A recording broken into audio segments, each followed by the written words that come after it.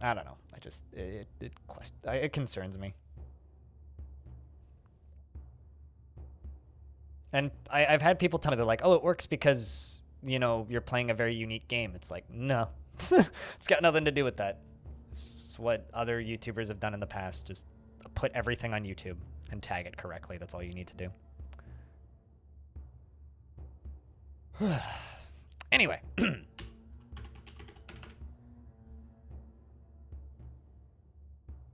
Wait, what about your homework folder? Anyway, let's pick up Longdeath. The Realm of Longdeath, year 160. 155, I think, for the fortress itself. I don't know, is Stone here today? I'm just wondering if I need to screenshot stuff. If he is, need to scroll up and look. It's a game. I mean, it's a game like just anything else. You have to play it right, but put stuff on YouTube.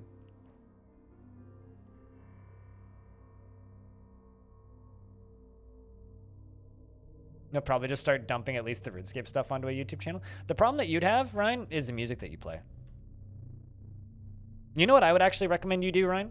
Is I would recommend you split your audio sources so that you don't hear the sounds from your computer and output it and then have earbuds in.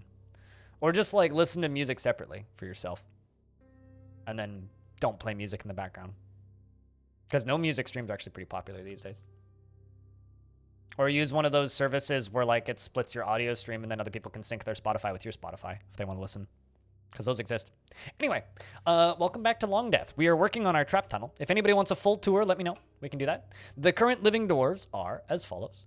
Eternal, Apostle, Axon, Narvicious, Trash Battery, Swoos, Gimper II, Chimp, Smash T, Danny Uji, Darren, Sethatos, Lord Floof, Padinsky II, Crystal Rose, Clay, Touch Shriek, Vinsati, Vuzel, Pablo, Dragonman, Sui, Black Hole, Sparkly, Mad Hijinks, Cheers Jamie, the great and glorious, almighty, the all-powerful, amazing mayor, Simplex, Dreadvik, Bastet II, Hazard Jeff, Diamond Destruct, Goats, Paranoid Android, Crazy Beard, Danks, Banana Unlimited, Pilot III, Peter II, Beleg II, Cade, Taurus II, Anton Iceland, and Therese. We have a bunch of children in the fort right now, actually. 6 children. Can't wait until some of those grow up. Those would be nice. But that's the current status of the fort. If anybody would like me to read your dwarf's description, give me a shout. We'll do what we can.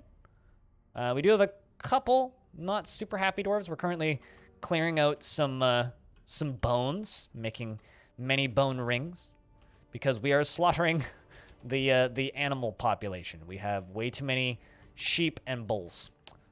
So we are doing a big ol' animal purge, because we have to do that every so often, except for that wolf, because I just was given that wolf as a gift, and he's kind of like the mascot currently.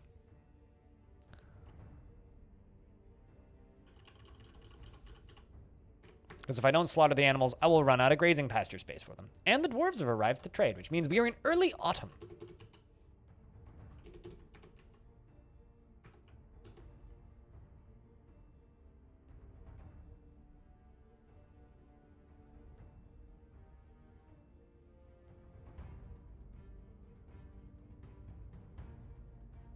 What do you mean you must be getting really old?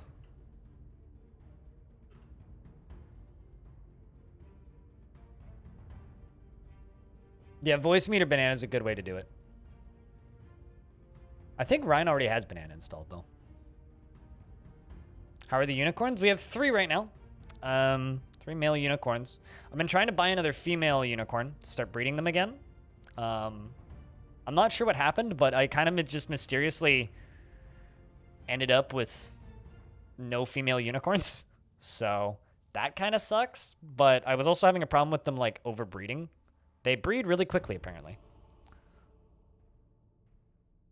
Oh, really? You just turned down the input volume? I mean, I would, if you're going to split audio sources, I would use banana or potato even.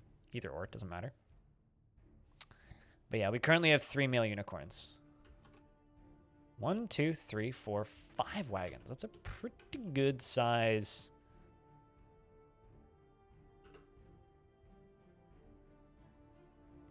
Trade caravan.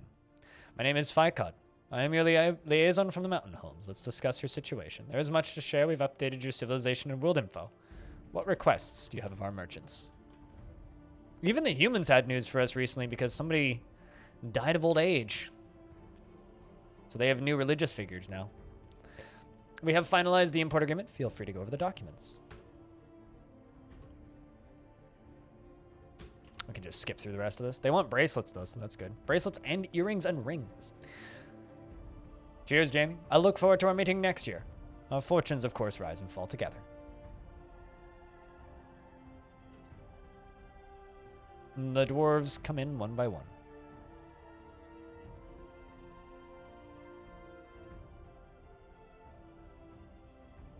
Oh, you're, what, Pilot the Third?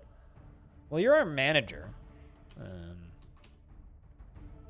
You're 158 years old. You're not that old. Your hair is white, though. You have an incredibly calm demeanor. You never act without prolonged deliberation, even to the detriment and harms of those around her.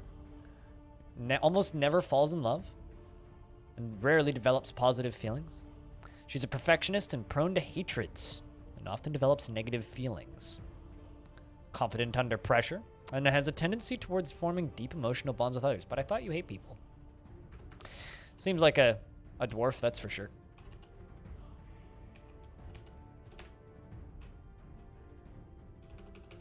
We got plenty of rings, which means we should go grab those.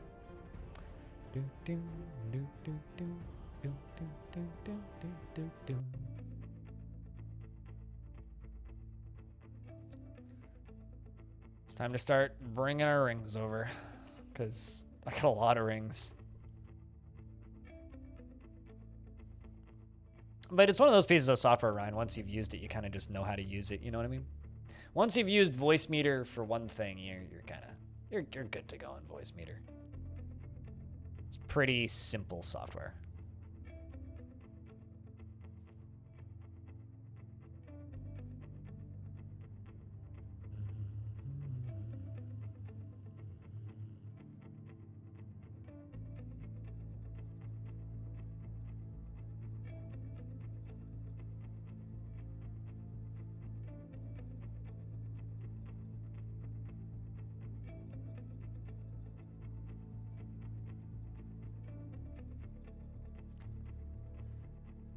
Is translating your analog skill to the digital platform? It's called USB. Works like a charm.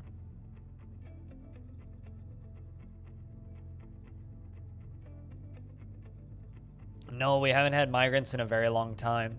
When I need more dwarves, I just send out requests for workers. So we have 43 dwarves in the fort, but the total number of our actual citizens is 33. But fortunately, I can go grab temporary workers that are younger couples, and then they have a bunch of babies, and then those become my permanent dwarves. We've just kind of stopped getting migrant waves from the mountain home for one reason or another. I'm not entirely sure why.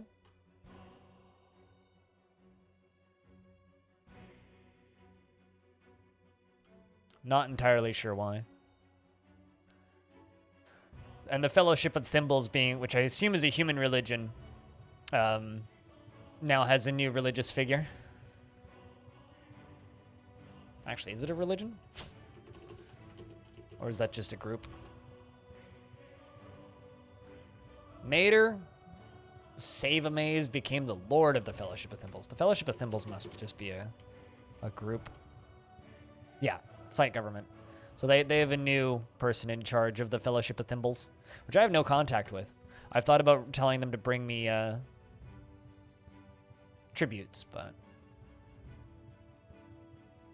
Yeah, no, we haven't had new migrants in, like, maybe 40 years-ish. Or actually, no, since, like, at least 30 years it's been. At least 30 years. Which sucks. A couple new migrants would be real nice. But then again, there was a span early on in Longdeath's history where we just got no traders from the mountain homes for like 15 years for kind of no reason, so. maybe we'll have that happen again. I don't know. I can't export ballista arrows. That's fine.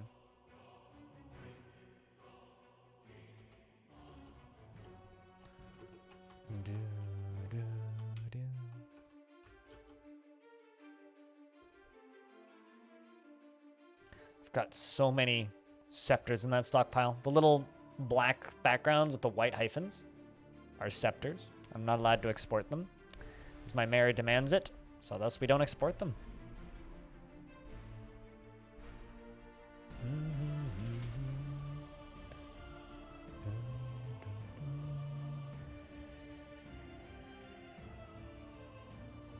Also, Ryan, that screenshot that you sent me 30 minutes ago where it's like only one left, only had one left yesterday, so nobody bought it.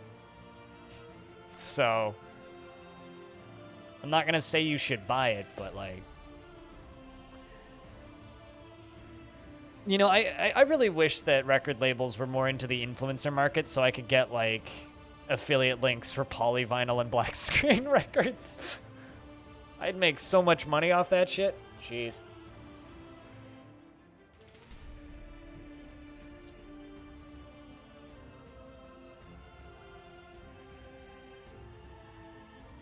I wonder if there's just like no one has done it or if it just doesn't work. I'd be really curious to know the stats on that shit.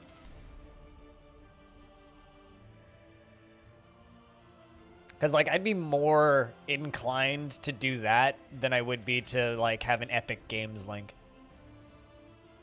It's like, I feel better about selling things that are not video games on my stream. It's like, if I could make affiliate money off of not video games, that actually feels better to me than making affiliate money off of video games, because I want the developers to just take that money and make more video games. Most of the indie devs that I do stuff with are severely underpaid and need more support. Whereas, like, bigger record labels, they're doing fine. Which is probably why they don't have affiliate marketing. Look at all of those rings. Rings and earrings.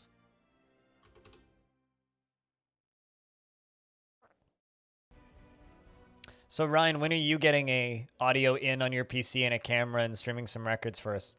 When are you doing that?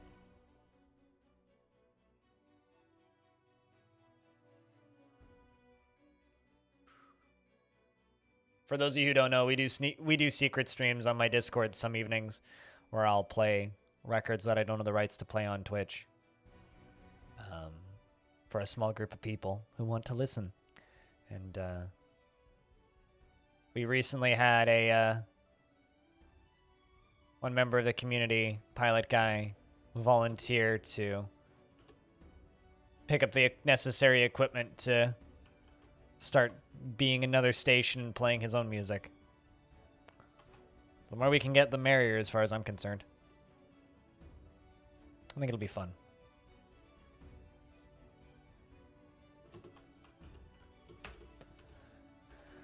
All right, well, we need to trade for the metal bars that we need for our big projects. Oh, also, today I've got a new game for the evening.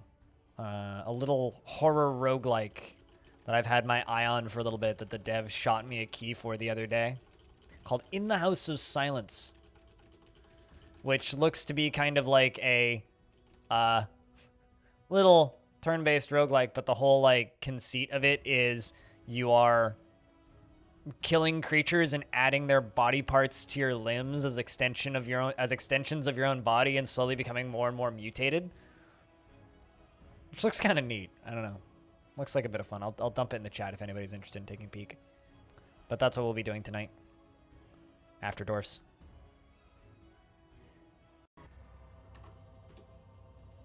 Yeah, I mean, it looks kind of budget. Like, it certainly looks bare bonesy, but like, I don't know how much depth it has to it, but I'm sure it'll be fun for an evening. It's one of those games where it's like it has no reviews, so I don't know if it's any good or not. Put a boatload of training axes in your barracks and your dwarves won't use them? You shouldn't. You don't have any actual axes to train with? Is there a way to make them pick them up manually? You shouldn't use training axes. I'll just say that. Because if dwarves become they can become like mentally attached to their weapons. I would just train them as wrestlers until you can get real weapons, because if they become attached to them, then they will get a massive mood debuff if their weapons are then taken away from them. Basically, like they become attached to their favorite weapon, and then if you start removing their favorite weapon, that makes them very sad, and that is bad. You don't want your dwarf to be sad. So I would say it is best to just train them as wrestlers until you can get actual weapons.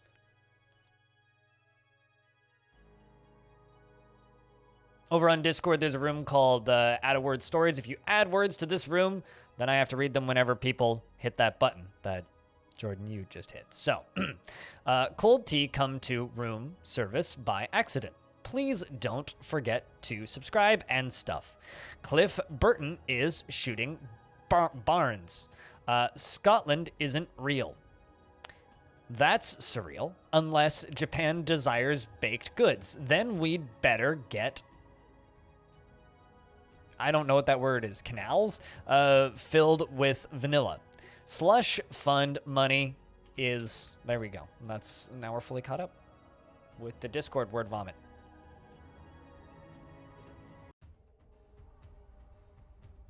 Shoved antlers into my eye sockets. I mean, I think you can do that. Enjoy your lurks. So yeah, we'll shove antlers into eye sockets. Maybe I should just put that as my title: shoving antlers in my eye sockets. But yeah, no, it's one of those games where it's like I don't know if it's actually any good. The only marketing I've seen for it is a Reddit post.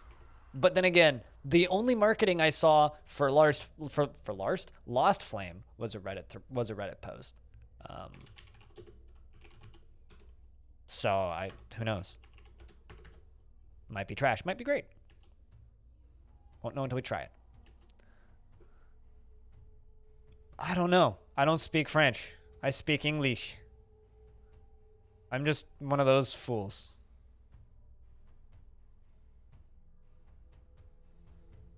I need to ask Cyclone. I'm sure he knows.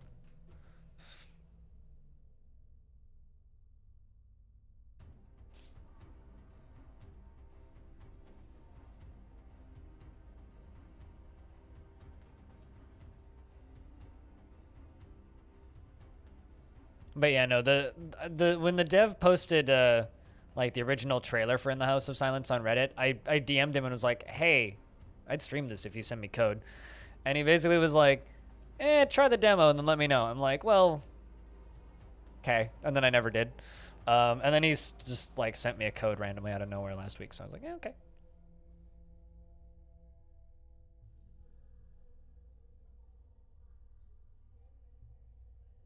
He took it as a given that someone in the chat would know. Anybody here speak French? Actually, I know for a fact people here speak French. Anybody here that are listening to me speak French? Somebody here speaks French. I mean, B-Lug is French. Just don't know if he's actually looking at the stream right now. A very real possibility he isn't. So we are currently making leather and slaughtering lots of sheep. We're making leather shoes and bone rings. I gather you speak fluent French then, yes? Not Goffer? It's the mass murder of many, many, many sheep.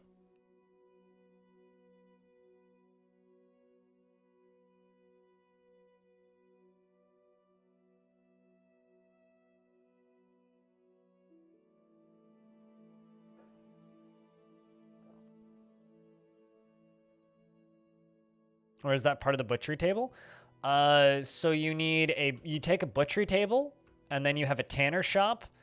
The skin and flesh is taken from, or the skin is taken from the butchery table to the tanner shop. They tan it into leather, and then from there you take it to a leather workshop to make it into crafts. So if you have a tanner's shop, you'll just mysteriously have leather appear from places, assuming dwarves have the right jobs assigned.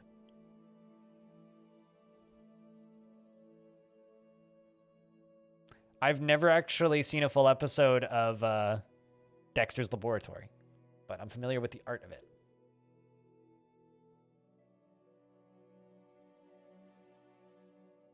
That's about all I can say there, is I'm familiar with the art of it.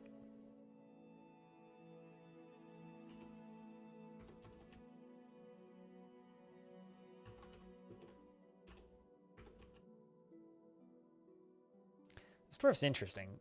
Oh, you do have friends. Okay. I was going to say, you have no friends. Why do you have no friends, Simplex? You are angry after getting into an argument, but you'll be okay, dwarf.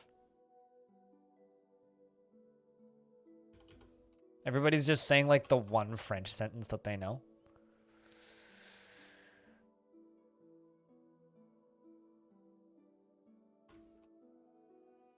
Well done, chat room. The merchants are leaving.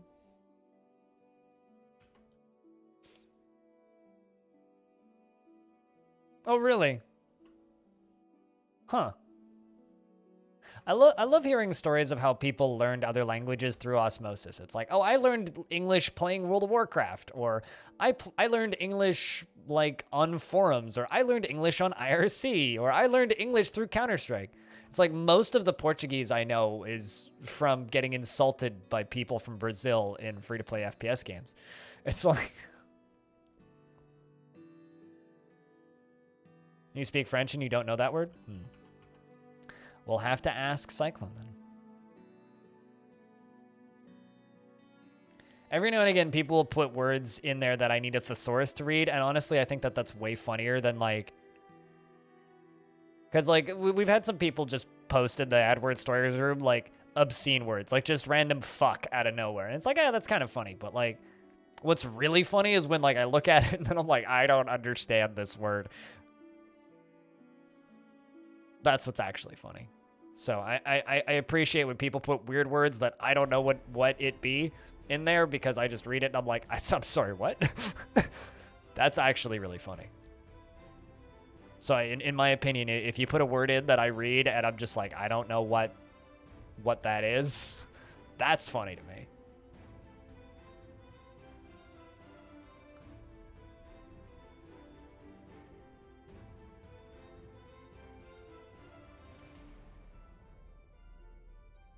Albatross hide? Yeah, I have no idea. Do you have any, like, random dwarves hunting anything? Dwarves also bring things when they immigrate into your fort. So maybe a dwarf just likes albatross leather and brought some albatross leather with him, which is a perfectly valid possibility. But no, I mean, if all you're doing is slaughtering puppies and kittens, then randomly you have albatross leather, someone brought it with them. Or, like, a visitor brought it with. Like, I've seen visitors bring weird stuff. And just, like, leave it. So, like, you'll get random items appearing, and you'll just be like, where the fuck did I get that? Or it's like, when it's an item that you can't even make, it's like, how the fuck did I get a cauldron? Dwarves can't make cauldrons. How did I get a cauldron? I don't know is the answer to that question. No idea. It's a mystery. We'll never know.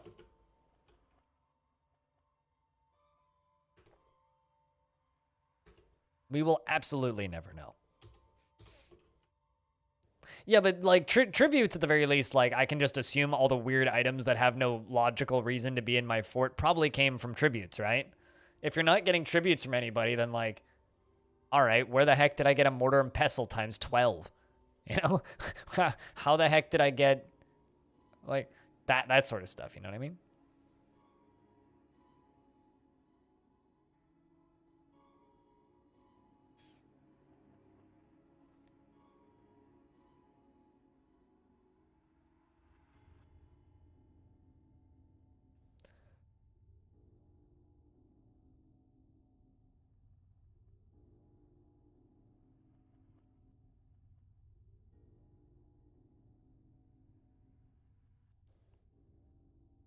You're killing albatrosses, you're just wondering about the quantity you get? Oh, okay. Is it random, or is it every third butcher albatross gives a hide?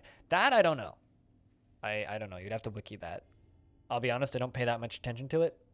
I would assume it's probably the butcher's skill. It's probably attached to the butcher's skill, but I don't know, if I'm being honest. Not very many people have legendary butchers. Man, I wish I could look at this dwarf's story.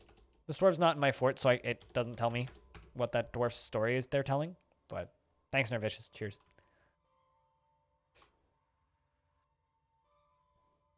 So yeah, I don't know.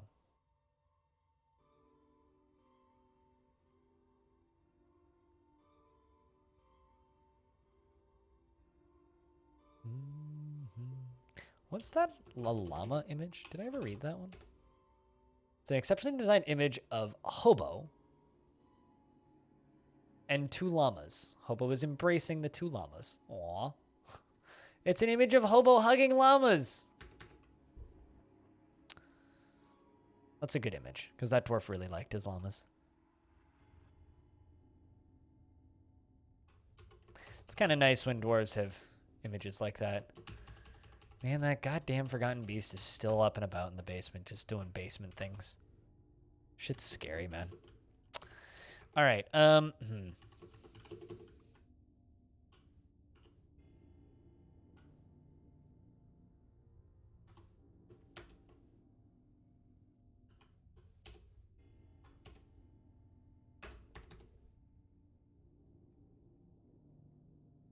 Is a llama bigger than a dwarf?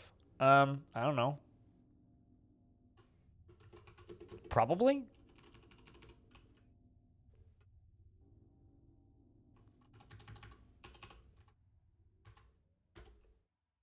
Llama's bigger than most things.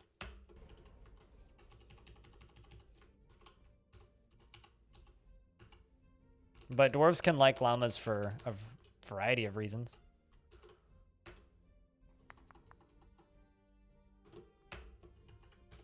Am I using nice floors? I think I am. Yes.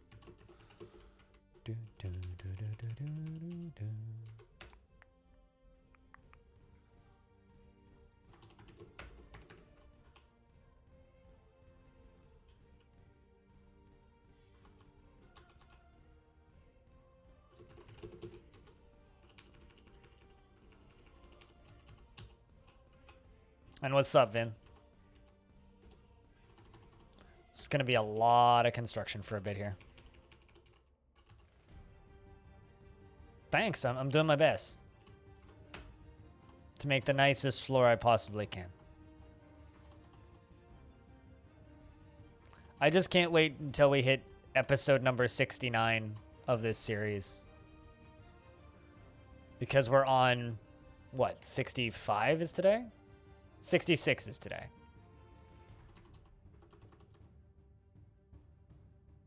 It's going to be a very nice stream.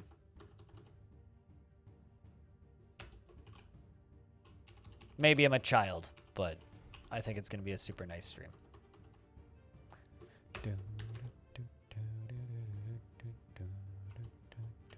Thanks, Cass. Many, many, many, many, many, many, many puns incoming. Like, come on. All of the puns are incoming.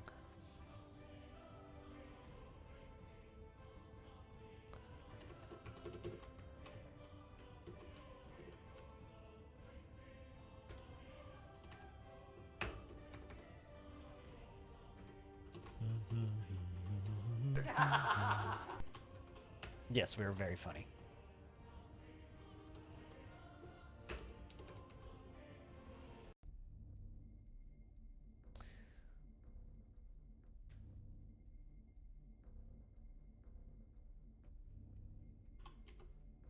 Man, this is going to take a minute. And it's raining. What time of year is it? Late autumn? Yeah. This is basically all the construction we can do on this year. That's going to be too much for the dwarves outside of that. Fortunately, we got that back bit over there covered. So at least part of it isn't going to get snowed on. And also get these ramps done, but I think we'll do that next.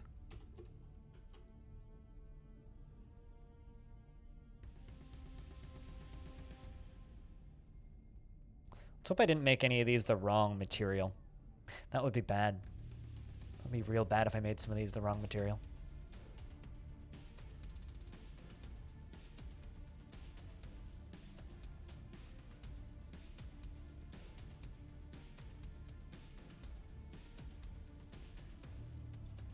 What we making? I'm making a vacation home, basically. I'm making a very large... Actually, hold on. 1, 2, 3, 4, 5, 6, 7, 8, 9. 1, 2, 3, 4, 5, 6, 7, 8, 9. Okay. I'm making a very large upper platform, which is going to have a tavern, temple, and everything the dwarves need to live. And it's going to be where we're going to spend vacations. We're going to have festivals up here. We're going to celebrate. I just see a block that I fucked up on. We're going to celebrate big events and anything worth celebrating is going to be celebrated up here. It's basically what we're going to use as our once every 100-year festivals spot. But it's going to take a long time to get it fully built, constructed, and then roofed off. So it's going to take us a long time to actually do it. And I've just decided I'm going to take a real quick toilet break. Be back in a moment.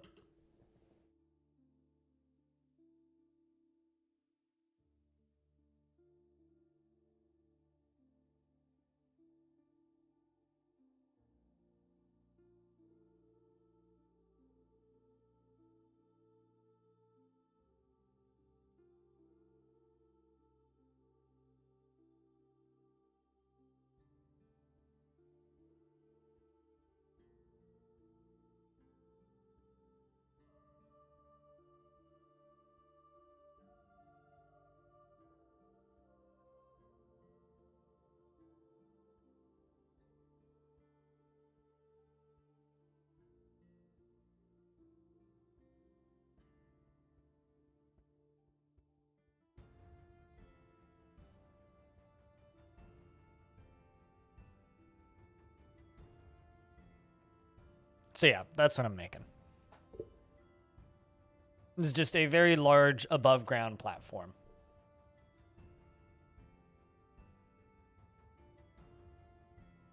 And I'm also kind of planning on making like, I don't know exactly where I'm going to put it, but somewhere, actually maybe even just right above this. Did I like make that perfect?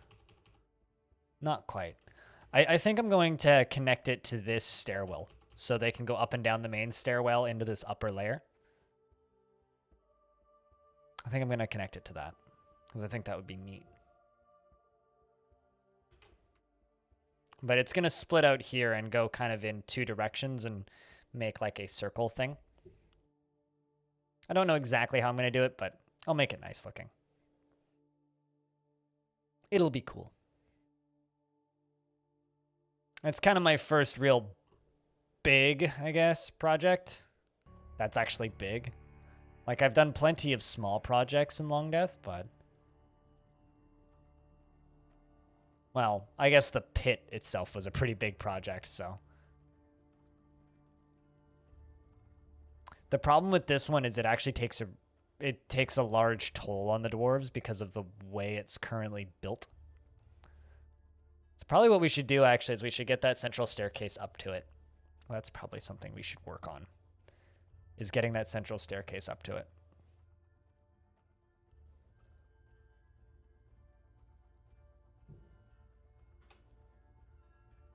Because then in actually getting up and down this will be much quicker. Instead of them having to run all the way around the far side through this. Because that kind of takes a while. It's not exactly ideal. It's cool, but it's just not exactly ideal.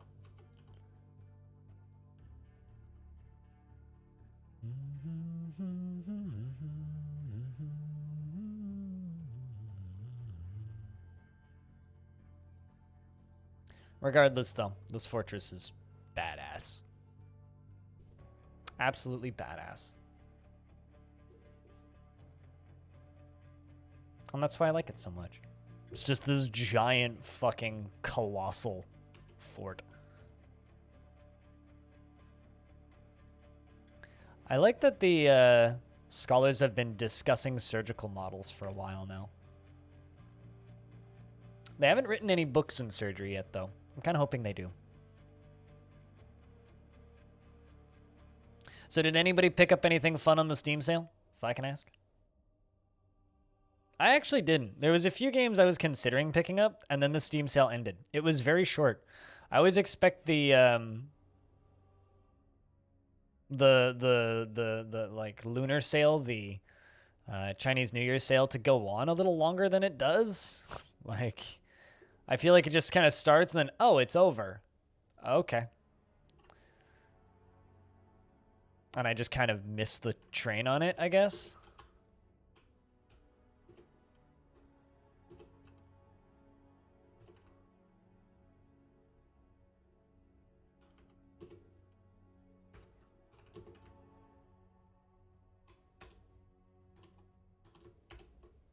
You got absolutely nothing. Yeah. I know a few people picked up War Sim because that thing was like $5.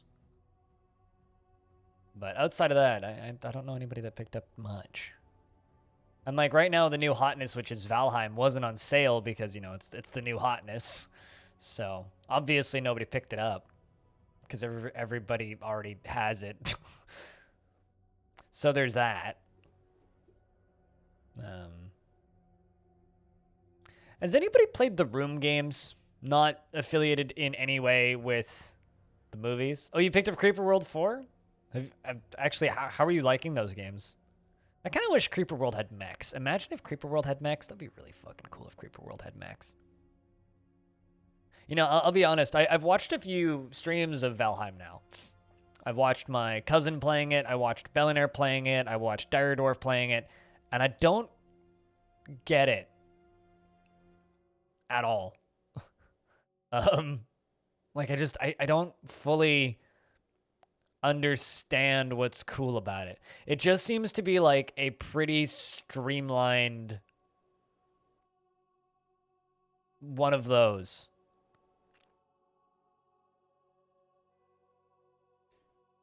It's not quite her style. I feel like, I don't know. They just look really pretty. I feel like I would enjoy them. But, I don't know. The fourth one just came out, and it's got overwhelmingly positive reviews. So I'm looking at it and go, it must be not bad. I mean, I think they all have overwhelmingly positive reviews, though. Yeah, they do. People fucking love those games.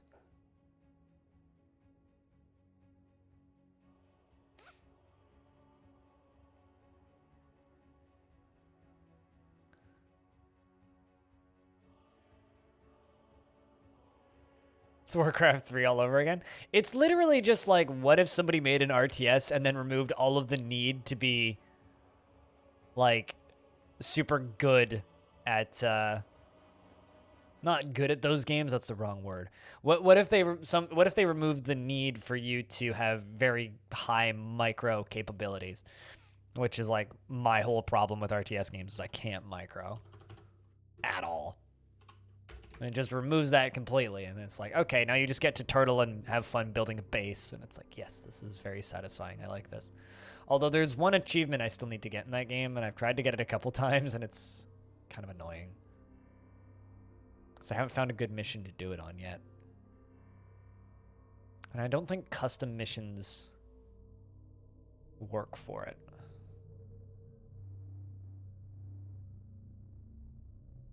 For the rest of your life? I could see that, yeah. I could see Ark filling that need forever.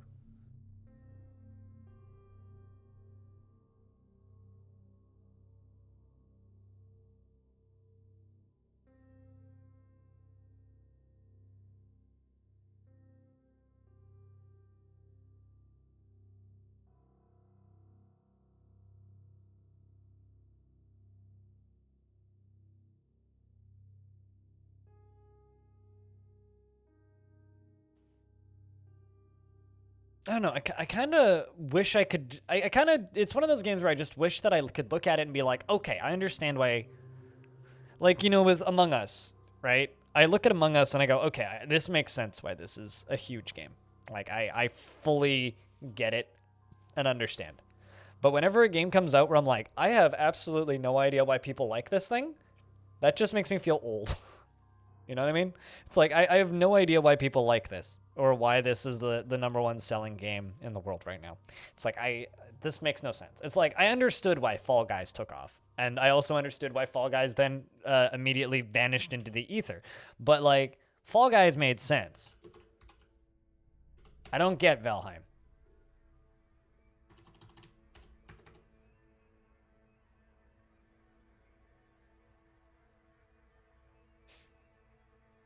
You like Meth and Vettlinger? The one that you like most is the one that you were currently using, probably. I mean, I don't like either of those tile sets, so. I mean, Life is Feudal is, like, notoriously bad, isn't it? And unfinished. So, yeah. I mean, like, the one of those that looks good to me is Green Hell. Green Hell actually looks kind of cool.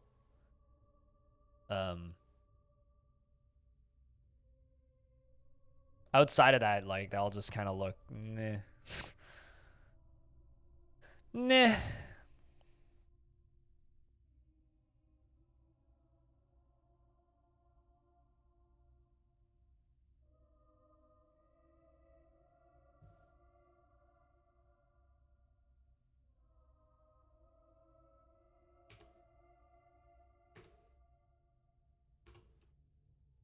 I'm just kind of... Oh, wow, I've got a bunch of caged animals.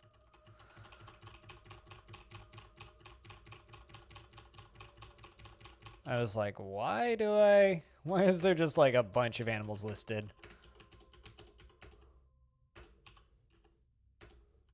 You love the Conan universe? I know, like, nothing about the Conan universe. Like, quite literally, I know nothing about it. Like, I'm aware that it exists, and Arnold Schwarzenegger did that once. That's about the extent of my knowledge. Oh, also boobs. They're very loud about the fact that boobs exist in the Conan universe. Those are the two things I know about the Conan universe. Is tits, Arnold Schwarzenegger, and that it exists. So I'm very well versed. There's more to it than that. Also violence, I think. So basically, like, it's 300. Except with, like, 100% less Gerard Butler.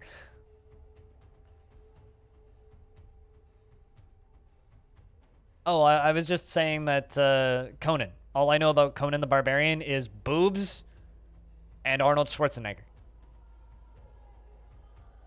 That's it. Goats is grieving. Probably due to the very natural death of somebody. It's unfortunate.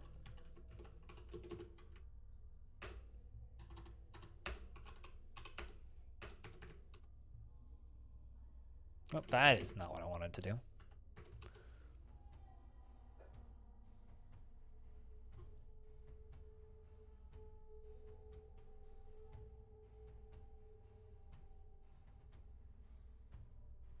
Arnold with boobs.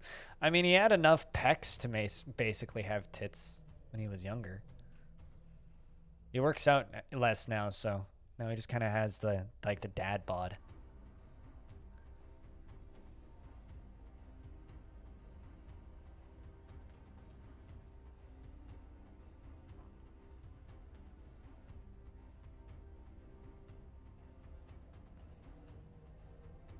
Although I don't believe he's ever played a gender-flipped version of himself. I don't think he's quite gone Eddie Murphy. Uh-oh, I just realized this is all made out of the wrong blocks. Whoops. Get all of that removed.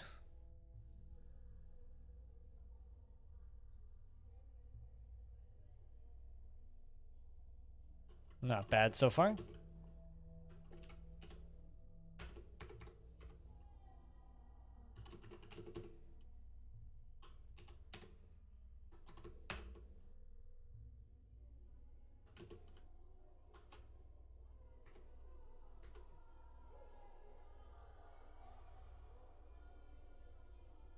Also, hello, Eternal Nooblet. Hope we're doing well. While the dwarves continue to do this. I think, yeah, what we're going to do next is we're going to bring this stairwell up to here. And then I'll figure out some method of connecting this to that. We'll do that instead. Because, frankly, that'll be much better for construction speeds than what we're currently doing, so.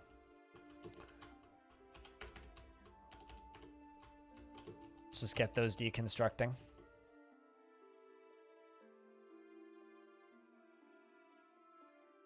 I'm from the future. It's okay to be who you are. Yeah, I don't think they've quite gone there with Terminator. It's a pity Terminator's a terrible series now. As somebody who really liked the old Terminators, 1, 2, and 3 were all good movies. 1 was the best. Is that an unpopular opinion? Like, I genuinely think that my favorite... like, Terminator 2 is a fun movie, don't get me wrong. But Terminator 1 is a far better movie.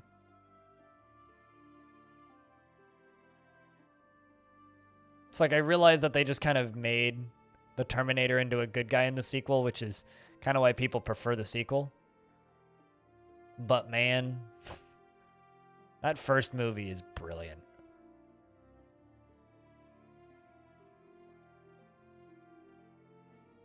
The world would have been okay. I would almost argue the world would be better because then the ratio of good to bad Terminator movies would be higher. We'd just have one good Terminator movie.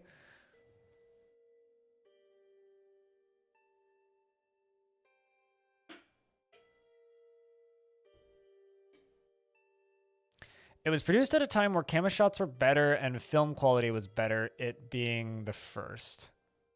What do you mean? You know, I've only ever seen Rambo First Blood, and I think I'm okay to never see another Rambo movie. I've only seen the first one.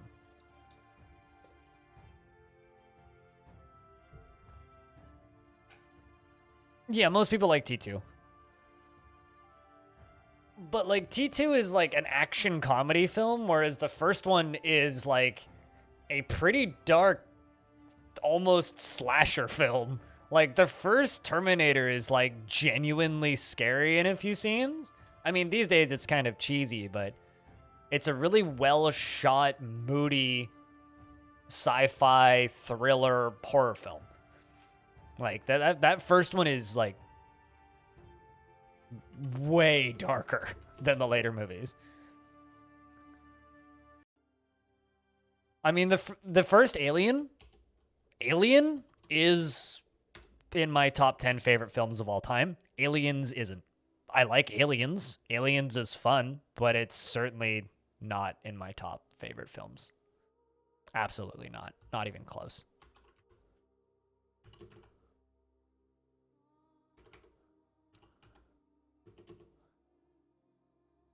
I don't know. It's just a lot of people just kind of hold James Cameron up on this pedestal of like, oh, he's this amazing director. And I'm like, I don't know. He kind of like ruined a lot of franchises I really like. Like, he turned a lot of these movies into like kind of boring action comedies. Like, sure, James Cameron's done some really good filmmaking in the past, but I don't know, man. Yeah, let's do 300 more bone rings. Alrighty, pilot. An Alien versus Terminator? I want them to stop making thing versus thing movies about things that I like, that are good. Alien is good. Don't hurt Alien more by making an Alien versus Terminator movie. What I would watch, however, is Nicolas Cage versus movies. So just like, give me Nicolas Cage versus Terminator. Nicolas Cage versus Alien. Nicolas Cage versus Predator. That I would watch. But like, stop taking thing I like and making both bad. You can do that with one thing I like, but stop doing it with two. Just makes me sad. Actually, you know what I would watch? I would watch Nicolas Cage versus John Wick. That's something I'd watch. No questions asked.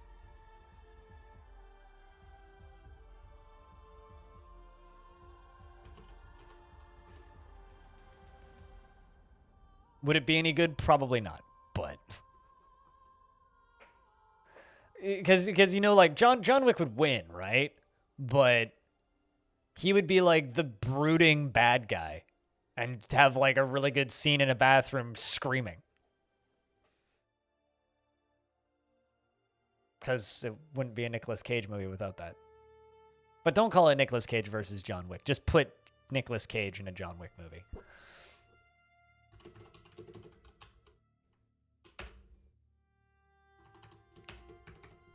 I think putting verses in a title of the movie just automatically makes it worse. Like, Star Wars movies can be pretty good in some cases, right? But calling it Jedi versus Sith just makes it worse.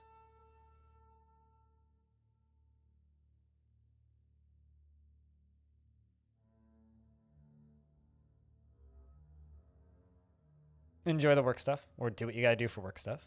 Taylor, I'll be here.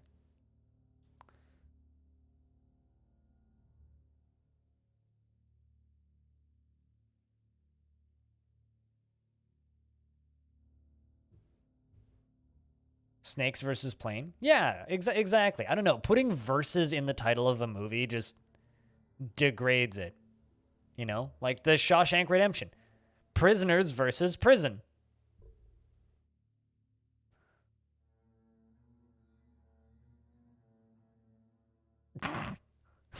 John Wick rips off the mask from Cage and reveals John Travolta.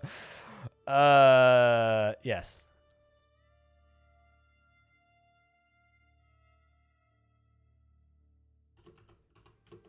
Rebels versus Death Star. Exactly. See, it degrades the value of things dramatically. The one kind of instance I think where it does work, though, is video games. Like Marvel versus Capcom as a fighting game works because that is the entirety of the content of the video game. It's Marvel versus Marvel characters versus Capcom characters. That works. Probably because you saw it on TV, Bailey's.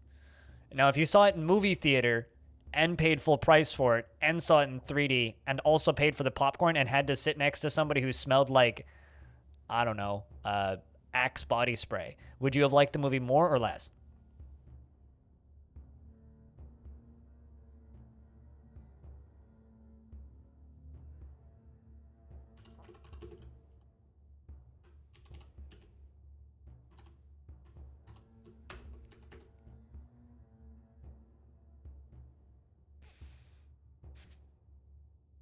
You just want to see a movie with aliens and Terminators? Yeah, I don't think I would. Because, like, like Star Wars, there's a lot of really cool shit in Alien. And the Alien universe crosses over with another universe I absolutely adore, Blade Runner.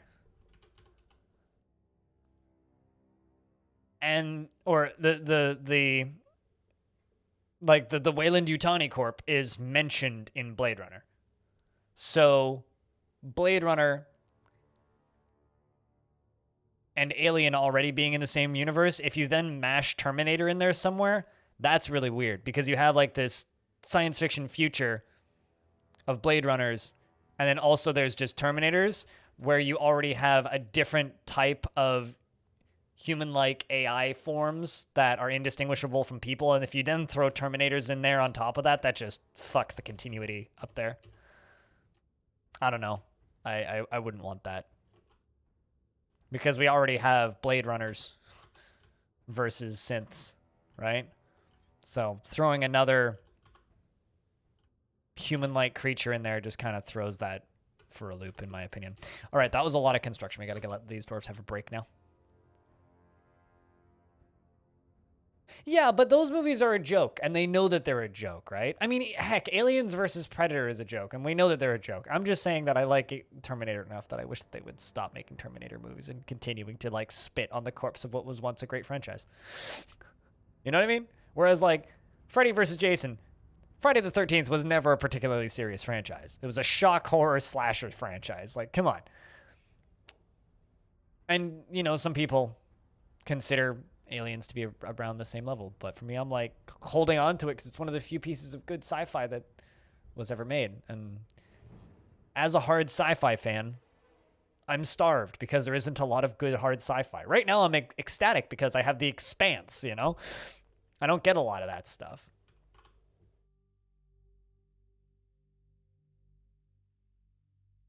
Sure, but it would also, like, we have the replicants already. So if you then cram Terminator into that, it ruins the continuity. Like, if they did that from the start, it would fit in Blade Runner lore. But there would be so much retconning going on because there is so much Blade Runner lore. Fucking come on. You know? Like, you can't really do that. Once you've got that much stuff written, unless you're going to go retcon huge portions of that world, which would suck, it doesn't work. Yeah, I've heard that. I'm not a big comics guy, though.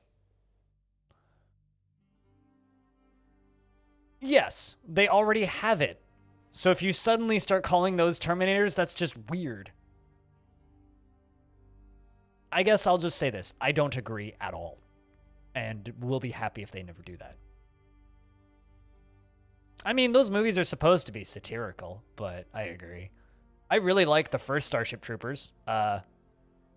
Then, yeah, they do kind of go down the shithole. I just hope the video game's good, because there's a Starship Troopers video game that's supposed to be out this year. It was supposed to be out last year, but then COVID happened.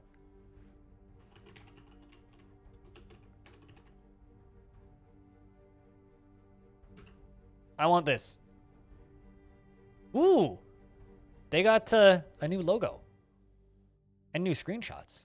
Ooh, that's new. That's new. Haven't seen that before. That's old. That's new.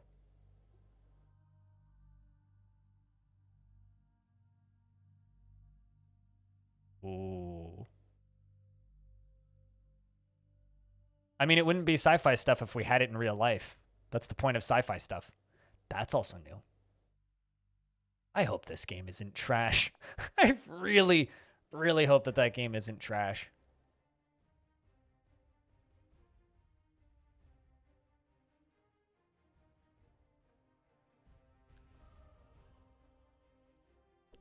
Was the best and the worst?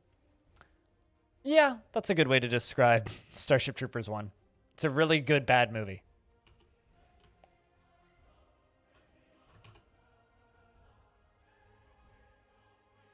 I kind of wish, like, if I looked at this leatherworking description, it would just, like, give me a description of how to leatherwork.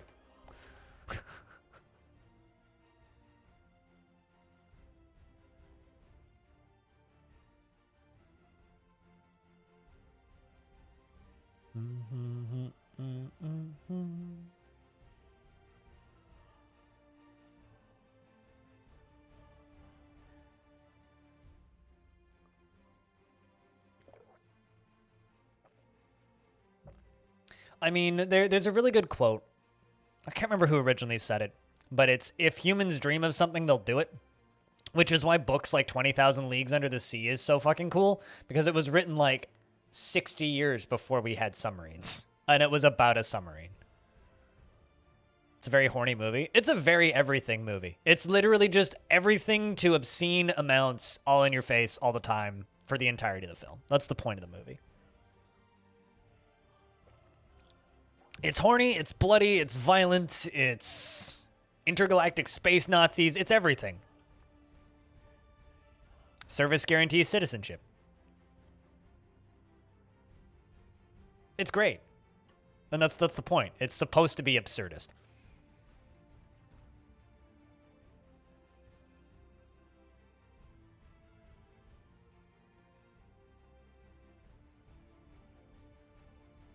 Well, the concept of submarines, yes. And the, like, base idea of it being possible, yes. But we also, you know, went to space in the 60s. Technically, we've already been to the moon. So we already have interstellar travel. Well, maybe not interstellar, but we do have space travel already. We've done that, right?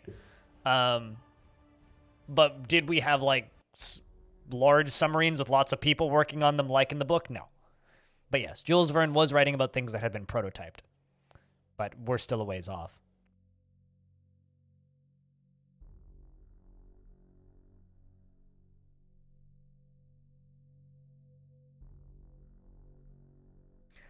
Maybe that would make for a good Discord movie. Anybody want to watch Starship Troopers on Discord? We watched Mandy last Friday. That was fun. Should watch Starship Troopers. Because I haven't watched that movie in a very long time.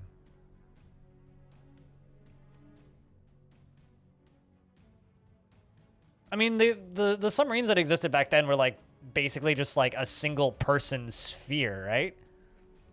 It was like short distance. It had like a tube that was connected to the surface and like nothing like the giant ships that were in the book. But like, when Star Trek was airing on TV, we'd already been to space, technically. Right? But nothing like that. And now you look at what SpaceX is working on now and whatever Bezos's Blue Sky? No. What's Bezos's space program? Can't remember. The shit that they're working on now, and you're like, whoa, that actually looks like something out of Star Trek. So. A barrel with a horse on it. Basic. Blue Origin. Yeah. Blue Origin. I don't know. Blue Sky. Was close enough.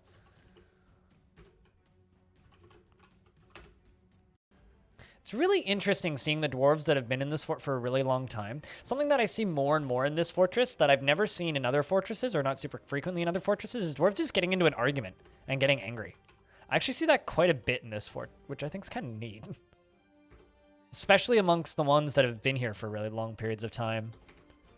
Like, generally really happy dwarves. It's like, oh, they feel angry after getting into an argument. It's like, why are we starting arguments? Interesting. Like, I really wish I could... I wish that we had context-sensitive menus so I could click on this and see why they were satisfied and when they were satisfied, but one day. Like, this dwarf just don't feel anything anymore. 113 years old. You got a ways to go. Go get married or something, you silly derf.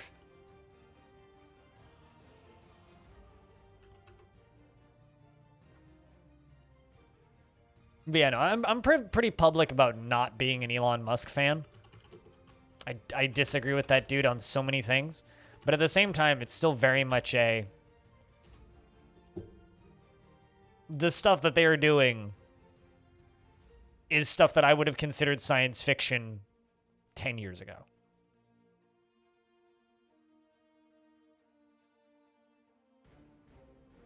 If you want to hate someone you like, start living with that person. I used to always say that you don't truly know somebody, and I still feel this way. You don't truly know somebody until you've lived with them.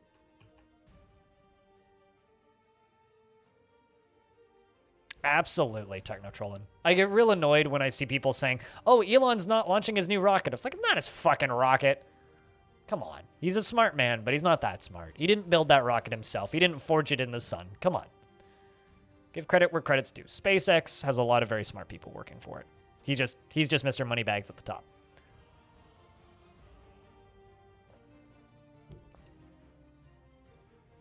And your 150 dwarves.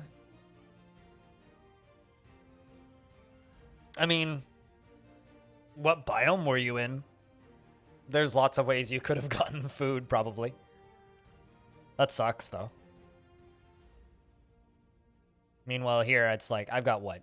5,000 meat, 400 fish, 2,000 plant, 2,000 booze, 2,300 or 23,000 meals.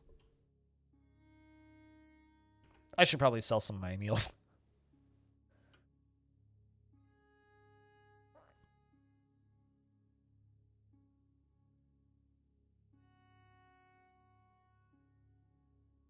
Yeah, that'll do it. Yeah, thanks.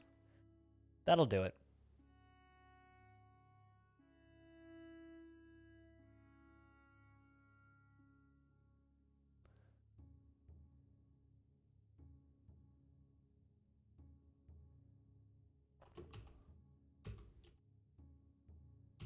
But yeah, no, it's kind of a weird question asking what we don't have from sci-fi yet. Because well, it wouldn't. We'll always have science fiction, you know? No matter how good our tech gets.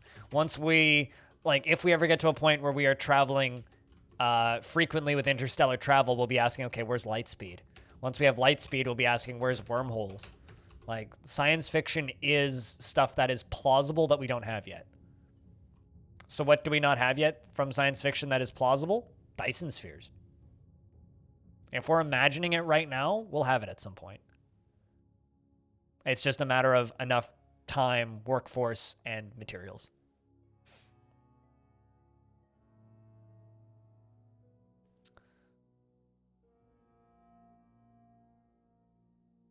Bought like $500 worth of food? Yeah, that is kind of expensive.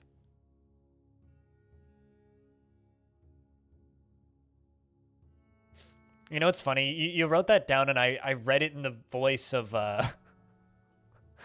King Gizzard and the Lizard Wizard, because you're like, warp drives, time travel, nuclear fusion.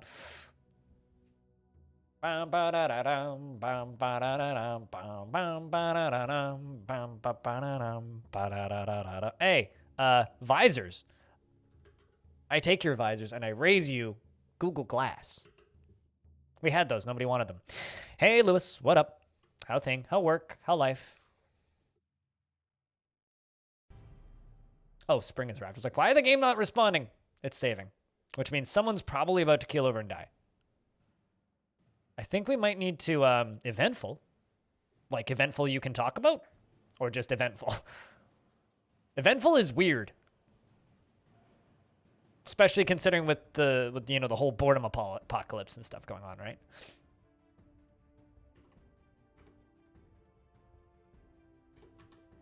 Nope, I don't think anybody died. At least nobody who's a permanent member of the fort. Although we do have humans bringing us a tribute. Looks like they're bringing us a weapon of sorts. Oh, yes, of course. You're in the middle of the intergalactic ice cube that can be seen from space. It's so big it's hitting Canada now. Crazy Beard was found dead! No!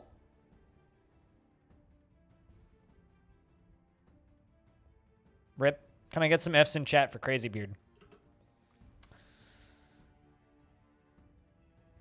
R.I.P.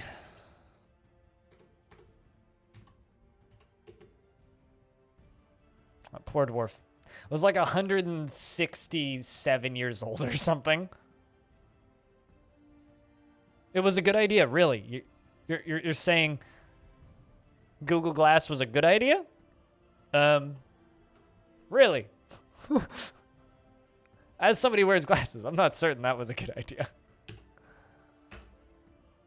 Oh, they brought us a halberd and an iron two-handed sword.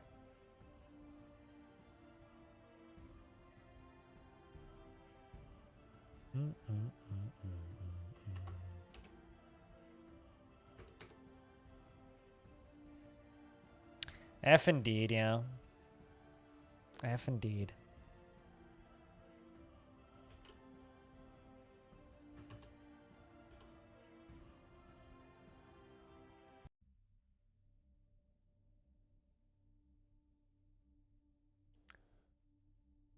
You always forget faces? It's funny, as somebody who's going blind, that's the one thing I don't forget is people's faces. I'm much better at remembering faces than I am at remembering names, and like my vision's going away slowly, and it's kind of this daunting, terrifying reality of like I won't know who anybody is anymore. No, they were very much a prototype piece of kit.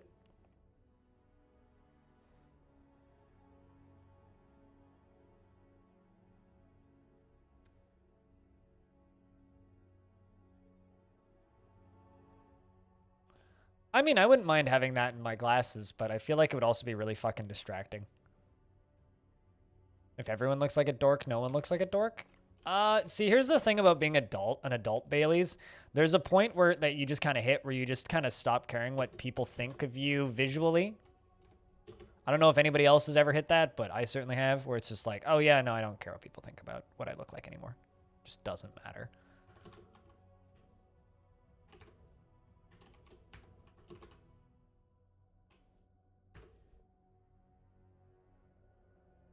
And I kind of started feeling that way in 2019 when I got on a plane. sat down on the plane, and then the guy one row over from me pulls out the Samsung VR headset, puts it on, and just falls into his own like universe. I was like, you know what? Who fucking cares? Wear what you want to wear that you think is nice and convenient. You don't want to wear it, don't wear it.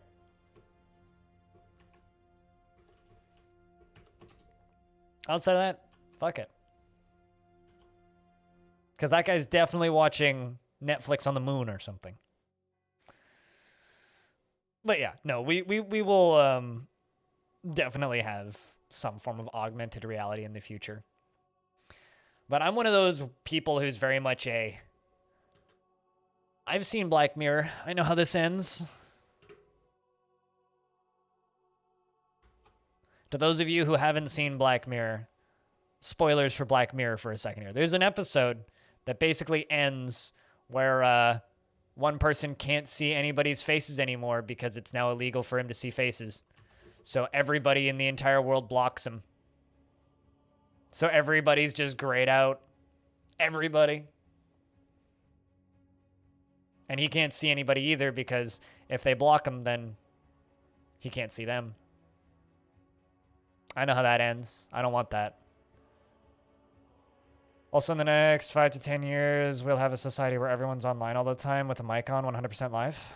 I mean, I'm already there. Way ahead of you. But, I mean, like, your phone's listening to you. I'm trying to resist getting, like, an Amazon Echo because I think that shit's creepy. What's up, though, Freskins? How we doing?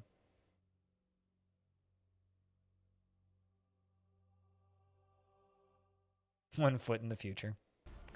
I mean, I don't know. There's certain things that I worry about, and then there's some things that I don't so much.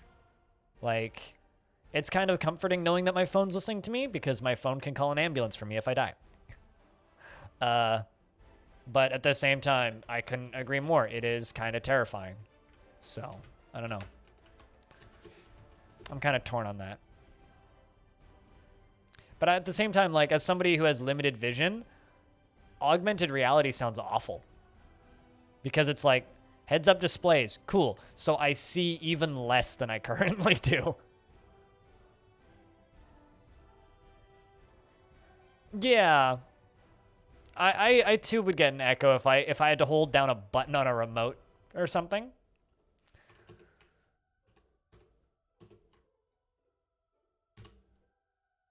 I don't know. It's a weird thing.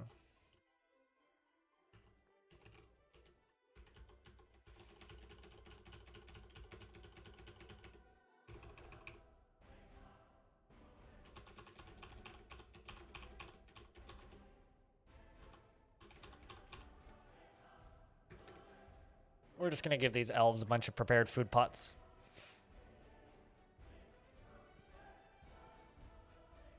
Anybody, speaking of TVs, anybody want to buy a TV?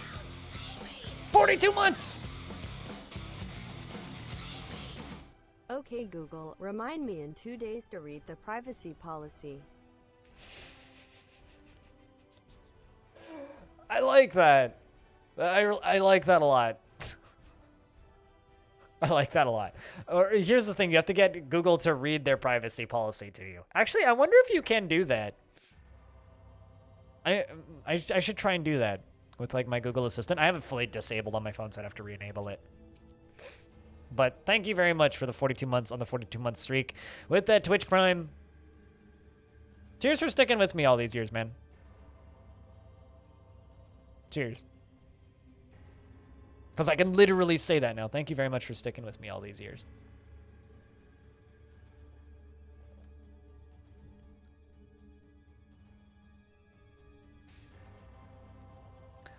Yeah, no, I always feel that way. I mean, there's definitely a lot of racism there. Like, when people are just like, oh, I hate Epic Game Store exclusives. Okay, but you buy Steam exclusives all the time. You know? Like, that Viking game that I was rambling about earlier, Valheim, it's a Steam exclusive. It's only available for sale on Steam, which is just as bad, if not worse, than Epic Game Store exclusives, right? Because Steam is not paying them anything to be on their service. Animal, what's up? It's good to see you. And that sucks. It sucks. But no one's going to complain about it, right? Yeah, I've heard good things about that freeways. 2-bullet heli for me, though. So that sucks. But then they're like, oh, it's but China. I'm like, but you're typing this on Discord. And they're like, yeah, and what? I'm like, well, Discord is just as Chinese owned as this. Or like when people are just like, oh yeah, I deleted my Facebook account. I'm like, oh, good job. And then they're like, but I kept Messenger. It's like, well, what the fuck was the point then? What? Excuse me? So I deleted Facebook, but I kept Facebook. Okay, cool. What's the point? Or it's like, yeah, I deleted Facebook, but I still use Instagram and Messenger, and I've been using WhatsApp to talk to people. I deleted Facebook, but I'm just using the other services that are owned by Facebook. Cool. Yeah, I'm really happy that Skull the Hero Slayer ended up being a good game, because it's like, even though it's something that I probably can't play, it's like a very small studio made up mostly of students that made that game, so it's a real feel-good story. It's nice to see. Let's make some scrolls and make some choirs so we can write some more books, hopefully. I mean, all of that's just reasons to continue using Facebook. The one that, like, I like seeing the most is when people are just like, oh, well, people insist on only communicating through Messenger. I'm like, just text people. What's wrong with you? It's like, oh, but I need to stay in contact with all these people. It's like, literally, none of those fucking people talked to me back when I used that shit. And I don't think any of them even noticed when I deleted my Facebook account. So, there's been a few of those. Thanks. There's been a few of those. Would that make it more functional to me? You're talking to somebody who has retinas that don't work, so no. Like, that's the problem with my eyes, is my retinas don't work and are degrading, so no.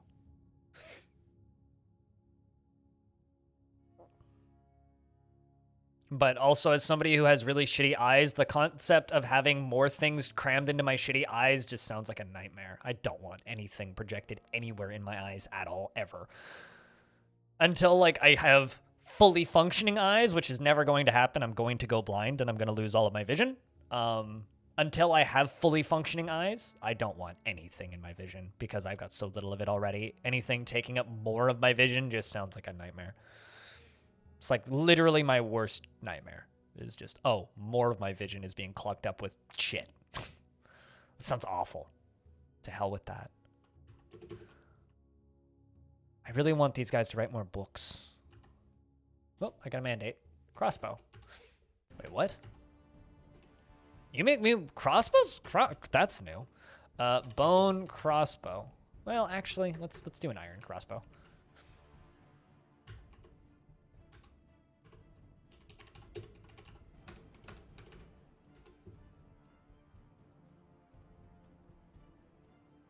And jump straight into cyborg eyes. You know, I don't believe it, Bailey's. And you putting that emote at the end there makes me want to smack you. It's like, oh, bionic eyes are not too far away. Fuck you. Here's the thing. Nobody's here is following bionic eyes and eye implants and things to fix eyes closer than I am. It's really far away. Eyes are really fucking difficult. They are really far away. And no, I ain't putting Neuralink anywhere in me. I do not want Neuralink in me. I would actually probably rather go blind than have something that Elon Musk is in charge of running my vision. Like, you don't realize how much I hate the dude, Animal.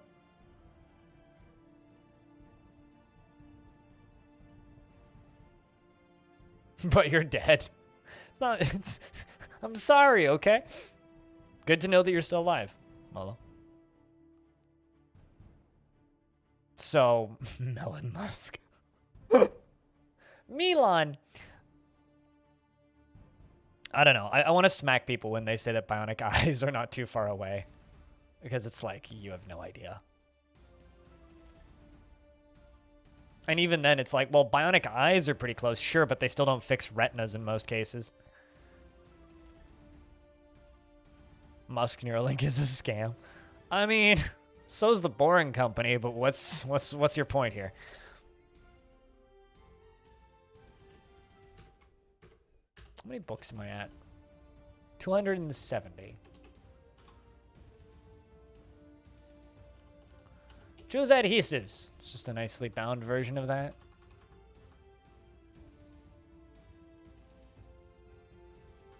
I really haven't made any books in a while, man.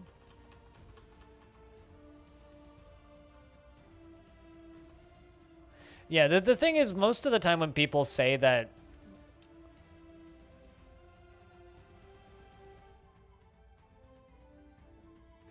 when people tell me that bionic eyes are not that far off, they're generally just... Hold on. Someone's knocking on my door.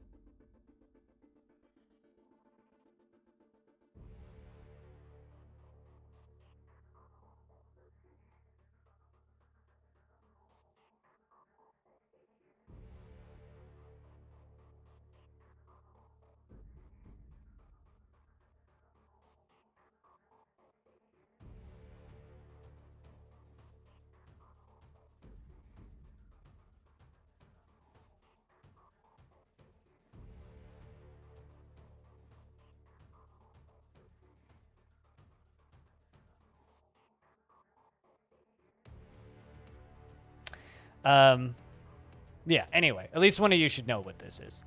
Whoops.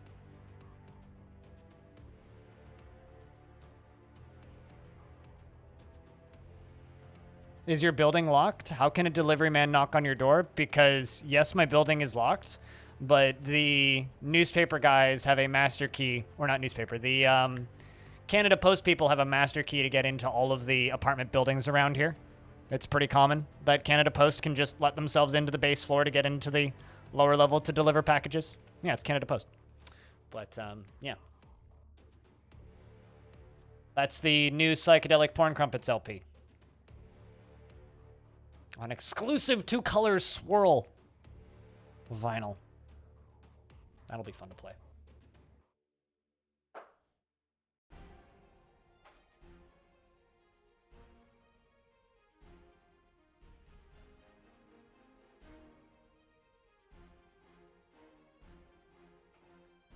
All right.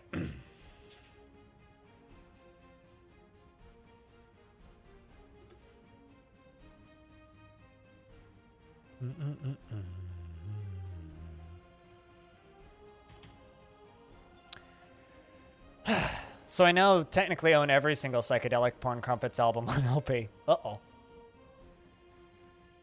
Here we go. I ordered that back in November. What was I talking about? I was talking about something. But yeah, anyway, if I have to wait 50 years for Bionic Eyes, I'll be basically dead by then anyway, so fuck it. Won't even bother by that point. The Dwarf Slipple Rampart Cave has become the broker of the eternal adventure of time. My only goal with my vision is I want my eyes to last long enough so that I can see lights on the moon. That is my only goal with my vision. If I can keep my eyes working long enough to be able to see lights on the moon, which means Fucking SpaceX, you got like 15 years. Get her done. If I can live that long, I'm happy. Outside of that, I don't really care.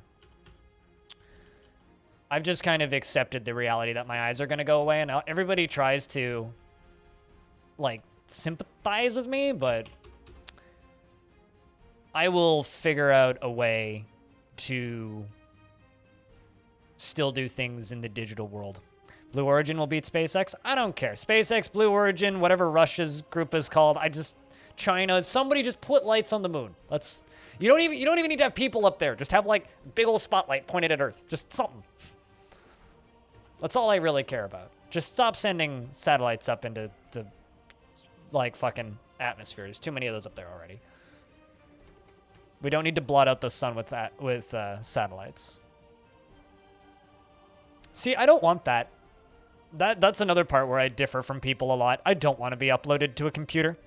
I don't want my consciousness put into a computer. I would rather die. Straight up, I would rather die. Because I don't want...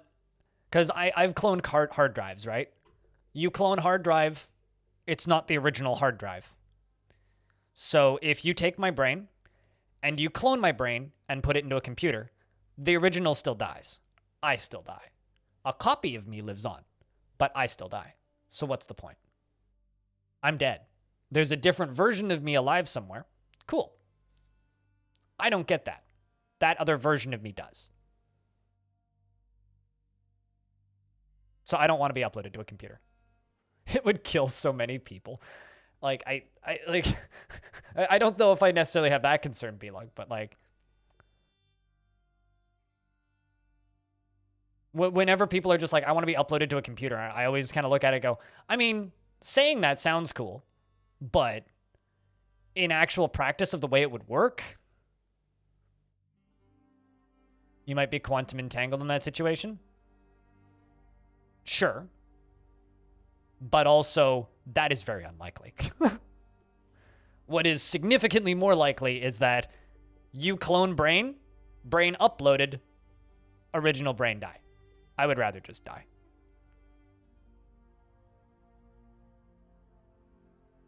It wouldn't. There is no, you have no idea. Straight up, it wouldn't.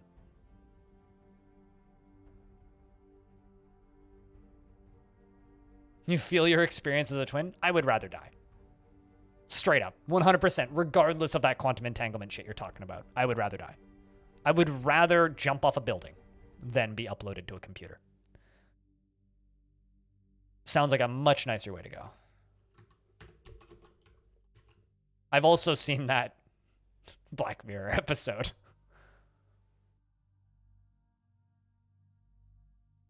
Here's the thing. I don't want to live forever. I don't understand why people want to live forever. Mortality gives me reason to live. Mortality gives me things to hope for. There's enough shit in my brain that I hate living with every day that living is wonderful and it gives me an opportunity to do something cool.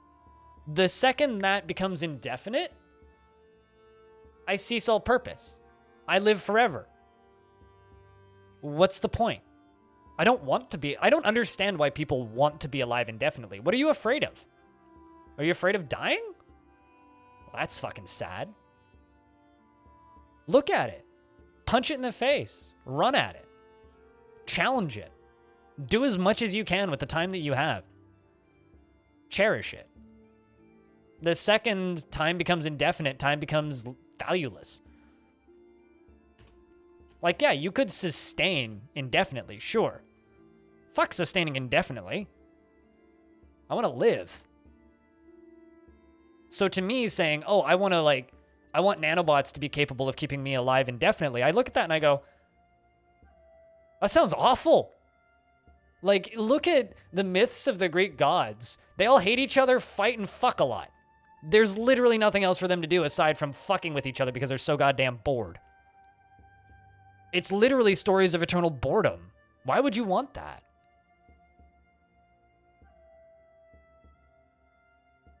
But isn't that kind of the beauty of it? Impale? That it gets to end? Okay, so what's better? A good story that has an interesting beginning, an interesting middle, and a good, satisfying ending? Or a soap opera that just kind of meanders and never gets anywhere and continues for all eternity? The universe is big, so fucking what? We're tiny. I would rather die than have to sit on a fucking spaceship for 200 years to get somewhere. Fuck that. You must be, you mean you might be able to explore the universe. More accurately, if there's immortality, you just get to watch all of your friends die and things fall apart and crash and burn. So in order to want immortality, you also have to have enough faith in humanity to survive. I don't have enough faith in humanity to survive. I would rather live for, like, I'm totally fine with living longer than the average lifespan, which is, 70 to 90 years? If that, 50 to 90 years? Living 120 years sounds cool. But beyond that, no, I'd rather die. I have no desire to live longer than that. I mean, people freak out a little bit when I'm just like, oh, my eyes will be gone in 15 years. So to some people, that sounds like a terrible outlook on life and a way of stating, oh, well, my eyes are going to be gone. And everybody tries to prop me up and say things like, and say nice things like, oh, bionic eyes will exist, or, oh, we'll fix that. Well, for me, you know what that is? It's the ultimate motivator.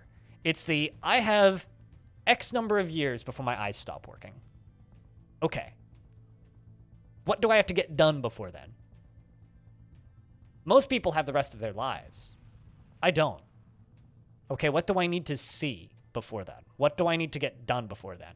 What do I need to do that requires my eyes that can't be done after that point? It's motivation. That time limit is motivation. When you get 2 weeks off of work, you have motivation to do something. Or at least I did always. When I would take a week off,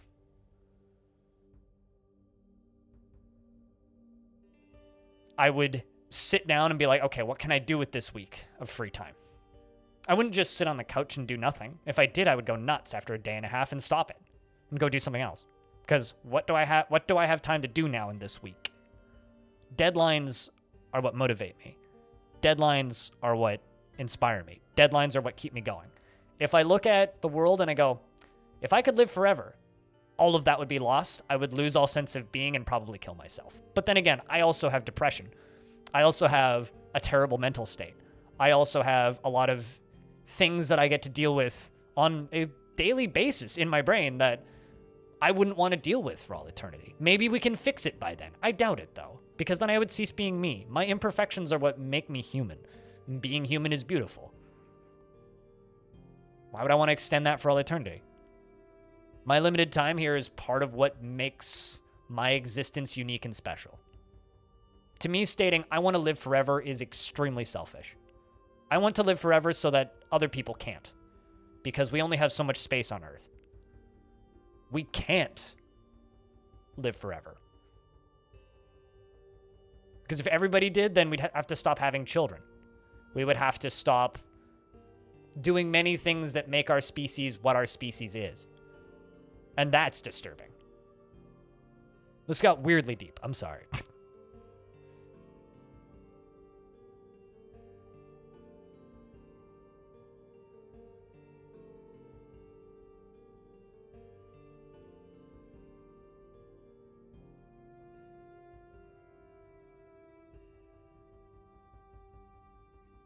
I mean, the sheep that could.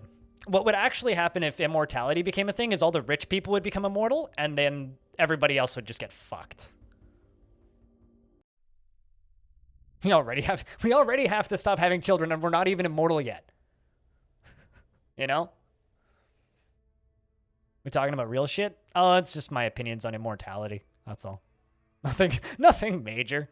I mean, Altered Carbon's books. Yes, the show is terrible, unfortunately. But Altered Carbon tries to deal with that.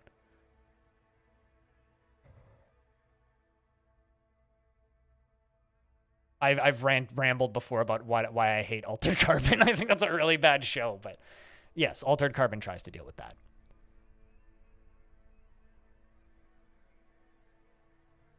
Yeah, and we're not going to make it to a point in our lifetime where we have enough space to be able to do that, Impale.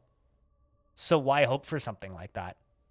You know, I'm not hoping for eyes, because if I hope for something that would fix my vision, all I'm hoping for is, well, hopefully I have more time. Fuck it. I don't care if my eyes get fixed. What I have to care about now is, what do I have to do in the next 15 years? What do I have to get done in the next 10 years? What do I have to get done in the next 5 years before my eyes stop working?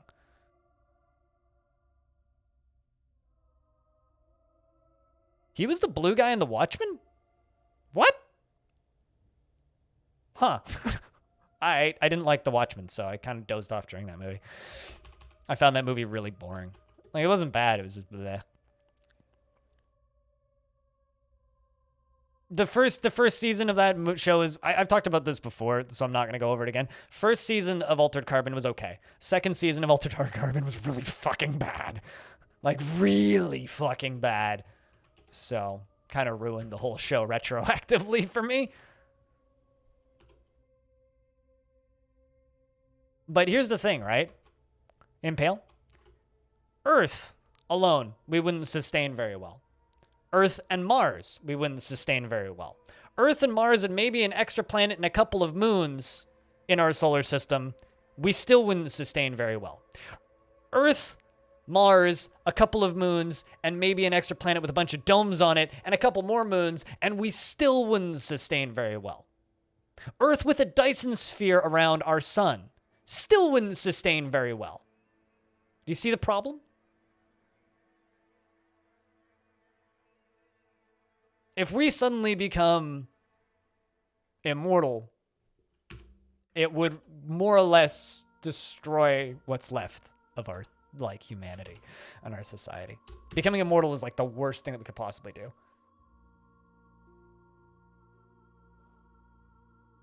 Oh, exactly. Totally. Spitalier. 40K has plenty of good examples why you don't want to be immortal. I mean, it's an absurdist example, but it's definitely an example.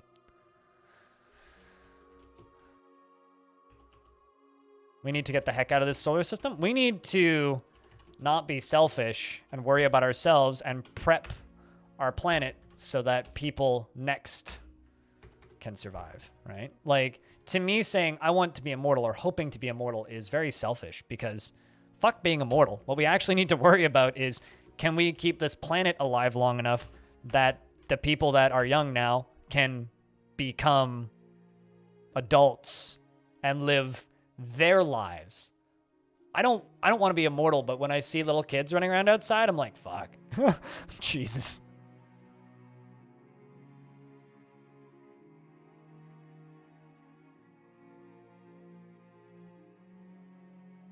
She read it for a class? I believe it.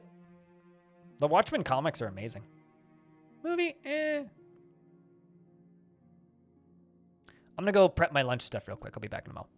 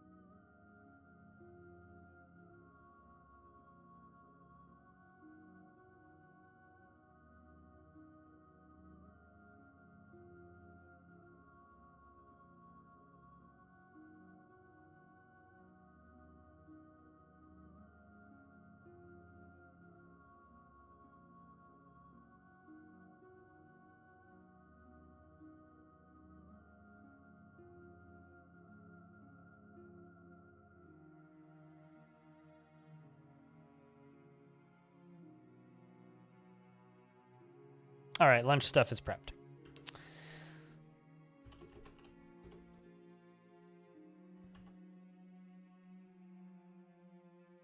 Not completely anyway, since the main goal of being immortal is prolonging your ability to affect the future for good. See, for me, sure.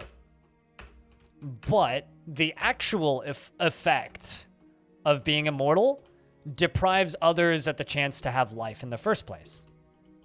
So you're saying that your ability, your single-handed ability to make the world be a better place is more important than people who are not born yet's ability to make the world a better place? When traditionally young people generally do a better job of that than the older people?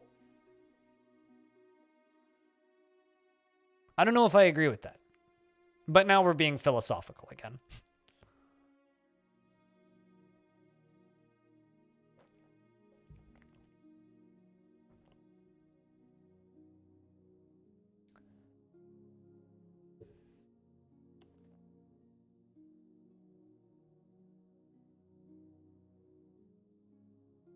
We'll see you later, Spitalier. Thanks for hanging out.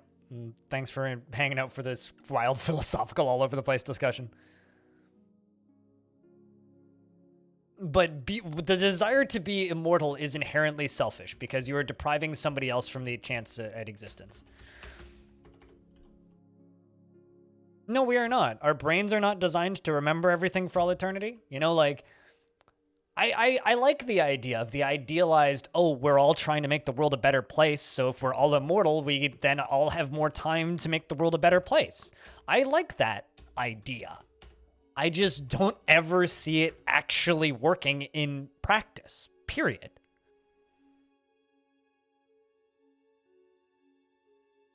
Sure, potentially you would. Would Jeff Bezos? Would Elon Musk? Would Steve Jobs? Would Xi Jinping?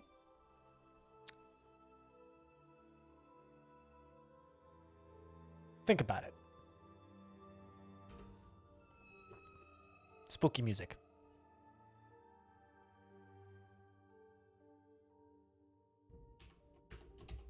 And you know, like, I've started to like realize over the years that I think I have a different outlook on death than a lot of people. I've seen death multiple times.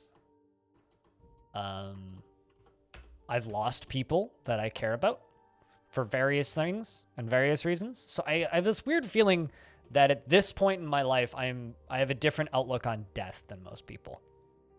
Just like I have a different outlook on losing my vision than most people because I'm staring down the barrel of that reality, whereas a lot of people aren't.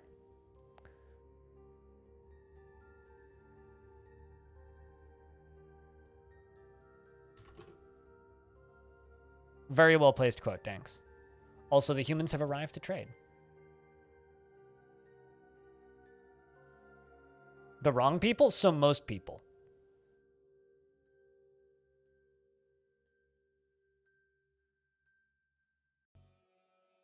Like, there are some things that I just don't let myself have because I know I'll abuse it.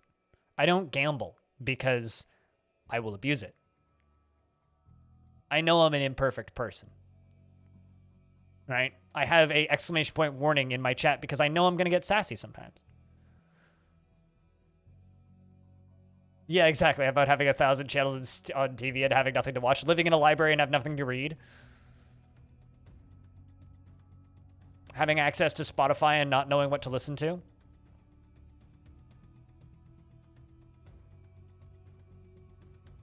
Like, I've changed so much in the last 10 years. Regardless of what my good intentions are now, my opinions may change if suddenly I'm immortal.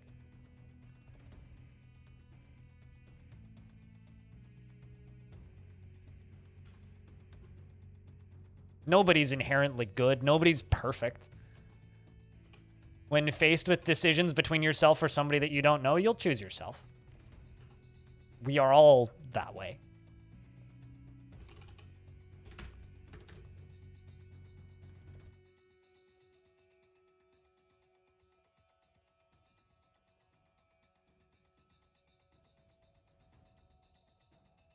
People would instantly become incredibly afraid of deadly risks.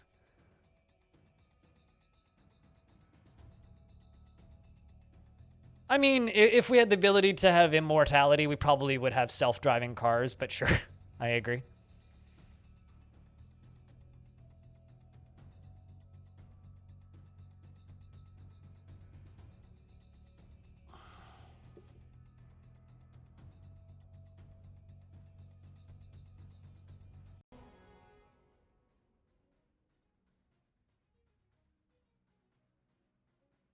And yet you're as reckless as they come.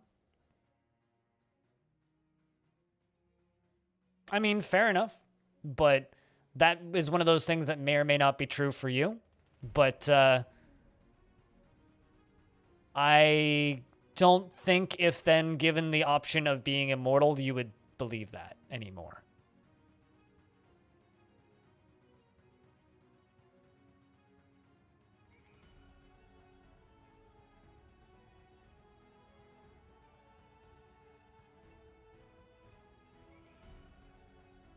Yes, because we have what Tygo said. We have the inevitability of dying one day. That is an inevitable fact that will happen.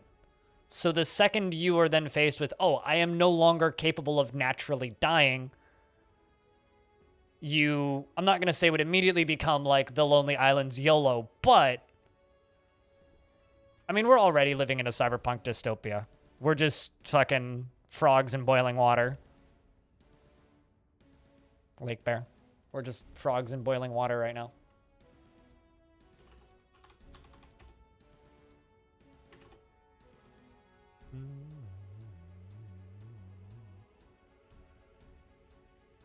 That's the main difference. We're just frogs in boiling water.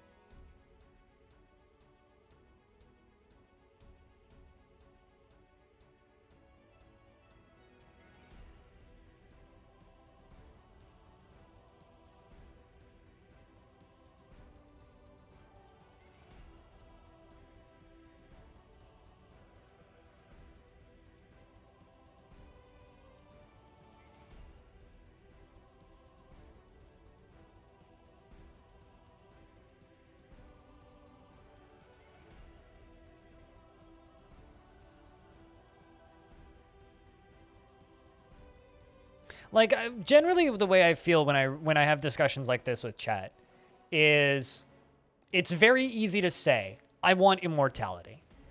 It's very hard to think about the possible problems with it. It's very hard to think about the negatives of something that is widely accepted as being amazing. You know, I don't fear death at all.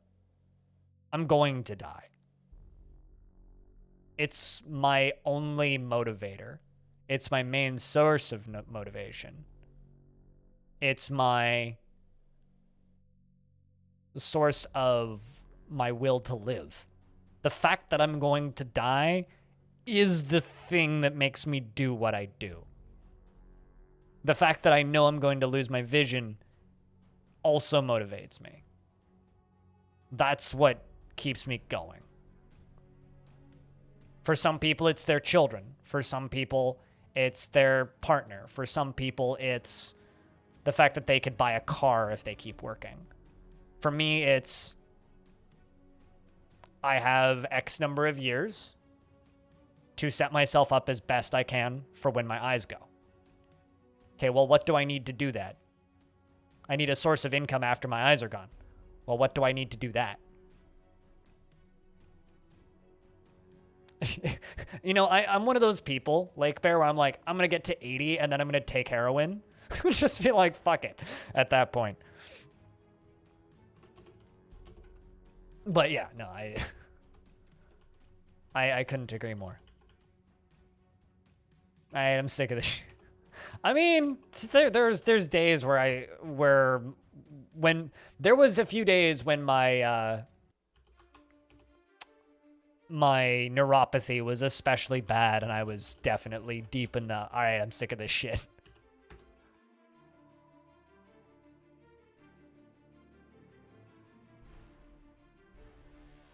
Also, thanks for the follow, Eternal Nooblet. I feel like I've earned that one because you've tuned into the stream a couple times now. But yeah, no, I really just, I don't know. I sometimes feel like my brain is just wired differently than most people, or than a lot of people. Maybe not most, but I think death fearing is very much a, I don't want to say a Catholic slash Christianity based fear, but the fear of, oh, what if I'm not good enough? Am I going to go to hell and experience eternal damnation? No, you're going to fucking die and it's going to be nothing. That's fine.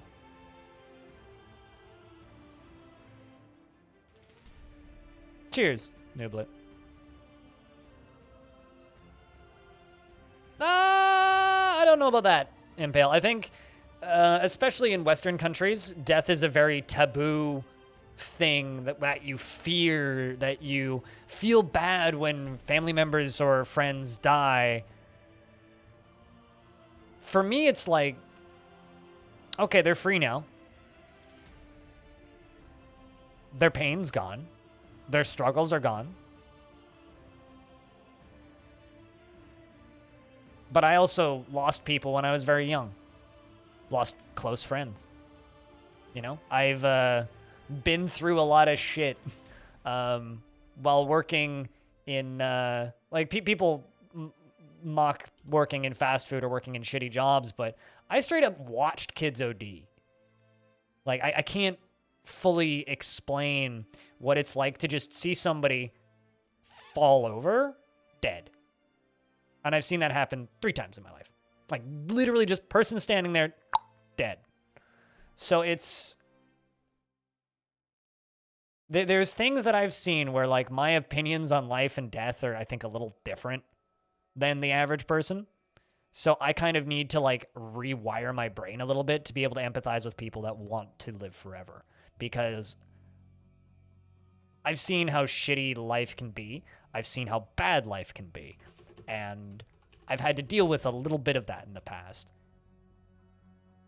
And I don't want that forever. I know what I want to try and accomplish with my life. And I know I have X amount of time to do it. If you can find me a more powerful motivator to do good, please. That sounds fantastic. I will gladly take it. But I haven't found one yet.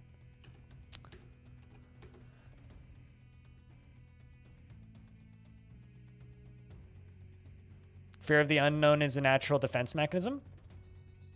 Fuck the natural defense mechanism. The power to do good? Well, for me, it's like, I stream stuff on the internet and make content, right? Well, what am I doing that for? Am I doing that to make a shit ton of money? No, not really.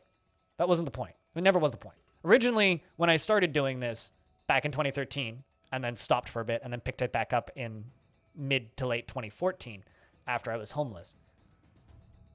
The reason I do this is because initially for me, it was a form of social interaction when I was working a shitty job that I hated, and the ability to talk to people.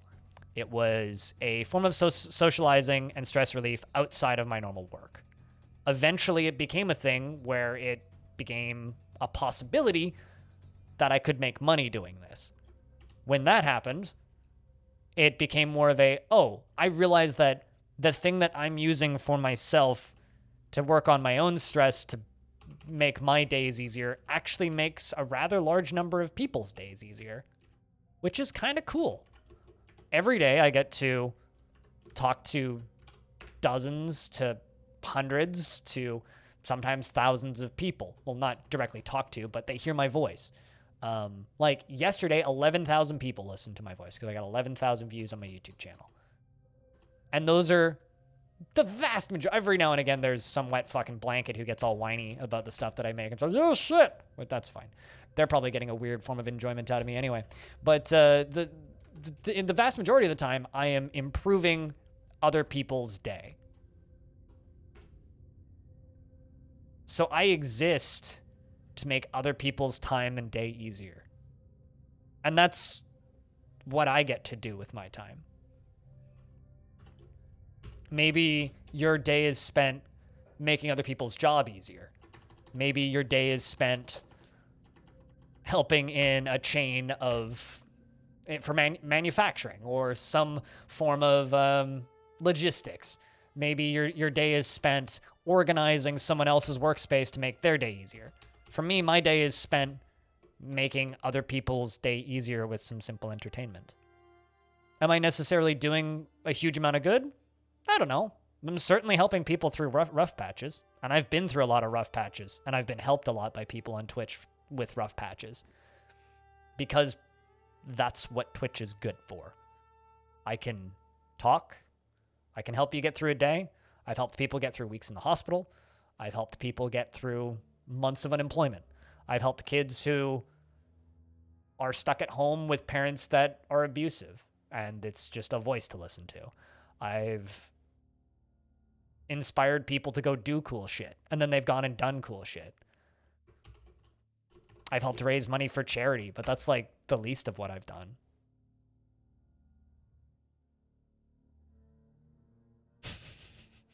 Well, I mean, you have Shen emotes, which means you're halfway there already. It's been a minute, but Shen's raided me a handful of times. Friendly local fuzzy boy.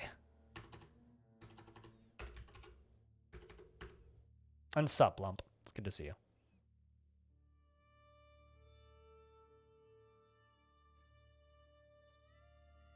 Oh, so they fell? Is what you're saying? They all got coated in magma mist and turned into a fine dust. Yeah, he hasn't rated me since I streamed Cities Skylines, whatever the Industries DLC was. I think it was literally just called Industries, wasn't it? Whenever they put out the Factories expansion. It's been a while since I played Cities. Long while.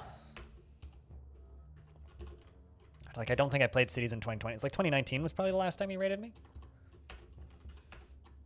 It's been a while. He streams during my streams, though, so like I'll never see Shen's streams.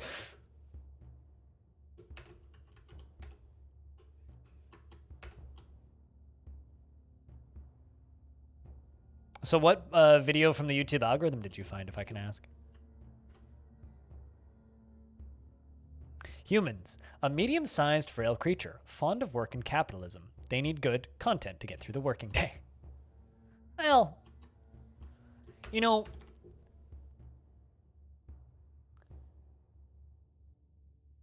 I look at people like Total Biscuit and for getting me through large portions of growing up. I think about people like the Giant Bombcast and their 3-hour podcasts that they put out once a week for helping me get through a large portion of my week every week for the last 10 years, 11 years, 12 years even. How long have they been around? Since like 2007 that podcast started. And I've been listening to it since about 08 or 09, one of the two. I look at other people who create entertainment on YouTube and other platforms, and I go, yep, these people got me through many, many, many, many, many years that were tough for me. And I get to do that to a fraction of this number of people. If I can do that for a very small number of people to even a remotely similar level that those other people did for me, everything I've ever done on the internet, regardless of how well or poorly it does financially, is completely, totally, and utterly fucking worth it. Everything I do. You know, spending 14-hour work days, 6 days a week to get that, 6 days in a row just to get that interview out, absolutely, totally worth it. Perfect Patty President Cool Story Bob. That's very much what that sounds like to me. I like the URLs Twitch makes for those. So I'm building stairs up to this upper level. If anybody's curious about what I'm actually doing in Dwarf Fortress, I can totally talk about Dwarf Fortress too. Sometimes I just go on these rambles like this. Although people have told me for years that the reason they watch my streams is because of the rambles, not because of the gameplay. So, which means, frankly, people are probably super happy with this.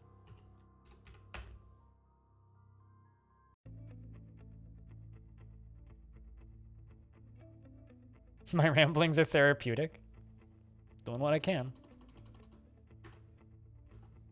Doing what I can. I mean, I've told people this for years, but like my ramblings are almost more for me than they are for you guys. Like if you guys get anything out of my rambles, then that's just a bonus.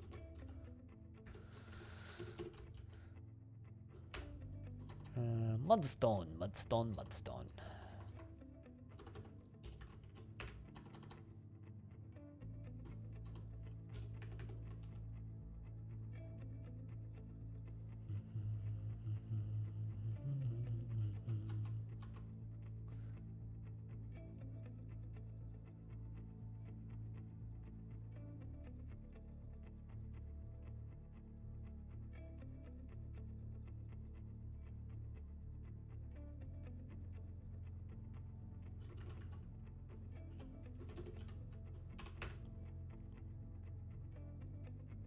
But yeah, no, it's very much a.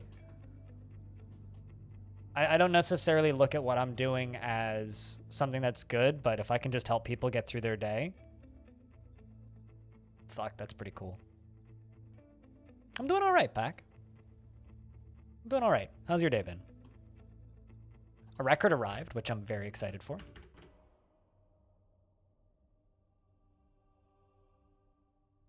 To help with building towers. I don't know about that. I'm trying to think, like, how would they do that? That sounds like something you'd have to do in, like, an external viewer or something.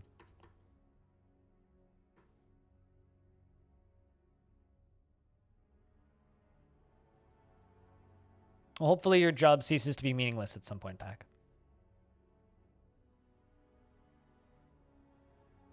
The UI just messes with you? I mean, it's not like it's constantly changing. The UI is pretty static. It's just a matter of learning what things do. Learning Dwarf Fortress isn't like learning a normal video game. It's like learning a board game. You have to read the rule book.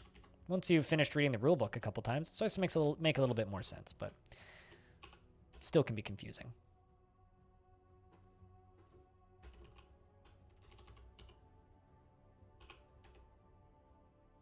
So I get that.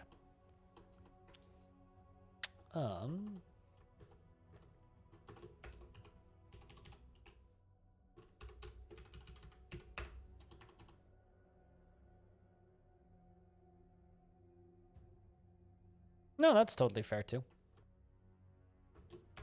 But like everybody's brain goes derp when they first start playing DF.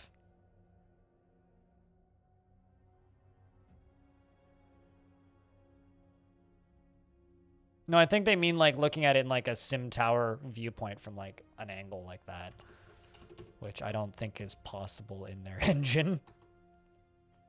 I could be wrong, but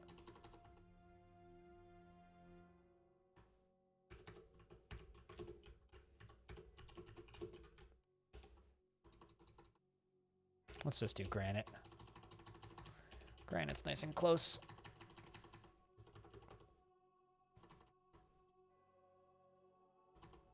I think is the same color as nice. What happened to all my granite? I thought I just had a bunch here. Where did you go? Nice.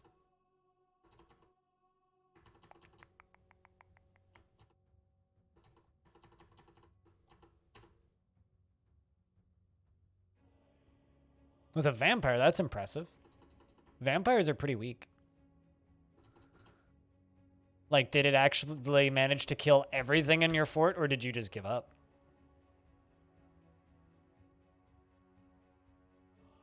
There's 3 that I can think of. Impale. I can think of 3. Craft the World is technically a dwarf game. There's that one that Adult Swim, or not Adult Swim, Team 17 published, and then there's another one. I was going to say, time to make a slab. Fix that problem. What am I building? This is a massive platform above the fort, which is connected to the central staircase as of now. It's sort of like the biggest mega project I've worked on, and it has a roof that goes up to here. But it's going to be sort of like a sky vacation city, sort of, with a big ol' sky temple and big ol' sky tavern, and we'll go up here for special events. Why did they suspend that one? Odd.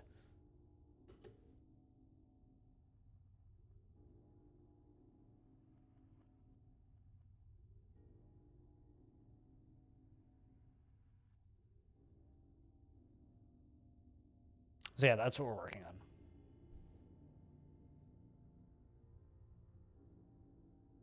You can watch me almost every day. I mean, when I was at my worst, when I was homeless, when I was, you know, between living spaces, when I didn't know where I'd be sleeping every night when I was at my worst mentally. The one thing that was a constant that was always there was the selection of streams that I watched. And out of all of them, I think only one of them still streams, which is Excessive Profanity. And actually, no, two of them. VMan7 and Excessive Profanity are the only two that still stream. The rest of them are all like either super infrequent or like quit streaming altogether. And it's like, without those channels, would I have made it through that tough bit? I don't know. Probably. Was it made a hell of a lot easier because I had those channels to watch? Those people that were just, you know, like a constant voice in my head? Oh, hell yeah. Oh, hell yeah. Shit was a lot easier because of that.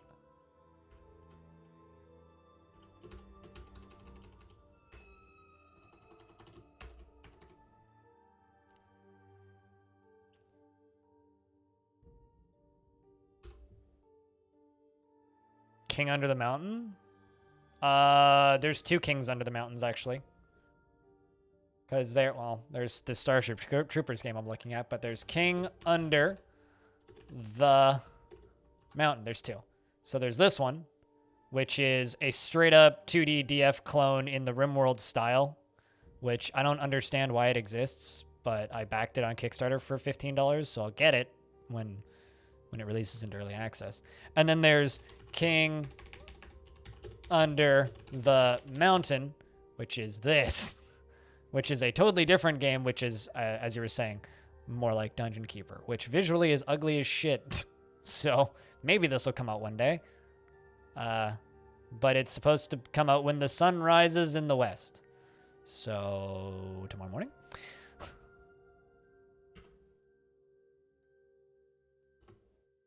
There's also the King Under the Disco Cop Mountain. I don't know about that. Shen was the first stream you watched? Man. You noob. You got in late. Nah, Shen's still kind of a recent addition to Twitch in my mind. I remember when he started streaming on Twitch and we were like, whoa, where'd you come from? You have a lot of views. Oh, you came from the world of YouTube.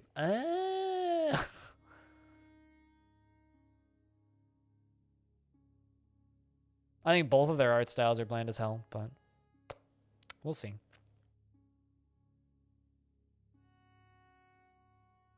You followed Shen from YouTube? The first live stream I watched was Sea Nanners, streaming on the launch day of Borderlands 1. So that should give you an idea when I first watched a live stream, because it was on the launch day of Borderlands 1, and it was on a platform called Ustream, because Twitch didn't exist yet. That was the first live stream I ever watched, and I want to say it was like 15 FPS and buffered like crazy. And he was playing with a bunch of people who still stream to this day. That was fortifications, not floors.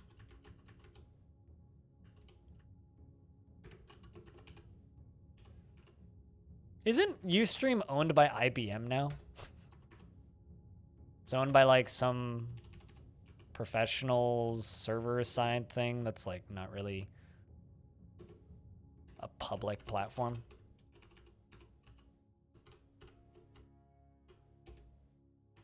It's one of those like almost a little bit odd that they own it situations, but like, I guess you own that.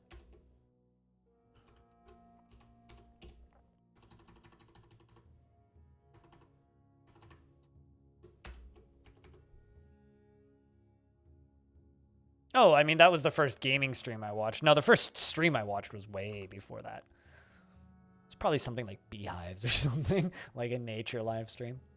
No, I definitely watched like live streams of like, I remember my parents watching live streams of like the highway cameras in like the early 2000s and before. And it was like the size of a postage stamp in like 3 frames a second. They're like, look, you can see the traffic on the highway that's like up in northern BC. And I'm like, this is very silly. Why do you care? No, Ustream was bought and then shut down. So they bought the site and then shut the site off.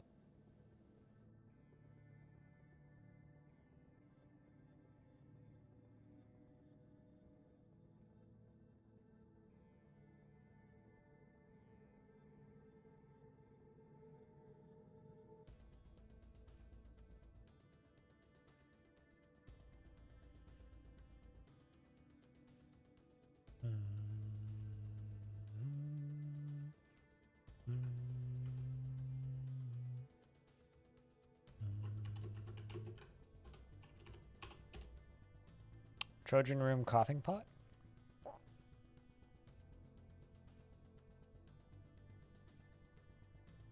Oh, I've read about this. I recognize this photo. It's good stuff.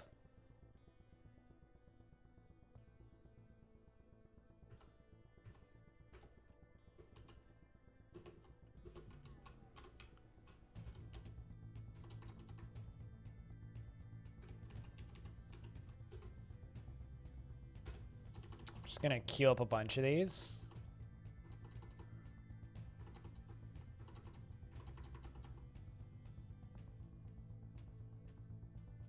That's a shitty meme. Impale.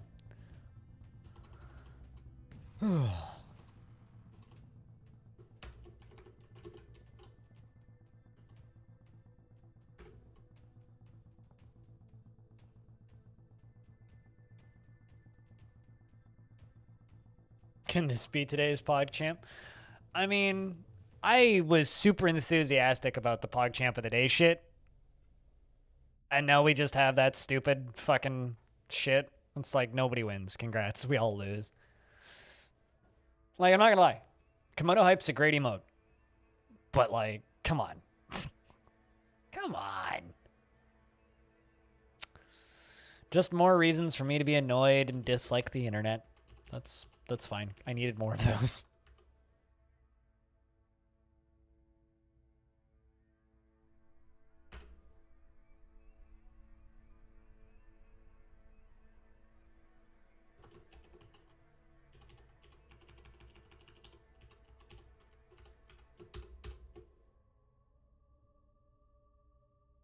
I see. That's fine.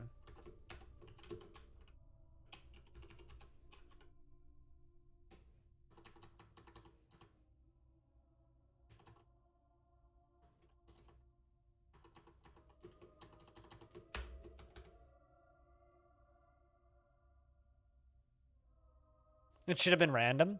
Twitch didn't have the server capacity to do that. That's the reason they wouldn't be able to do it. Because, like, if the server is broke, then PogChamp would just disappear. The once every 24 hours was good enough, but people... Literally, the reason they stopped doing it was people started harassing people who got the PogChamps.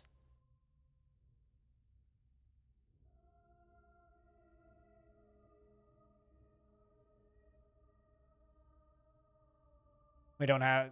I mean, it's...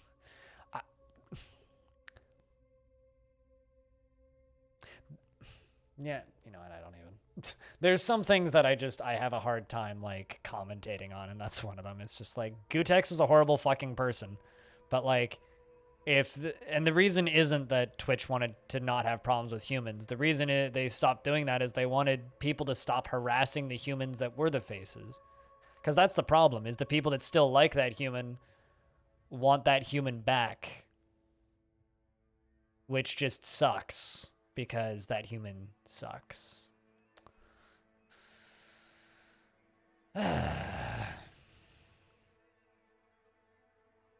It's literally a fine nobody wins situation. They were going the cool route with it, but instead they just didn't. It's so bloody disappointing.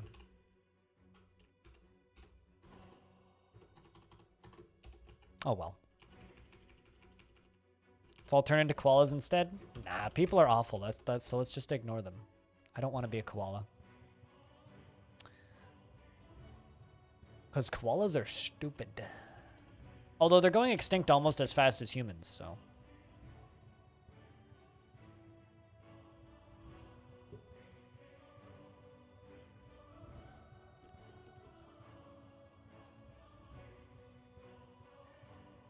I don't want to bring him back. And, like, if you knew anything about Gutex, you would know why he's gone. The face should be gone. But they should vote for a new face, a new person. Not some... Anyway, like I said, I'm not going to ramble about this.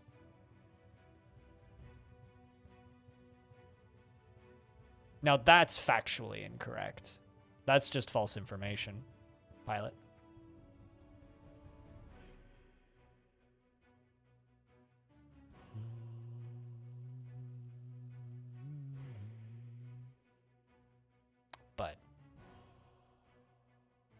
But yeah, no, I don't want Gutex anywhere near, around, or even remotely close to my stream. Eternal Nooblet. Dude's a COVID denier, anti-masker, racist, right-wing, conspiracy theorist, piece of shit that has no place being anywhere near or around Twitch.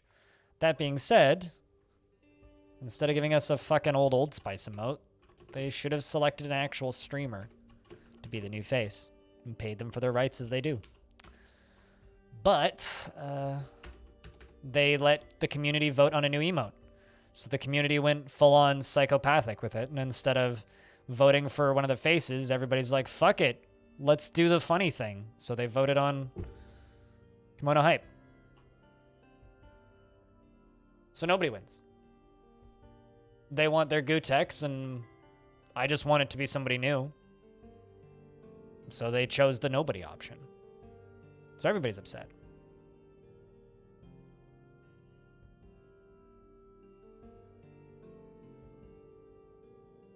I mean, people should have a voice, Impale. But people who exist purely to disrupt aren't really helping anybody.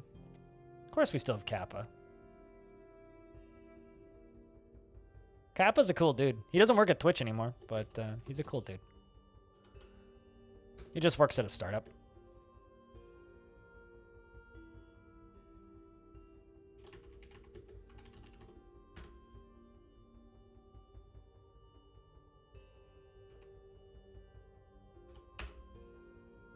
Smash T just like punched an owl.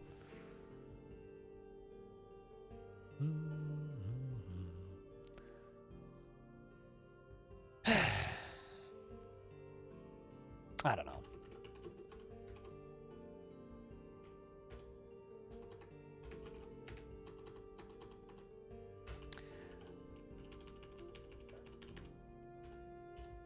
The problem isn't Gutex, though. The problem is people who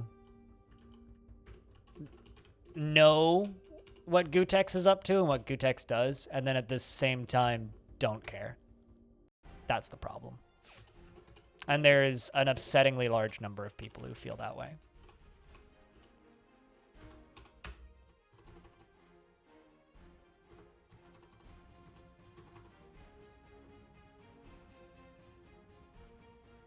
No, it's called stupidity. Eternal Nooblet. Unfortunately, it's rampant in our species.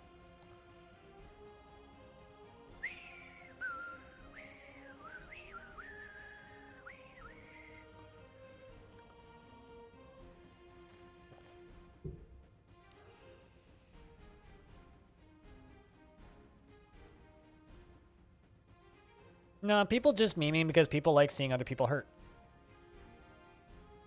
It's part of humanity. It's why we shouldn't be immortal. Because for every person who will do good, there's twice the number of people who say, fuck it, YOLO.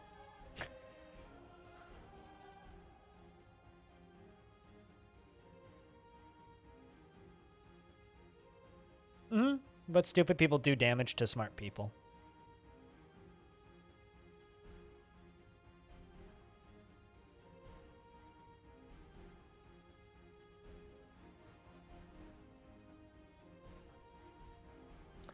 The annual tribute from Baste Pime and Nulanabo have arrived. I think I'm going to let the dwarves be finished constructing for a little bit until we're done trading with the dwarves. Can we, like, not just talk about your tiny, insignificant, unimportant, silly country, Impale? Yes, I just called America tiny, unimportant, and insignificant, and I am completely aware that that is an absolute contradiction, but there's people from many countries here that are not the States, and I'd rather not just sit here and talk more about American politics when we just spent like 3 months doing nothing but that during your goddamn election. We talk about other things? That'd be cool. I like talking about philosophical concepts such as immortality a lot more. Did we get a new female unicorn? Nope, they haven't brought one yet, unfortunately.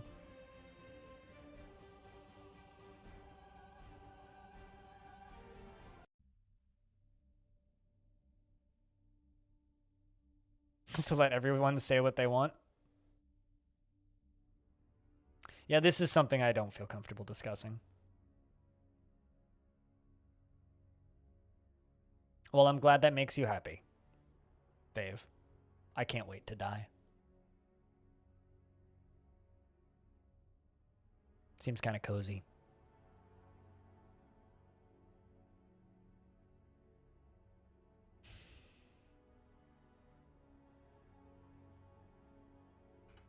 It's human and their mule.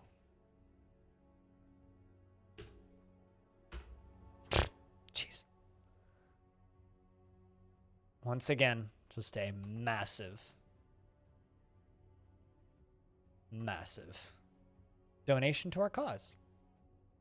What a glorious, glorious addition.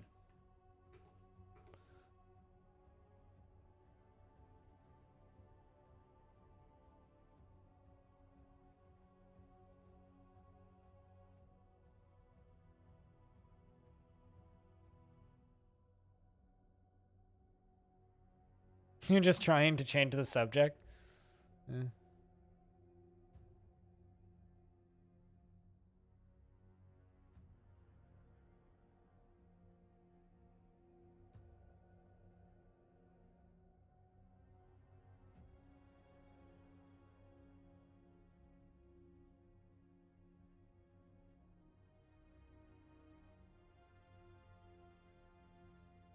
I don't know what you're asking in regards. I've said a lot in the last 2 minutes. The sheep that could.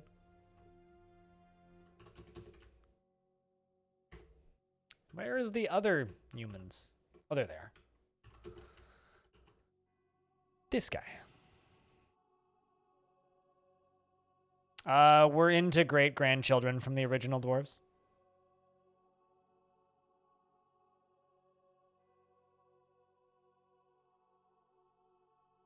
Oh, I mean, there is no such thing as a soul, Eternal Nublet. We are simply organisms that exist, and our organisms don't magically get ported into a new body when we die.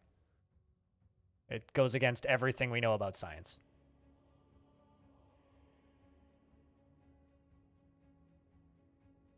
Sure, but if we can prove it, then I'll believe it. Souls don't exist. And if you think it does, I'm happy that that makes you happy. It's just like when my friend's mother died. And a friend of theirs said, well, I believe she's in a better place now. I don't. I'm glad that that works for you and that makes your day better. So I don't believe it until it's proven one way or another. And you saying you can't prove it doesn't change my statement nor argument. You saying you can't prove it doesn't make me suddenly go, oh, well, then I'll give you the time of day.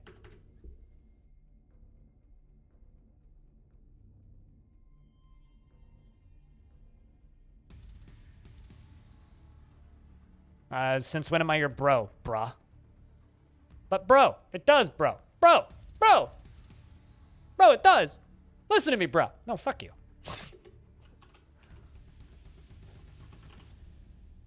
And I'm saying that you can't the other direction.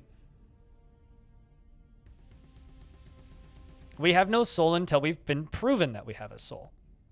There is no mystical force that transports us from one body to another when we die, unless you can prove that. So I say that there is none until you can prove to me that there is.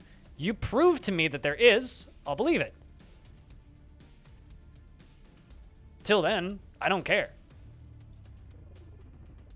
You are taking my opinion and statement as a fact.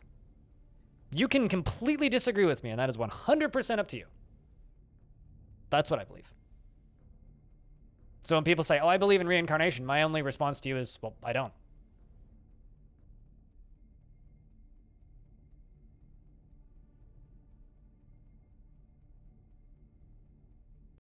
And I've definitely hallucinated. And I've definitely been pretty close to dying before.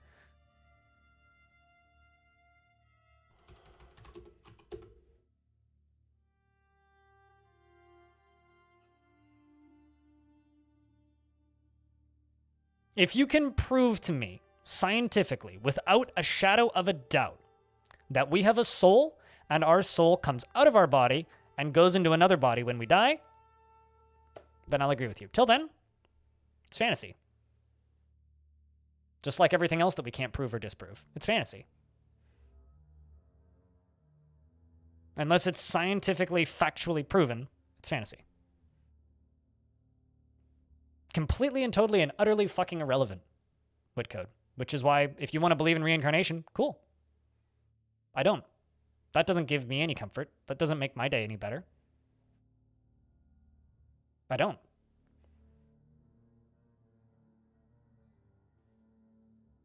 So, what's the point of this argument? I've got light shining through my blinds. Hold on, I'm going to go angle them slightly differently.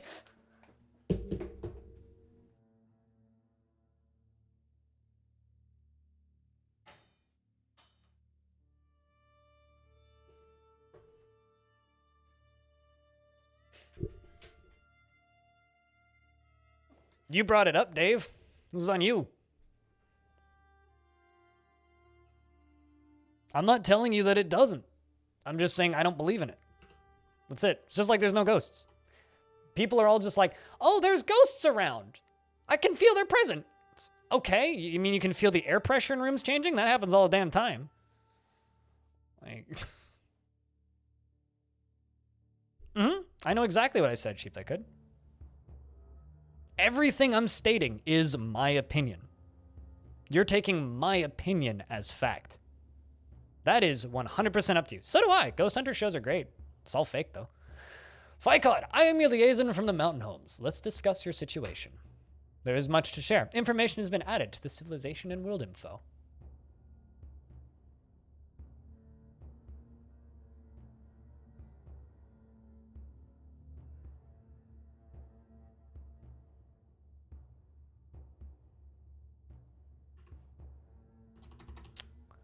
I needed to stretch for a second there. Also, hey, Brander, buddy. What's up, dude? I saw you the first time. Hope you're doing well.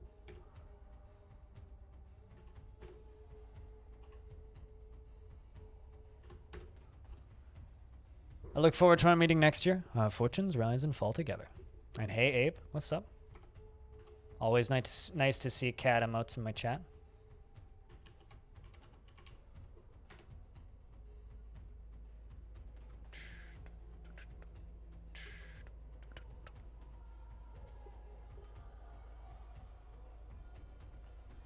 But no, like, the thing that you need to realize with me, especially when I start talking about philosophy and all this stuff, you do not need to believe in anything that I'm saying.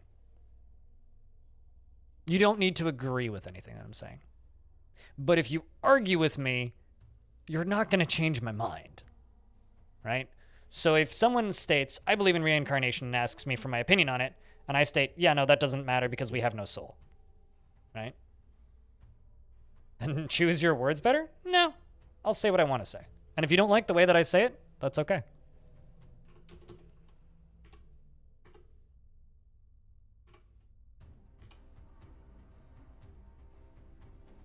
Sure, you've said that 3 times now, and it hasn't changed my statement. We do not have a soul. This is my opinion. We do not have a soul. That soul does not magically come out of us when we die, and it doesn't go into another animal or another creature. That's not how the world works. And if you can prove to me otherwise, my opinion might change. If you want to believe that that's a thing, by all means, believe in it. Have fun. If you genuinely believe that that's the truth and that's how we work as living organisms, by all means. That's not the way I work. I'm not taking anything away from you. I'm not stating anything otherwise.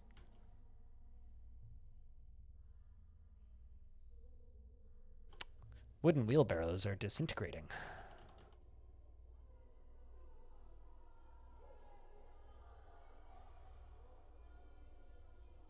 Not religion or politics? That is also very true. So yes,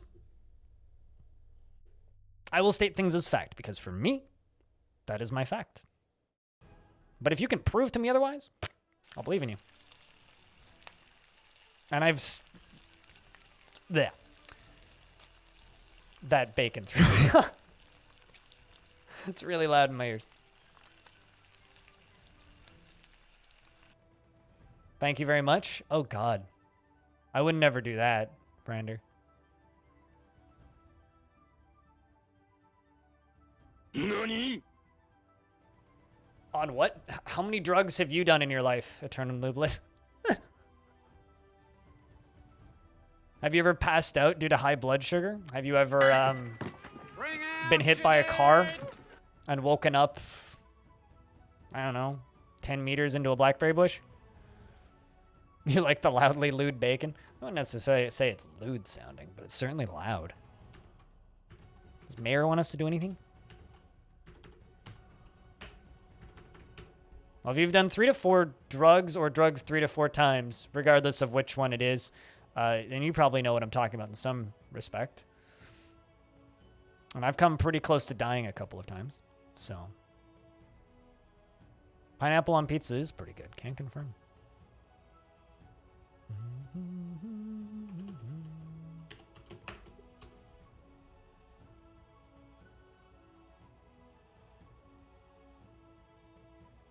You want to fry bacon now, but you don't want to clean the stove again. Perfectly legitimate reason to not fry bacon. Try baking bacon. Wrap it in tinfoil and put it in the oven.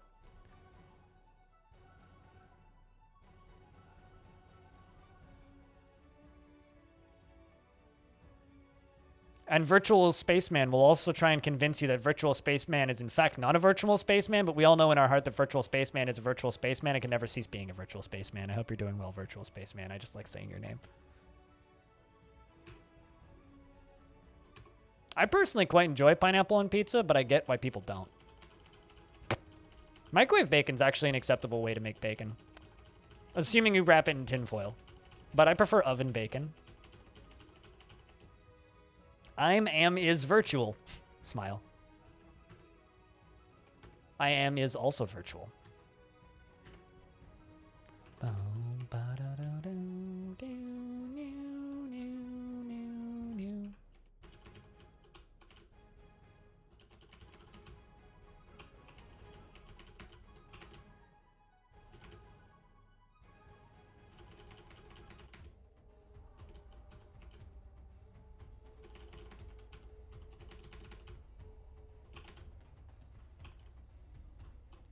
We'll just sell the large ones. They can go melt them down themselves. I'm too lazy to.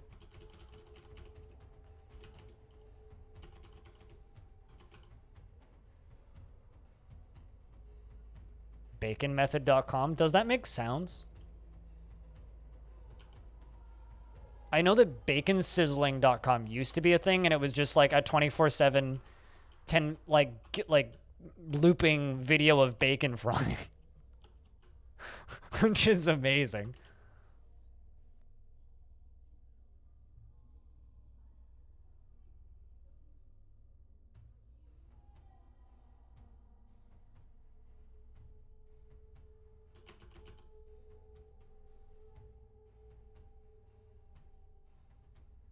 It's a manual on bacon?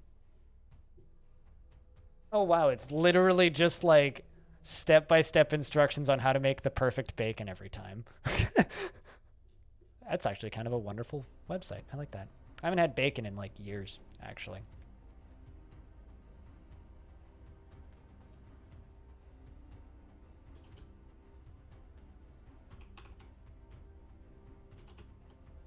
I got way too many shoes. Because I was making leather shoes most of last year. Kind of low on pants, though.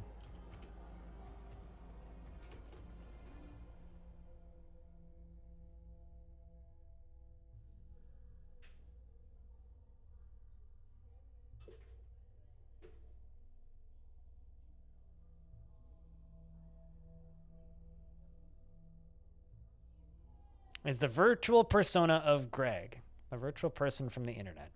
Yes, me. Virtual person that doesn't exist, that lives in the internet. And doesn't have feelings or thoughts?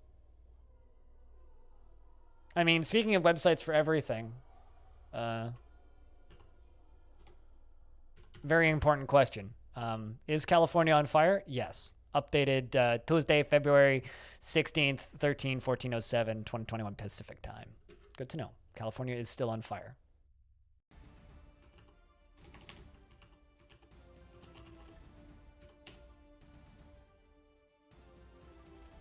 And is it Christmas? No. Okay. Good to know.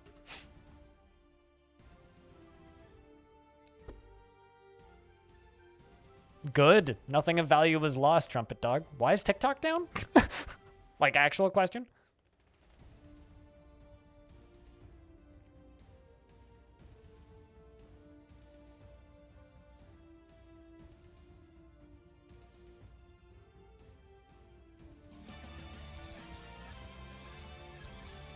You never met mere physical form, so to you, you're still in person on the internet. Fair enough.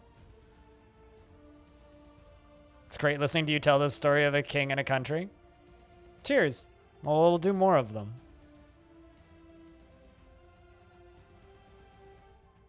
There's lots. You want a weird website? Just go to look up the useless web. I can't remember the actual website for it, but the useless web is basically just like a. What's the word I'm looking for here? I don't think any fires have actually been reported. California is still on fire. It's more of a meme than an actual fact. But yeah, no, it's just go look up the useless web. Is there an age command? What, for this fortress? Just ask me. Year 161, so we're 156 years old, mid-autumn. Just ask the streamer what year it is. That's more of just this is the tile set. I don't want to update a command 2 to 4 times a stream, because that's just silly.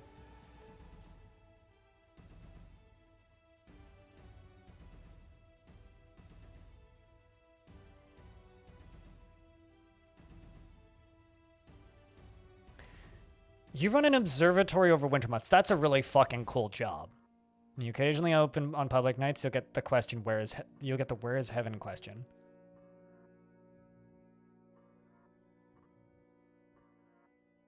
Huh. You remember Zombo? Yes. I'm scared to click that. Animal.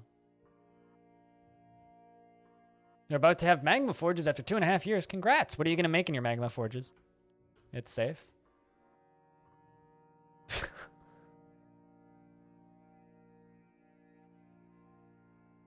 Huh. Shoutouts to Mike Booge who made this. Boge? That's a very strange website.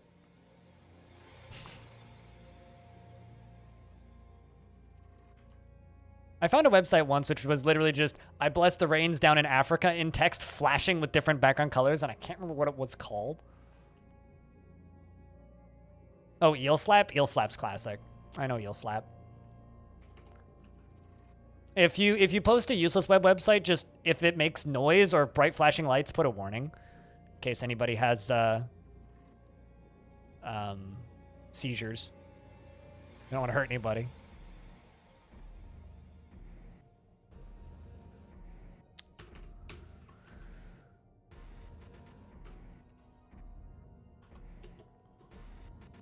And if they make sound, that's more for me than for anything.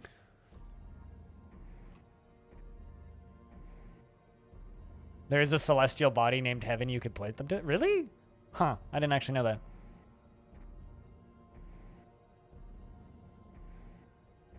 I'm sitting here thinking, I can't actually remember the last time I had bacon. And I'm not even, like, memeing. I genuinely can't remember when I last had bacon.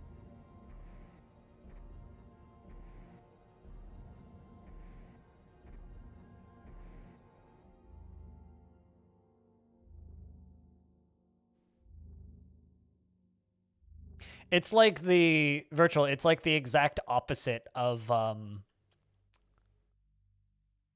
the Bill Nye the Science Guy movie that came out pretty recently.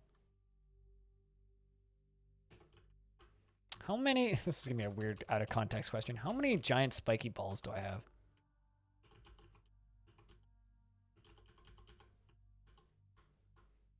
Spiked iron balls, 431, excellent.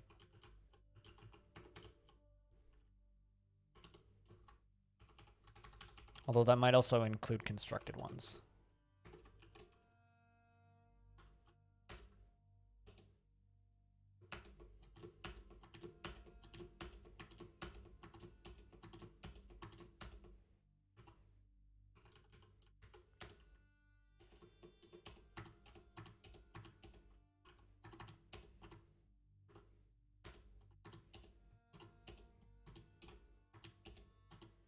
Those are all real far away, but we can use them.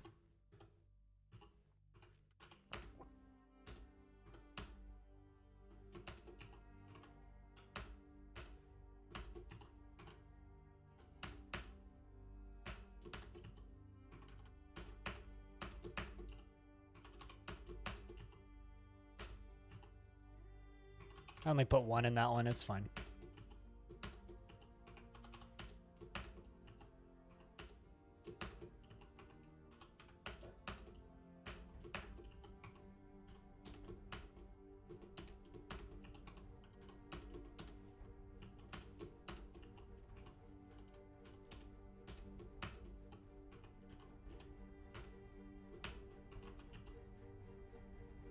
That's quite the trap tunnel.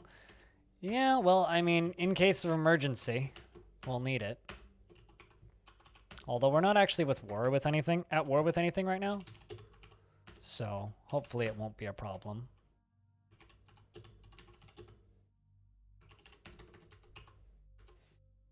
Hopefully it won't be a problem anytime soon. Yeah, assuming we get attacked. We haven't been attacked yet, so we should be okay. Loot doesn't do anything here. I don't know if you're trying to make it do something, Lump, but I don't have a loot command. Probably won't ever. We're all adults here. We don't need to worry about taboo things like, oh, you're being lewd. I'm such a sensitive child who doesn't know anything about boobies. So thus I say lewd. Instead of talking about sexual healing. Is this the latest version? No. This is the version before because I didn't want to switch over.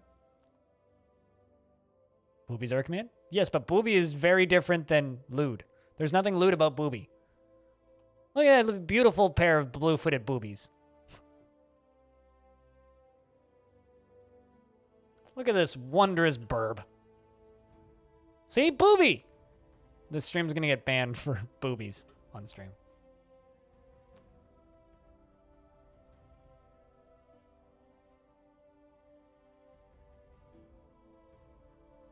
Well, here's the thing. We haven't actually been attacked yet in 160 years, so I don't expect that to happen. 56 years is the year, and our current population is 43. Cover that burb at once. Cover that booby at once is what you should have said.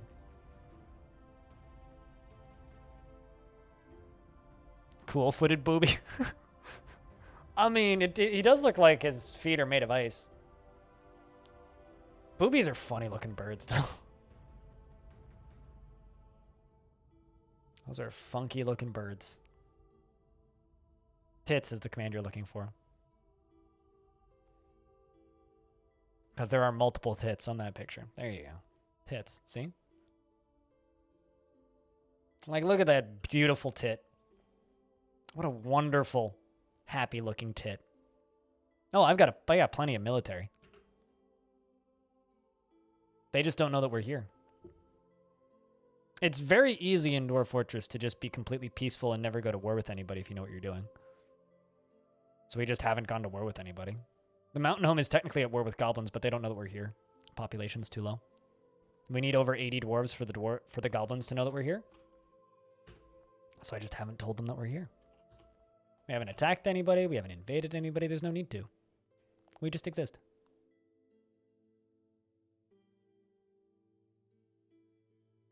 I have never actually had a YouTube video get taken down due to language. Although I mark Jupiter Hellvods as having... What the fuck? What the hell happened up here? Someone dropped all their stuff. Well, free stuff, I guess.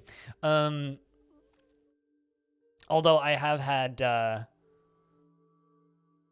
Whenever I play a game with a lot of cursing in it, I mark it as not advertiser friendly. But this stream, I'll mark it as less advertiser friendly, which means I'll only get ads that are okay with being an adult content, which means the only ads on this video will probably be Manscaped and Trojan condoms.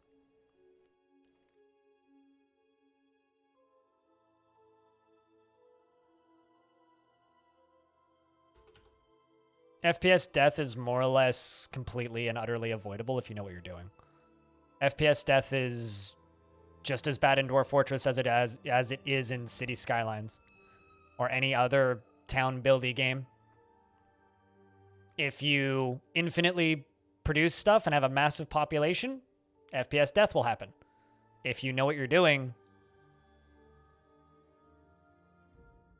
you can completely avoid it. We've gone down to the first cavern layer. Eventually, I'll go down to the second one, Chocobo.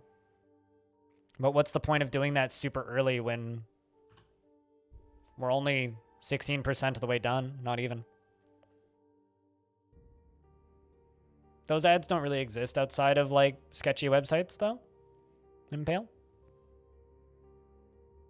Traffic Junkie is generally where you see those ads. And YouTube doesn't use Traffic Junkie. They use AdSense. Google AdSense. So you're not really going to see any penis pill ads outside of Traffic Junkie monetized websites. Is it bad that I know the name of the company that serves you those ads? I guess it's kind of my industry.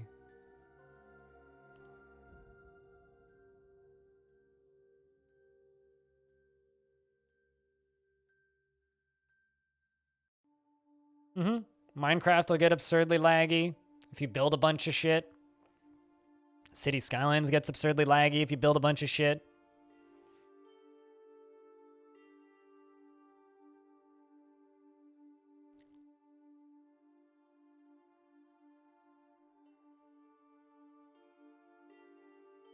I mean, if you have 200 dwarves and you have, like, let's just say 100 visitors and you have a decent amount of stuff in your fort, yeah, the game will lag a bit, but you'll still sit around 30 FPS without too much issue.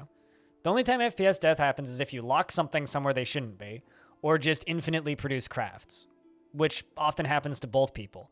Most cases of FPS death can be fixed with just figuring out what's causing the frame rate chunk. And it's the same for Dwarf Fortress, Eternal Nooblet. It's just a matter of the player avoiding FPS death. People stating that FPS death is inevitable in Dwarf Fortress don't know what the fuck they're doing.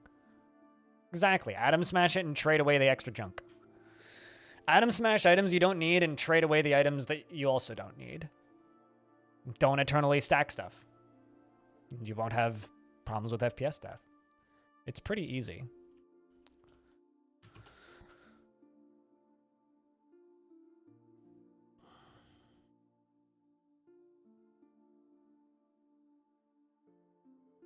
Always associate Traffic Junkie with this is probably adware or something.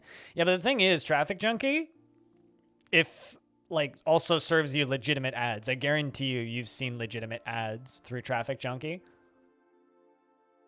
It's kind of like a Unity situation. Traffic Junkie is one of the biggest ad networks in the world. It's just they'll also do porn ads. Whereas Google won't.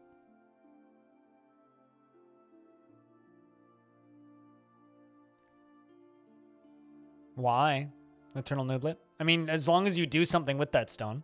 But then again, like, here's the thing. Assuming you're collecting them, you're probably okay. But if something displaces all of those stones at once, your frame's going to get wrecked for a minute.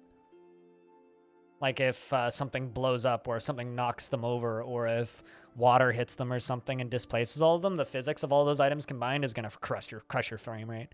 But, like, you know, I had fucking 30,000 blocks in this map at one point and it didn't frame rate kill me. So, like, you're fine. The problem is when you have, like, 30,000 of every item in the game and you're just producing indefinitely.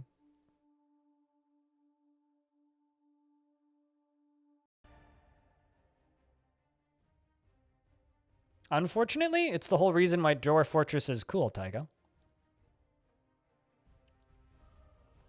Using DF hack, yes. And you can atom smash it. But, like, most games will sneakily delete stuff that you're not currently using. Dwarf Fortress keeps it spawned in and keeps track of it.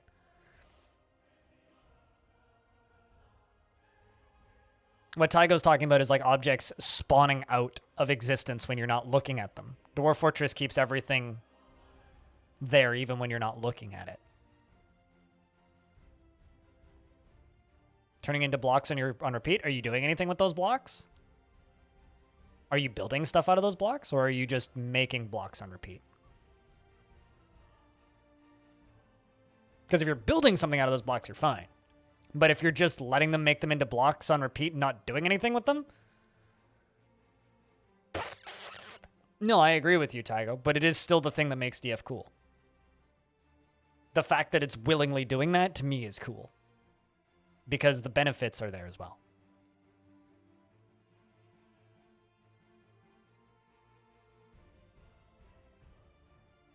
Sure, but well, it's not deleting them permanently, but it despawns and respawns things as needed, right?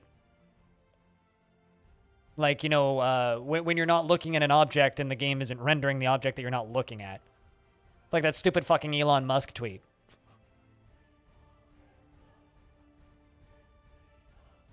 That's quite a common way for games to maintain FPS, is despawning stuff you're not looking at.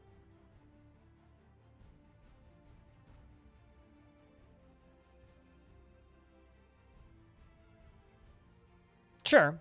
But, like, if you value your frame rate, Eternal Nooblet, which clearly you don't, based on the way you're talking, if you do value your frame rate, what I would recommend is turn half of them into blocks, use the blocks as needed, because that you're just spawning more items in for no reason. But only make the blocks that you need them when you need them. And also your dwarves will be happier because they'll get more downtime and they'll get more time to socialize, which makes dwarves happier. Admittedly, some dwarves like working all the time. Others will kind of slowly go nuts. So if you have problems with stress in your dwarves, that might be part of the reason. So only make things as needed, and then trade the ones that you don't need, make them into crafts, because you can always go mine more blocks. You're not going to mine every block in the entire map. Make blocks as needed to order, and when you're not making blocks, make crafts and sell the crafts. Much better use of your dwarves' time and much better use of your frame rate. But that's all part of learning the game, right? Thanks. We'll see you later. Have a good night. Cheers.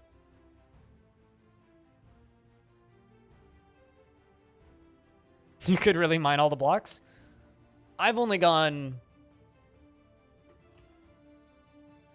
like, really? Down to about layer 15. I have another 800 years, and I still have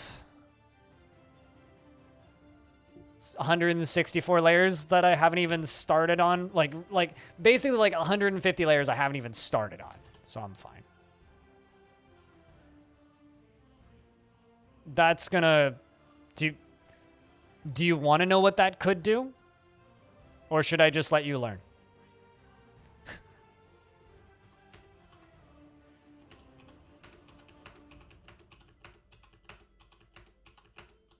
Because you know how people complain that dwarves tantrum too much? You seem like one of the people that would complain. Just realize you're traumatizing all of your dwarves. You have no idea, actually? All right. If you suddenly go from, like, 150 dwarves down to, like, 8 dwarves and everybody's dead on the floor and you're going, what the fuck happened? That's what. Just know it's your own fault. Have fun.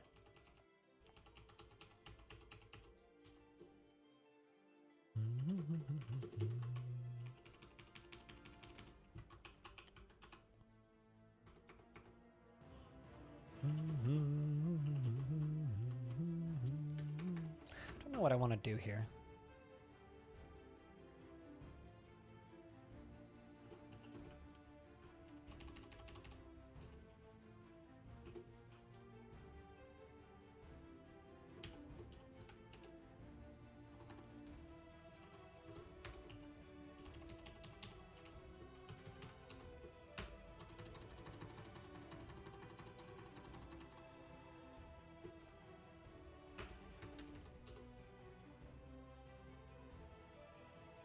Sure.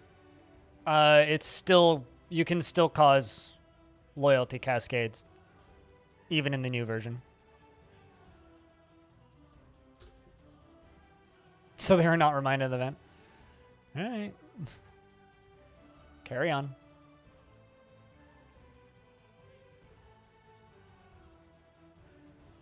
There's some things that I just don't want to know about. But just don't ever complain that your dwarves have mood problems. Please.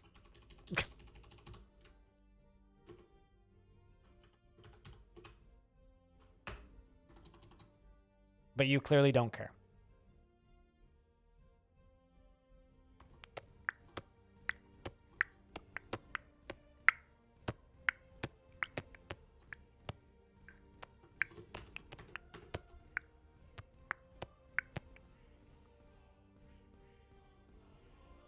To avoid bumping into caverns? Not without cheating. Yeah, and your world gen settings. I mean, you could use Dwarven Radar, but that's quite literally abusing a bug.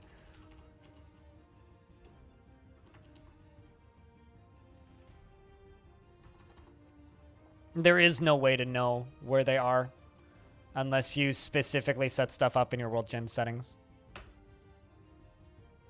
Anything new? Just playing around with stuff and saving money. Which is the reason I haven't been buying as many records. All the records that are arriving now were purchased back in November. Bum, bum, bum, ba-da-da-dum, bum, bum. So just playing around with the Mother 32 and what I have currently.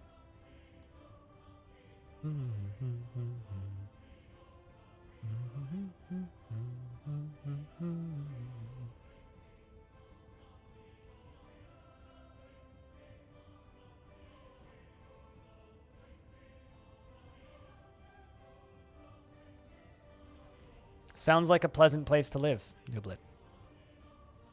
Bum bum ba da da da dum bum bum bum bum bum ba da da dum bum bum bum bum bum da da da.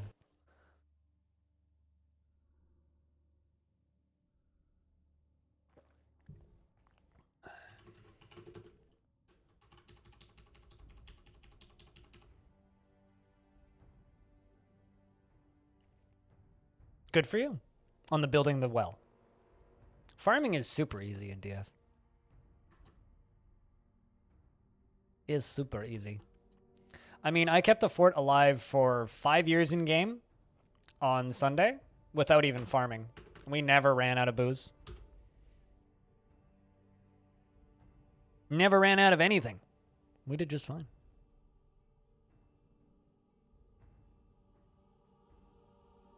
You haven't played Fort in forever? I've never played Fort. I didn't know that Henry Ford had a fort.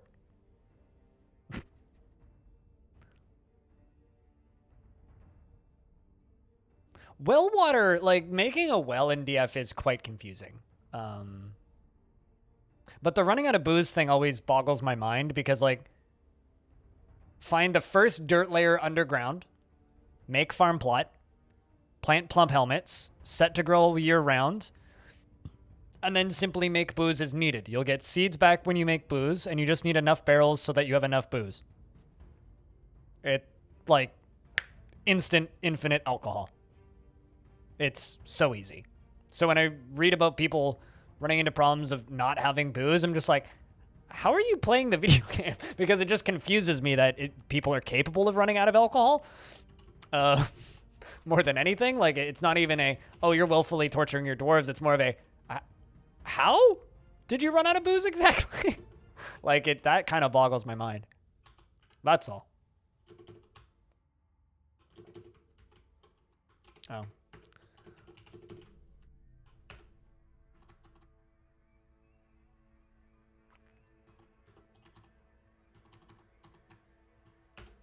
So to me, I read that as a, I mean, you can very easily survive on nothing but the surface without even farming. Very easily. Like, food is too easy in Dwarf Fortress.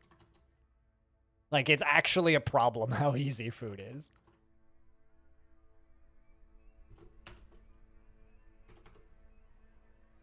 No, it's fine. It's a funny autocorrect. I was assuming it was some sort of autocorrect. It's just funny. I like to play into autocorrect sometimes. God, I can't wait for the farming rework that Tarn's talked about a couple times. Can't wait.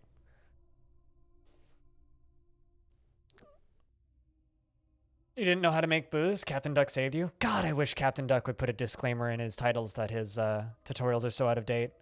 His tutorials that were once, like, helping many people learn the game are now, like, leading so many people astray. What's up, Alien Slayer? It's good to see you.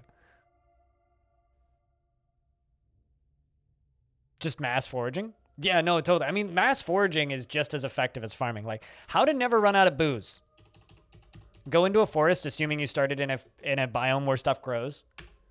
Hit D and then P for gather plants, press enter, select an area, and press enter. Set dwarves to gather plants, make still, set brew drink from plant, infinite. Done. You will never run out of beer. And then just do that when you run out of plants. Every time you run out of plants. You will never have problems with food supplies. Or booze supplies as well. Thank you very much for the 4th month with Twitch Prime. Crip beer. Good to have you back, man. Month number 4. Cheers. Welcome back.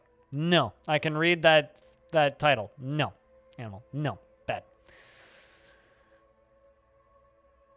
Yes. I did mention barrels in there, just not in the little ramble spiel.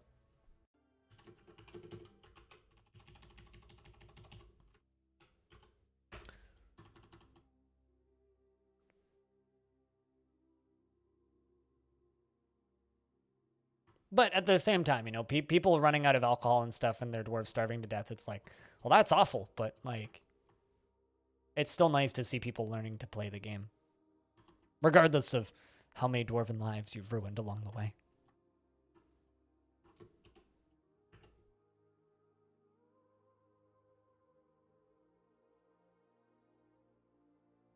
Ooh. That's fun. I'm looking forward to those flying videos. Chat, can I get a couple more beers in the chat for Alien Slayer? Keeping that Prime sub alive for 4 months. And helping keep my streams funded. Because shoutouts to all those of you who have little hats next to your name, and those of you who help me on Patreon and have those sound commands, or just anybody who just tunes in and watches the stream, because this is my full-time livelihood, and I'm able to do this because of people like you. I'm not one of those channels that can just, like, sustain off of ads. I actually need financial support from people. Remove everything that's good from it. So, the seeds, the thank vitamins, the nutrients, everything that's good about it, and just jam it full of shit, garbage, shit sugar, and put it in a shit bottle that sounds like shit when you put it on your shit. It's shit. Stop eating ketchup.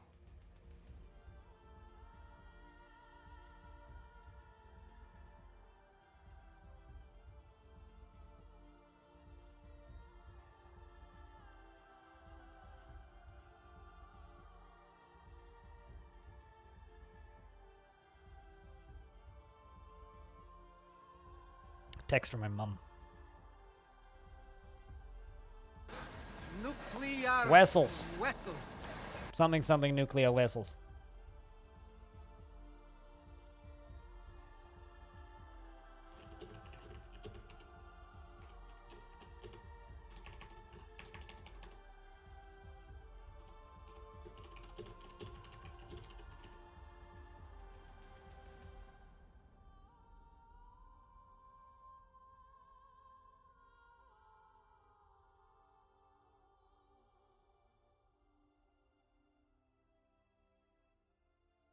Hey, blind mom.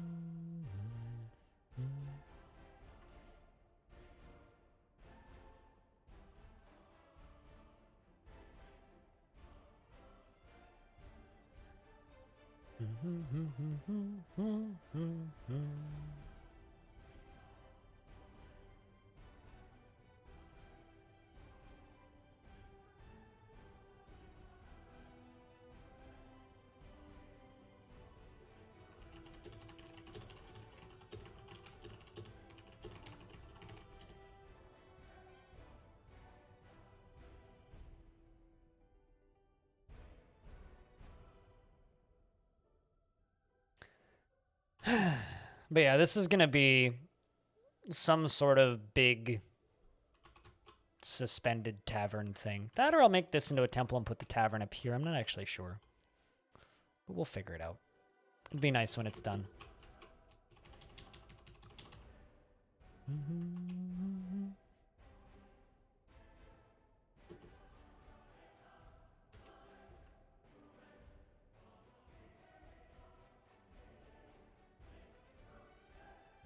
I see where I screwed up on that side, so that's fine. I can fix that. And I think I have enough nice blocks left. If I don't, I can use granite. Yeah, we don't have enough nice blocks.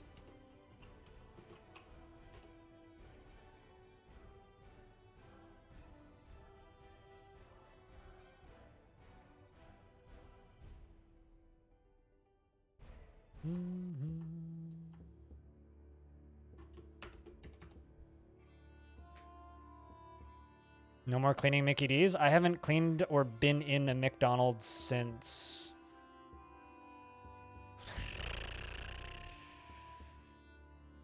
2018. Last time I went to McDonald's was 2018 to pick up my was January 2018, I think. Or was it 2019? Yeah, I quit at the end of 2018 after cutting my shifts down to 1 day a week. So I was 1 day a week for like 6 months. Then I quit and picked up my taxes at the beginning of 2019.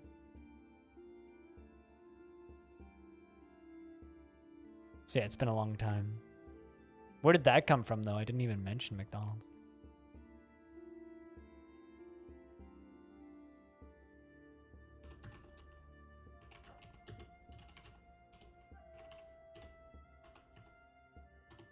Cool. Can make that out of nice.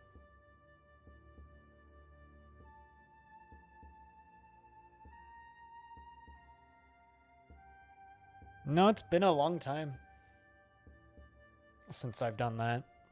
I mean, when were you last year? When did you last type in the channel? Let's find out.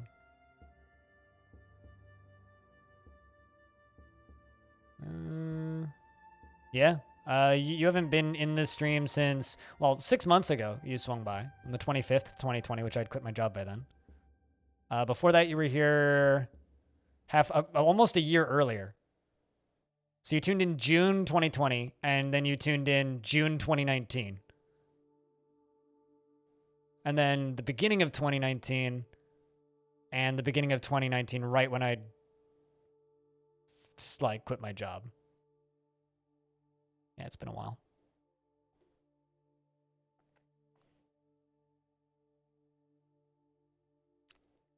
I doubt it. Why would we know something specific like that? I mean, there's going to be no major balance changes or mechanical changes to the Steam version. We know that. So why would we suddenly get a major mechanical change such as blood or alcohol having physics? Because we know that the game's not going to have any changes mechanically.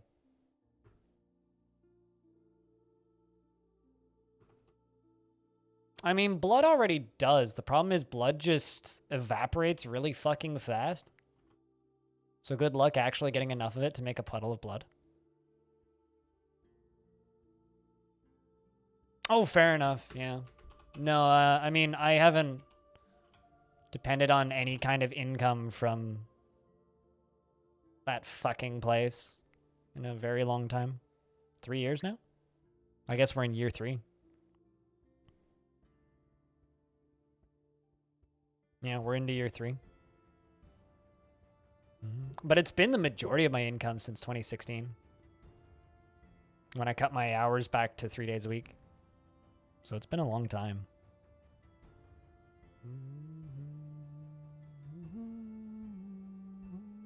Like, it went from being a portion of my income to being the majority of my income to being almost all of it.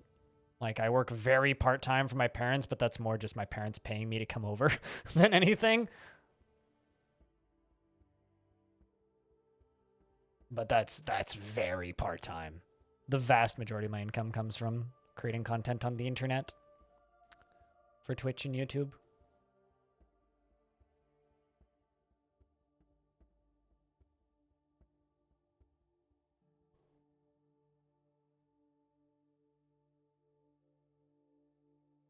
So support your local content makers because very few of us make shit tons of money hand over fist. Some of us do all right. Most of us are just getting by.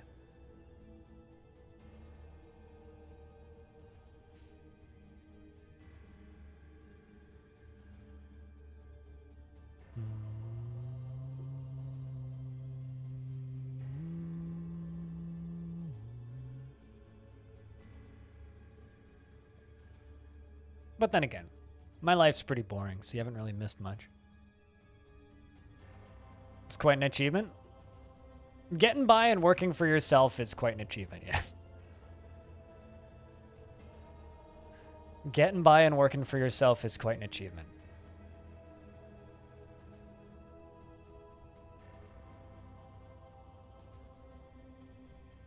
Because, like, by all accounts, I shouldn't be getting by, but I am. You know, it's funny, earlier we were talking about, oh, you know, bionic eyes will exist at some point, and vision and outlook on life and all that stuff, but I'm still sitting here going, being visually impaired is one of the biggest benefits I've ever had in life. Because I'm visually impaired, I don't drive. If I drove, I wouldn't be able to afford to do this full time. The only reason I can afford to do this full time is because I don't drive, and I don't own a car, and I don't have the need or aspiration to own a car.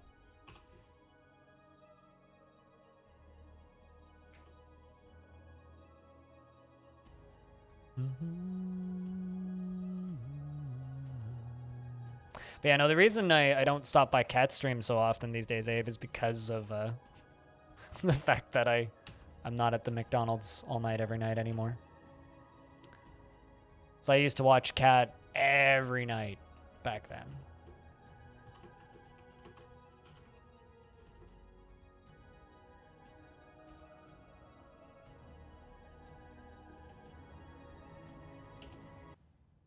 Let's chuck fungi wood there and automate this.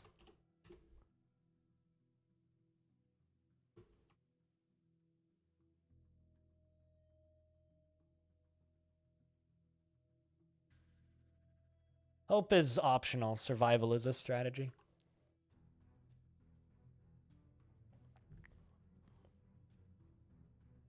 But yeah, no, I would say that living alone, being able to afford all of my bills and my rent, put a little bit of money aside so I can afford my hobbies, and be able to continue doing this is one fucking hell of an achievement.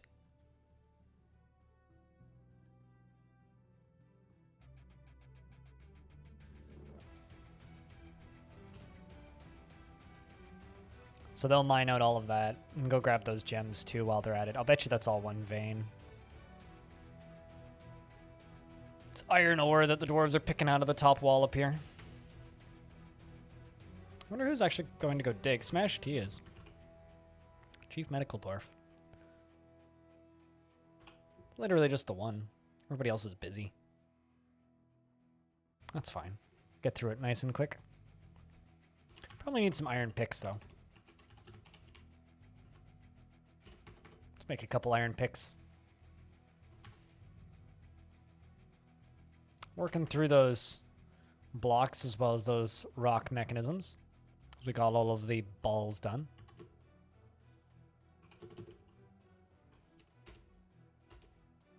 Yeah, it kind of caught me off guard when you mentioned McDick's because I haven't really thought about that place in so long.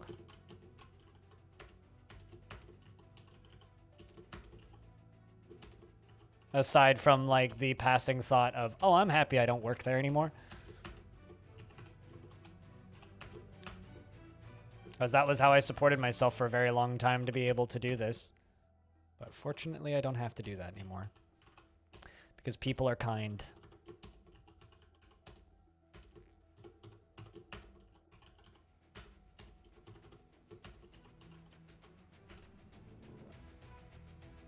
I mean, the one that I've been working on while you've been watching.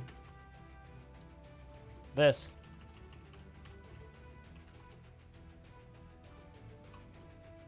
This thing. It's going to be a big upper holiday area. So that circular area, I'm not sure what it's going to end up being, but it's going to be some sort of temple thing. And then over on the right, we'll have a large tavern. And it's all going to be roofed and fancy, but right now it's just kind of a platform. Eventually it's going to be where we're going to spend, like, I'm going to make it into its own area. And it's going to be where the dwarves are going to spend vacations or holidays or big events or important times up here. Currently, I'm just resupplying my block supply so I can continue working on it.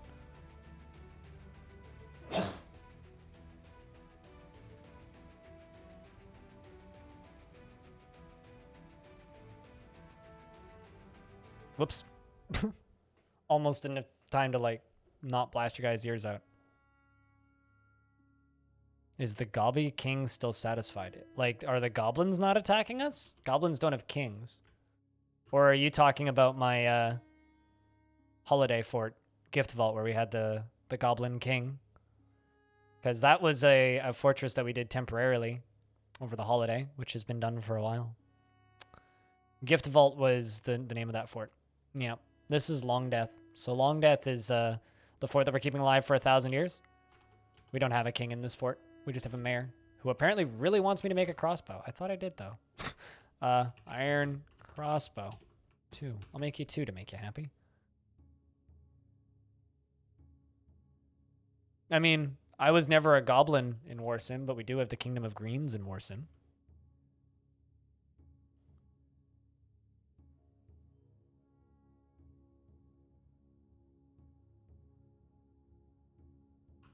Due to lack of holdings? Due to lack of population. The king won't move in unless you have X number of dwarves. And we don't have X number of dwarves. Oh, shit. I don't know when this happened, but apparently somebody had a baby. Who had a baby? What? Banana Unlimited and Danks had a baby. Danks is the dad. Banana Unlimited's the mom. Well, that's adorable. How did I miss that? 8 months old? Damn. Anybody want to be a baby? It's preferably somebody who's never had a dwarf in this fort. We have an unclaimed baby. I was like, my population went up by 1. When did this happen? What? You'll take the baby? You've had a dwarf in this fort before, though, Alien Slayer. We had Alien Slayer back when. Is there anybody who hasn't had a dwarf before? You don't currently have one. Your dwarf died of something. Probably old age. Of something. Is there anybody who hasn't had a dwarf? Rags, have you had a dwarf?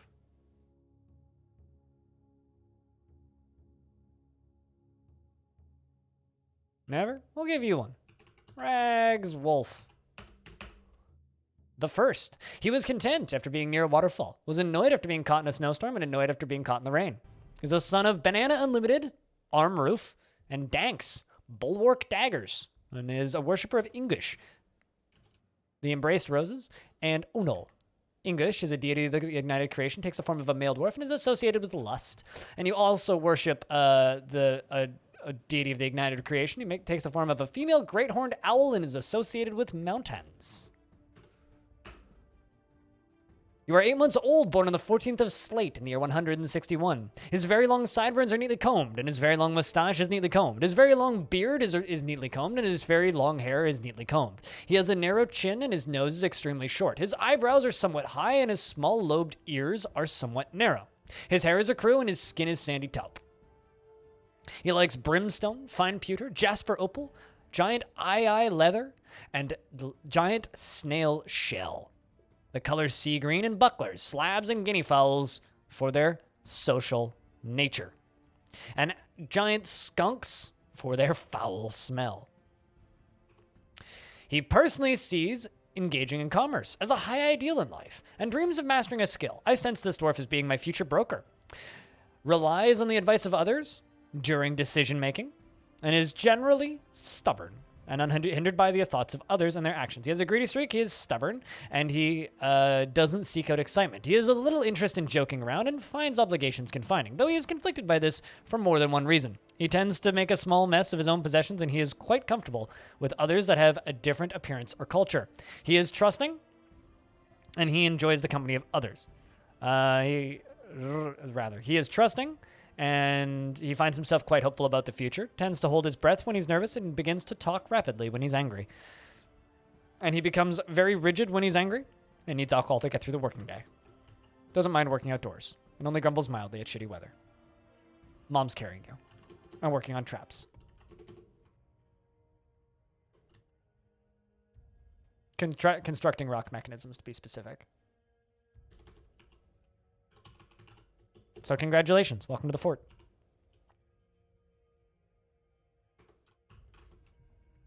Oh, wow. That was a very small...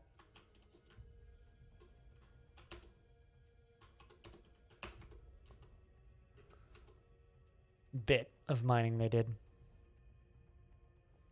But yeah, welcome to the fort. I'm sure you will do great things.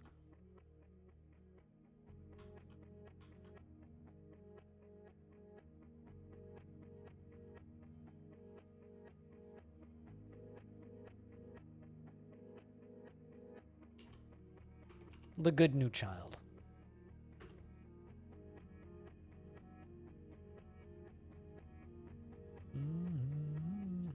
I gotta admit, I'm quite surprised at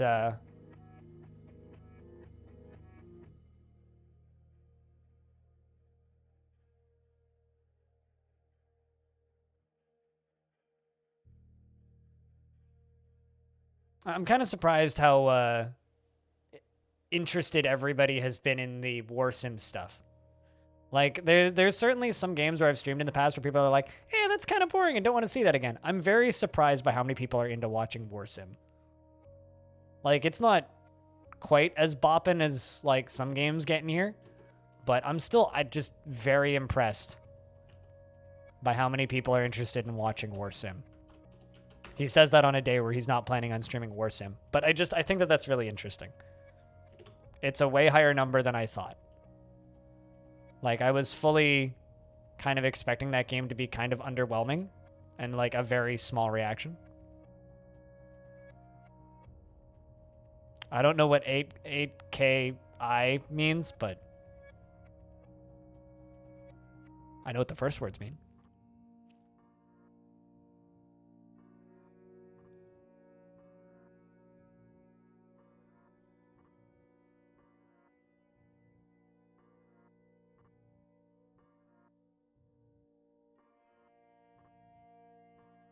Because easy number choice?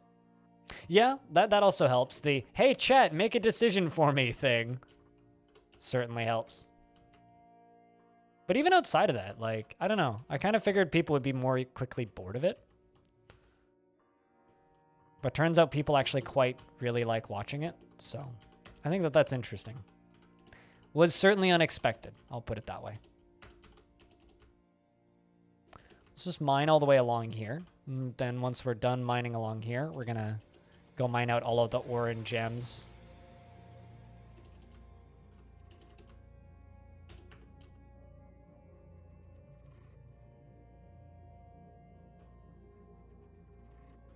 I'm also going to smooth all the bits that are left.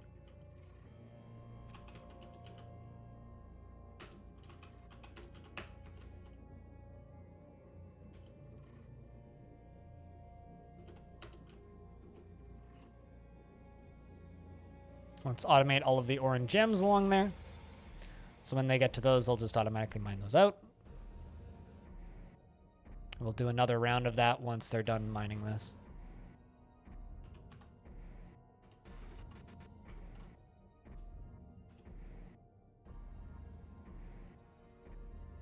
Content after pondering the surgical models. I'm waiting for somebody to write a book about surgery, because no one's done that yet.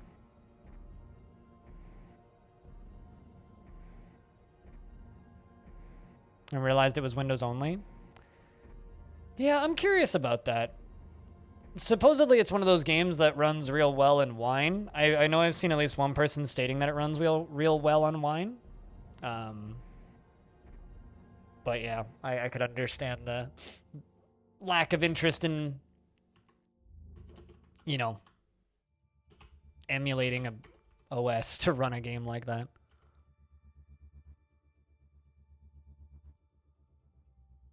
Because I think I'm interviewing the developer for the YouTube channel on Thursday, because I'm not going to stream on Thursday. I'm taking Thursday off because I have a very long doctor's appointment. I have an hour and a half long doctor's appointment kind of in the middle of my stream time. So it's just way easier for me to just not stream that day because it's like at 1 p.m. So it's like I could do a short stream in the morning, but I'm just taking the day off.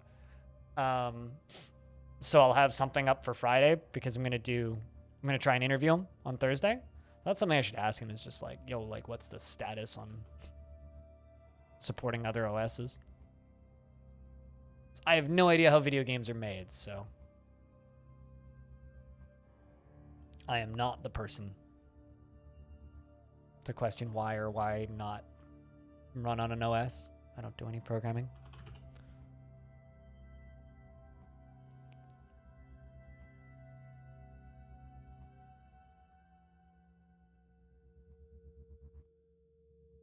Yeah, it's just a single developer, right? It's just one guy. So I wonder if it's one of those like situations where people could help. I don't know.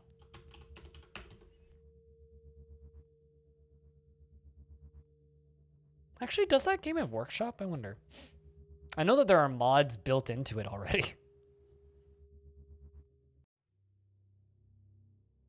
No, it doesn't have any workshop stuff.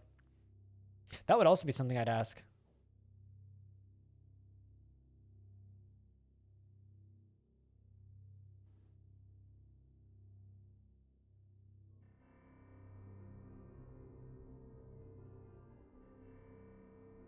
Although there are a lot of modding guides just looking at the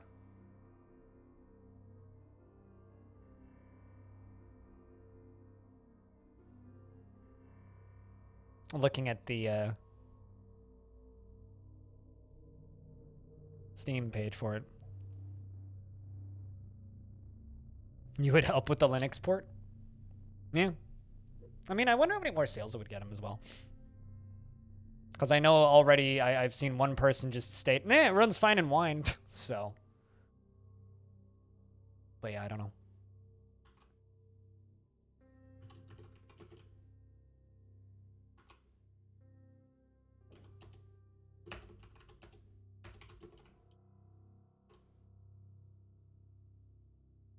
We don't have enough games that run natively on Linux.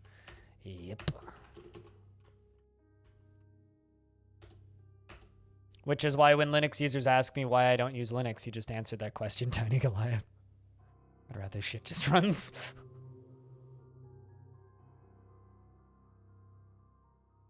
You would do it for free for the size of the game? Woo! Cade, one of the YouTube children, has been taken by a fey mood and withdraws from society. This is somebody who recently started watching Longdeath from the beginning over on YouTube and asked very nicely in a YouTube comment if they could have a person. So, here they are. Wonder if Eric Shadowblade ever made it to their own death.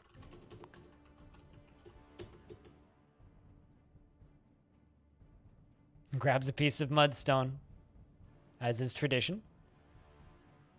And I think that that's diorite.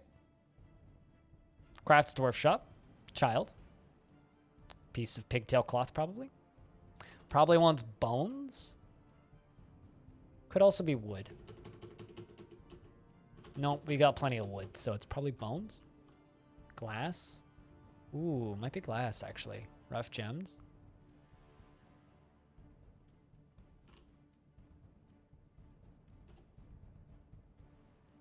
I'm gonna slaughter one of my unicorns if it's bones. And, did I destroy all my glass forges, or do I have glass forges? I think I destroyed all my glass forges, because I haven't done any glass stuff in a while.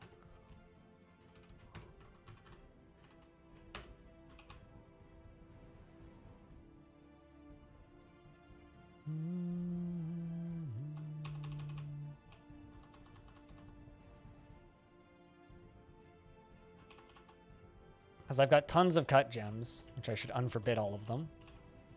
I don't know why these are all forbidden, actually.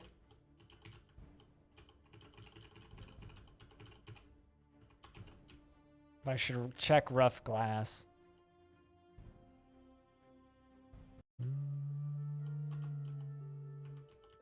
Yeah, we got plenty of that. We also have plenty of glass. Ah, looks like that's what he needed. I had it, it was just forbidden.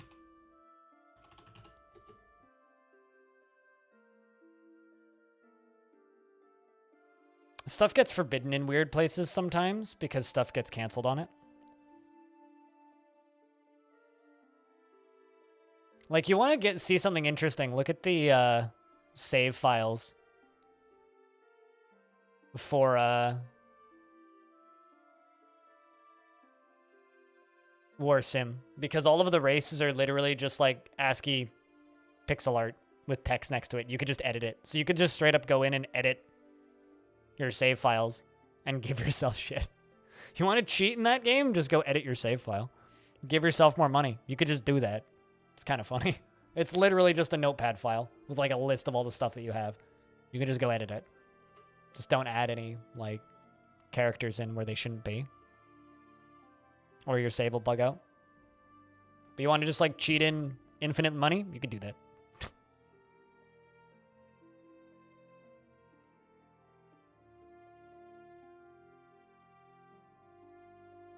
Gives himself whole universe? I mean, you couldn't do that, but you could give yourself a lot of stuff.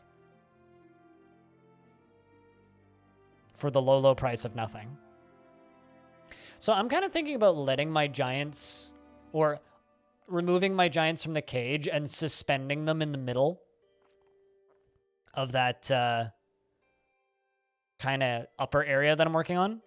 I think it'd be kind of cool to have giants in cages for my dwarves viewing. They can look at the great beasts that we've caught.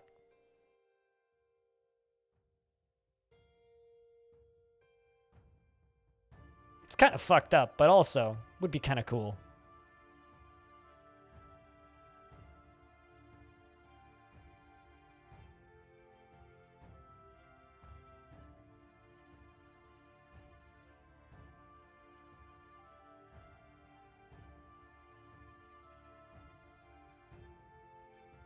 Leather. Curious what kind of leather you went and grabbed. Small child's been making one of this for a while now. That's a lot of wood. That's gotta be like 3 or 4 pieces of wood now.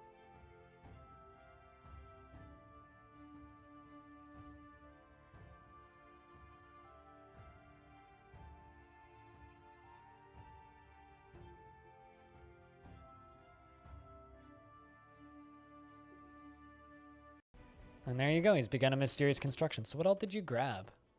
Fungi wood, sheep leather, rough tower cap logs, rough sards, fungi wood logs, raw green glass, pigtail cloth, diorite, mudstone, and there we go. Well, good luck, child. Make something cool.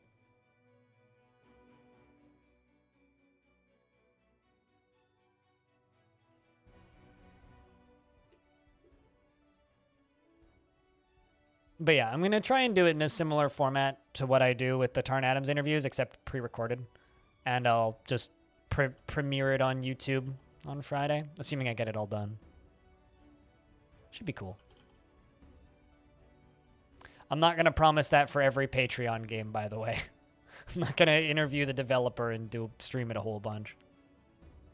I just happened to have the contacts there where it was already an open option where I could just be like, yo!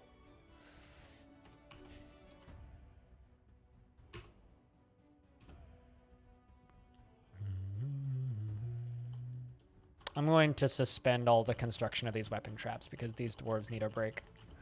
Weapon traps take forever to work on.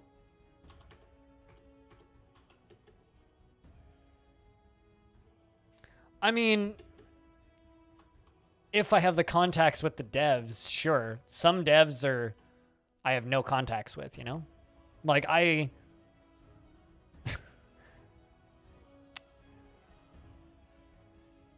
I mean, I've interviewed tons of developers. Like, I've mentioned this a few times recently, but I used to work on a YouTube channel which has been defunct for a while called Schematics. And that was, like, literally our bread and butter. The two things that we did on that channel were interview developers and talk about trailers, really. And there were dozens of interviews on that YouTube channel that I did most of the legwork to organize and set up and make happen.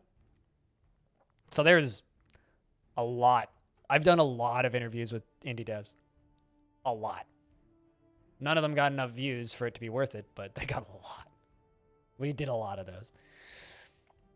Okay, the Dwarven Child has created Affin Lebs, a mudstone mug, and claims it as an heirloom in the name of the family ancestor, Crazy Beard. Aww, who died earlier today? That's adorable. No, Warsim's still in development. Well, it's in early access, but it's one of those games where it's like it could be done if the dev wanted it to be done, but dev's continuing to develop it. This is a mudstone mug. All craft store ship is of the highest quality. It is encrusted with rectangular diorite cabochons and decorated with fungi wood and sheep's leather and encircled with bands of oval mudstone cabochons and emerald-cut green glass gems. This object is adorned with hanging rings of pigtail and menaces with spikes of sard. On the item is an image of an apricot tree in tower cap. On the item is an image of Ushat Planaxes, the dwarf in fungi wood. I mean, technically this game's still in alpha. So why would you want it to be out of development? Or what makes you think it's out of development based on our chit chats?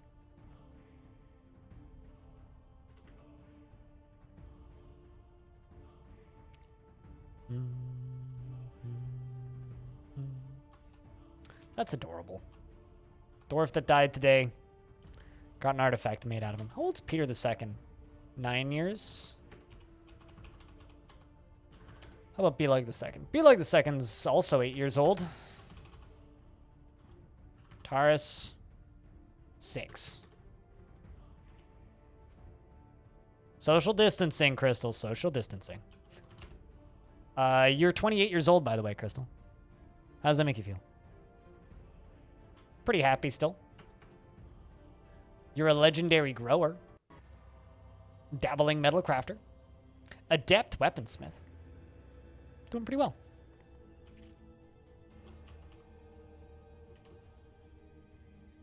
Doing a bookbinding demonstration. Has anybody written any books yet? The Skinny Apex is the name of that mug.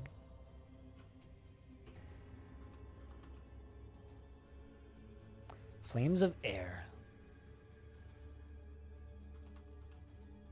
Man. This is the only medical book we have. The Surgical Method of Suturing.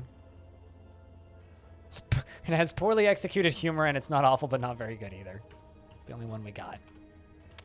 I'd like some more books about surgery, because they keep pondering it, so should write some damn books about it already. You lazy bastards. And Banana Unlimited has given birth to another boy, and is still carrying the last one. Is now carrying 2 babies. Does anybody want to be Rags Wolf's brother? We've got another baby. Any takers?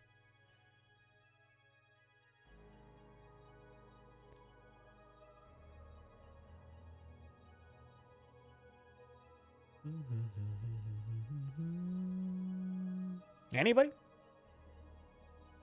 It gives us the names and a brief description, which I read the one. There isn't like full books. You'll bite?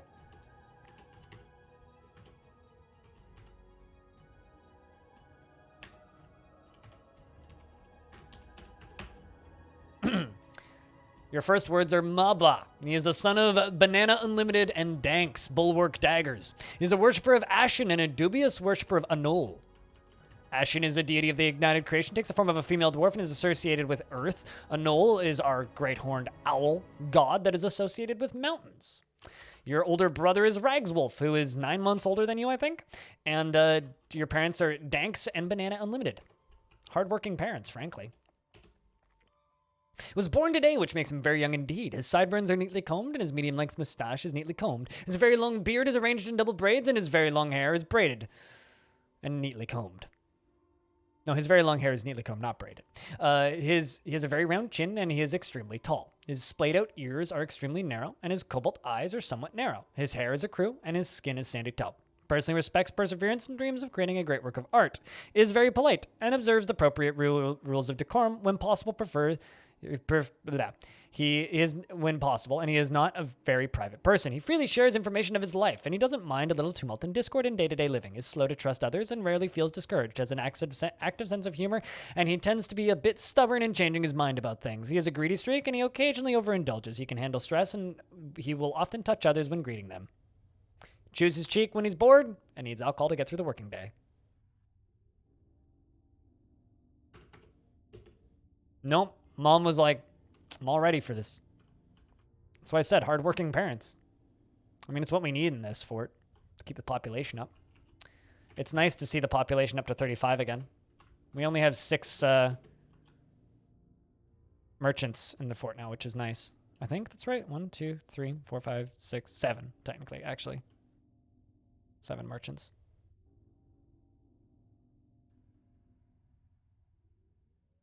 If his mom's going to have another kid in 9 months. I mean, you can't ask them. We'll just find out if they do.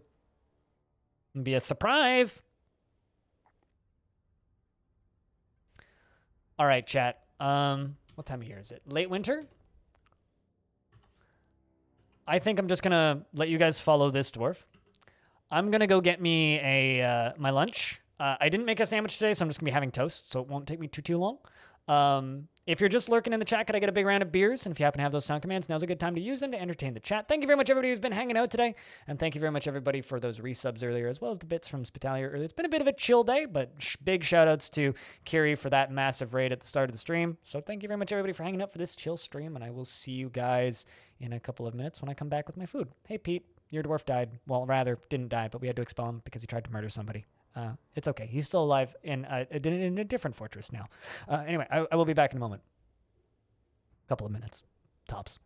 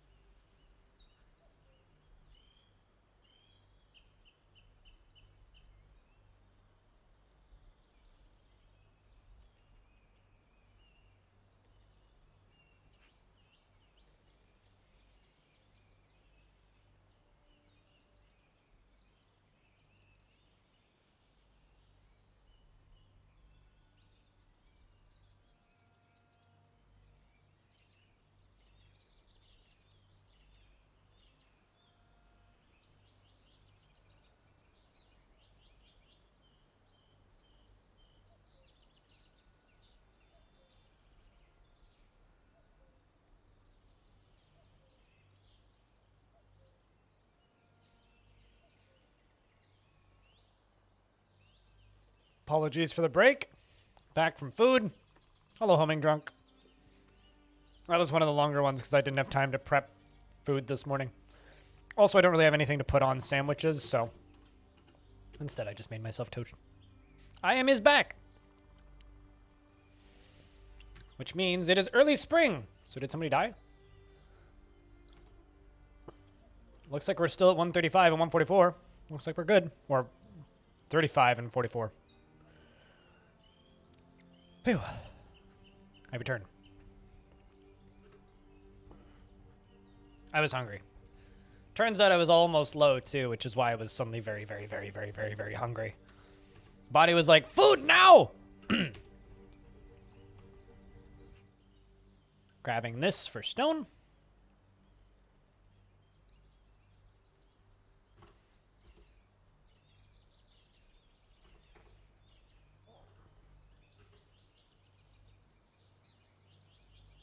If you are in the back, then who is controlling the ship? No one, because we're not in a ship.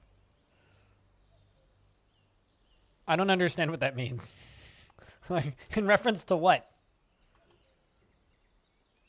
Oh, a stray bull was found dead. Doing a weaving demonstration. We can start working on this again.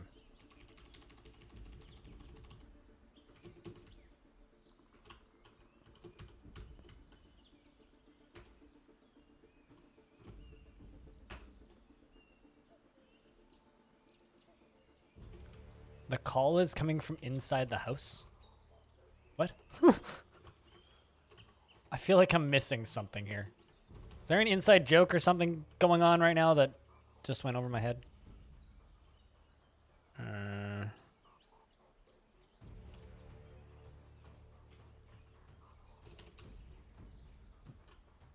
Wait, what? Oh, that's remove designation, not remove construction.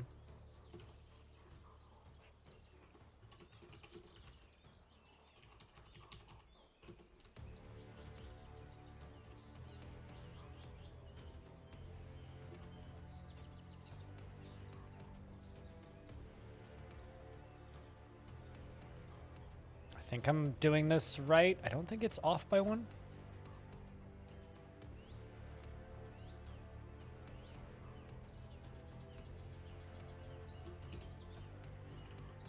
Even if it is, I can come back and fix it.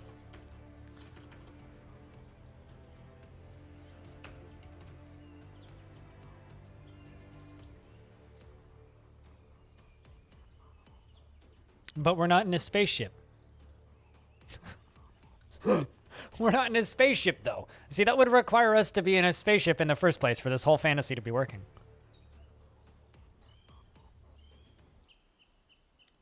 Although, get into a spooky mood.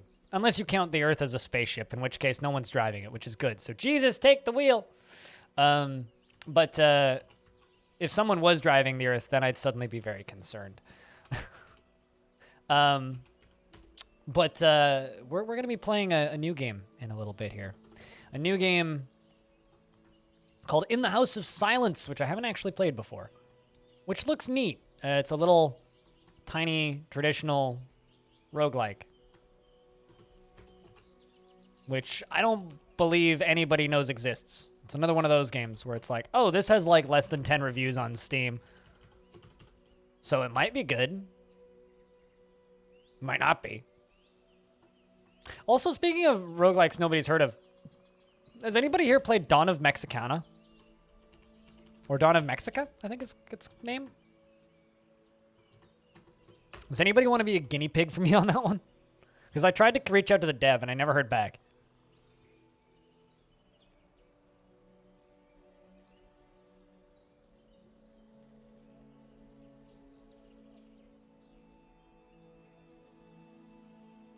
Also, Steam appears to be busted.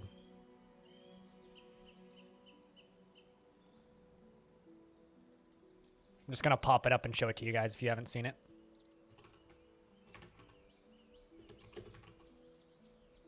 This thing. Right. Steam? You want to not suck? Yeah, Dawn of Mexica. this thing. It's got 100% positive reviews, so it can't not suck. At least 10 people like it. But yeah, it's this thing. Little tiny roguelike. It's got a very amateur trailer, but the game itself looks pretty cool.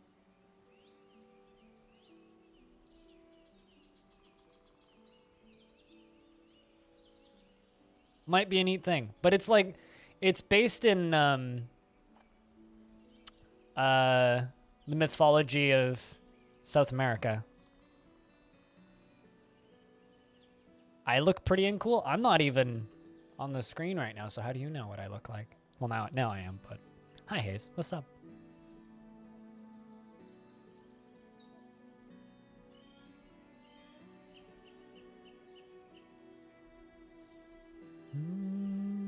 But how are you doing today, Hayes?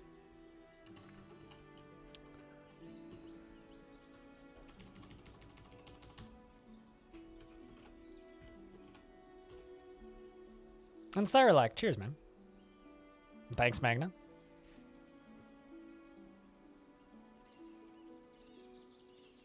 Bum, bum, ba-da-da-da-dum.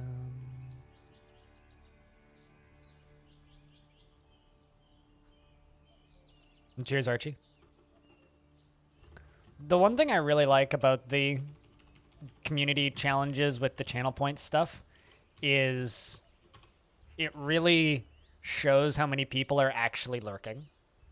You know, like, there's people who lurk in streams, but then, like, there's people who lurk and pay attention. It's really kind of neat. Because, like, I'll turn my stream on and, like, 3 people will say hello. One person will post an emote and someone will say hi a couple minutes later. But if I have, like, a channel points goal running, 2 people will say hello, a 3rd person will say hi a few minutes later, and 12 people will post the channel points goal. It's just kind of neat. Isn't the F in Foglurk lowercase? Yeah, one person says first. Yeah, the F is lowercase, Magna.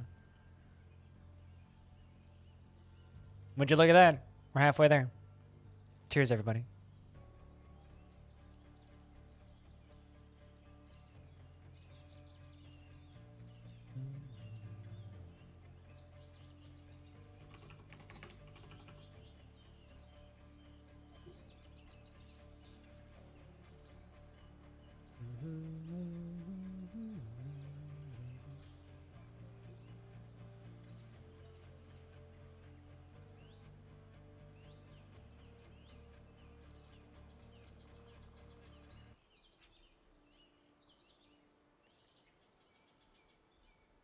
We're halfway there. Those always throw me off when they just, like, randomly pop up. So 2 members of my stream team are playing Valheim. I think we should try and do a team thing with that. We need to try and play that as a crew.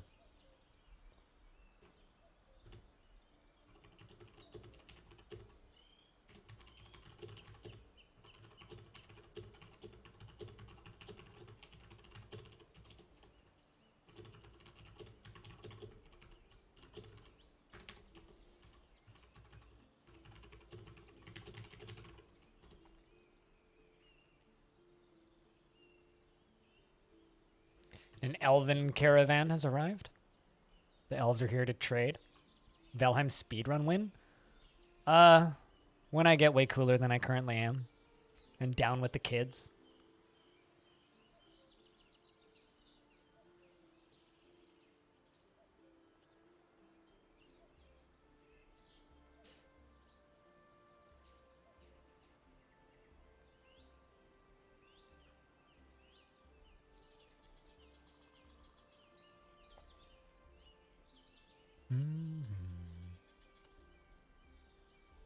But thanks, everybody, for the channel points towards making me take a day off.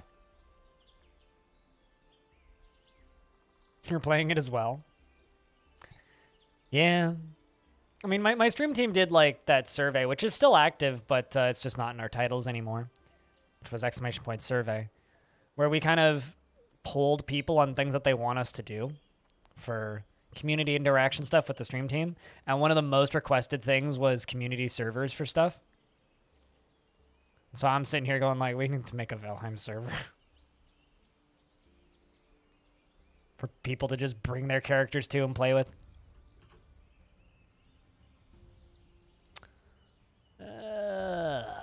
What can I sell these elves?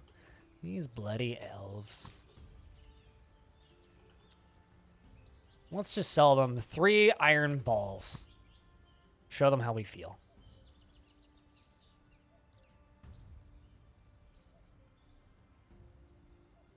So you renamed Dwarf Fortress as Valheim? Oh, so for your Steam friends, it looks like you're playing Dwarf Fortress? Or rather, it looks like you're playing Valheim, but you're actually playing Dwarf Fortress? I'd go the other way. I'd just name every game Dwarf Fortress.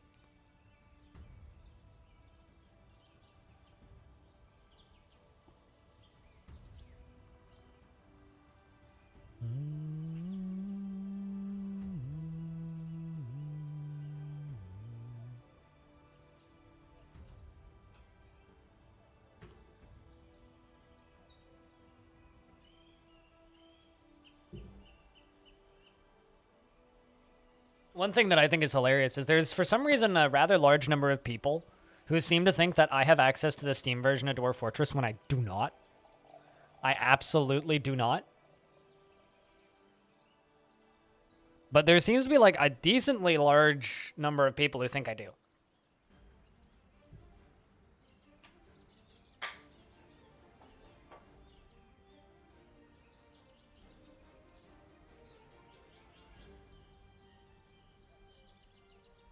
But, like, what if I don't put cheese in my pasta? Like, I've had pasta 3 times in the last week, and I have not had any cheese in it. I haven't even had, like, fake cheese substitutes. Because pesto doesn't... Like, I don't want cheese in my pesto.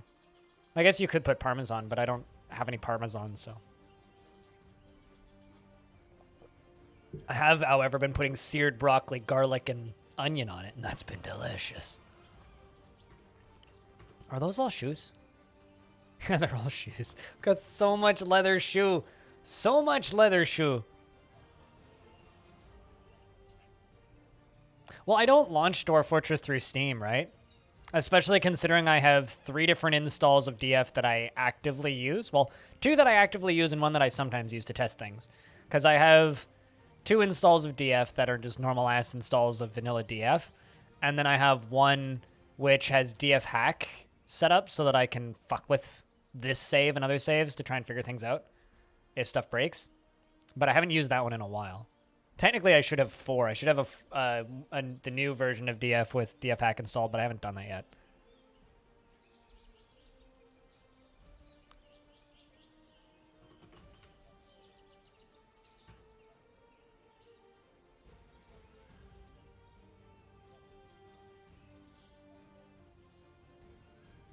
The broken bolt on one of those stairs? Wait, are you talking about this? I mean, it's not broken, it's just forbidden. Or are you talking about these guys? Because they'll get cleaned up eventually. Or, oh, this one. This one? I mean, I could deconstruct and reconstruct the stairway. That'll probably get rid of it.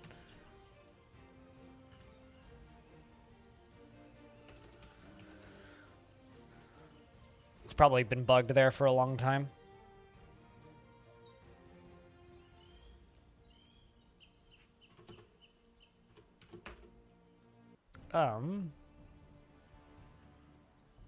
See, they brought a unicorn, a yak, fluffy wambler, a pond turtle, a wolf. Guess I will trade you for a robe.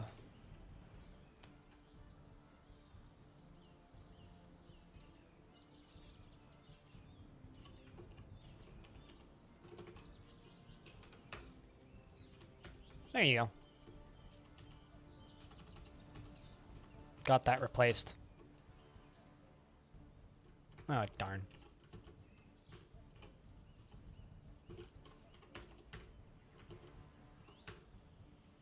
Hello, Norstat. How is we?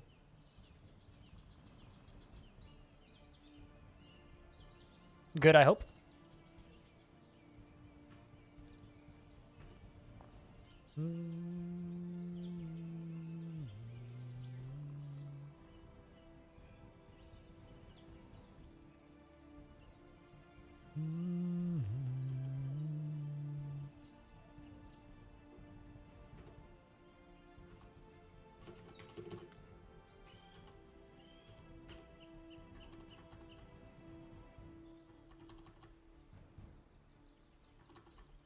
Looking for mudstone.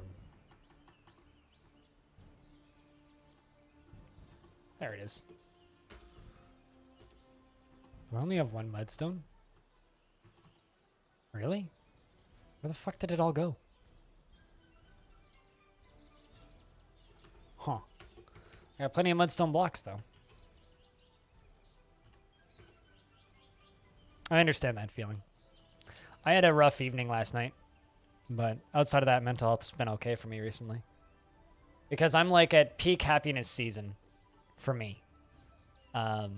My favorite time of the year is like January, February, March, early April. And then after that, it's like downhill for me.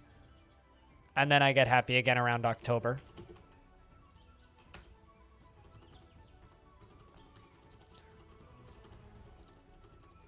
I know for a lot of people, like, mental health stuff is easier in the summer. Like, staying happy is much easier in the summer when it's bright and hot. It's the opposite for me. It's no soundtrack, actually. This is music that I have bought the license to. Because I'm bloody tired of, like, random soundtracks getting claimed. I mean, heck, a bunch of my old YouTube videos from, like, 2 years ago that all had the Celeste soundtrack in it recently got claimed by the composer of Celeste, which is fine as long as she's not going after Twitch streams. It just kind of sucks.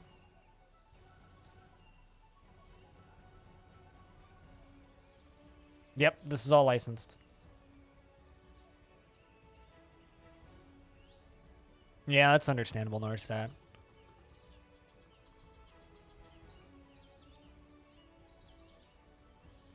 From my brief time speaking with a therapist, they more or less informed me that I probably have some form of juvenile PTSD from isolation when I was younger, just from the way I was brought up. It's no real fault of my parents. It's just we were very isolated when we were raised. So going from being very isolated to suddenly being very social has caused something fucked up in my brain. So I can sympathize a little bit. I don't know what your cause is, but it's not easy. Apparently it's relatively common for kids that were raised in not particularly social environments. So kids that are raised in families that are either homeschooled or maybe you grow up in a farm in the middle of nowhere. You don't have a lot of friends around. Can really mess up a kid. But it's very mild, and I don't generally show symptoms of it.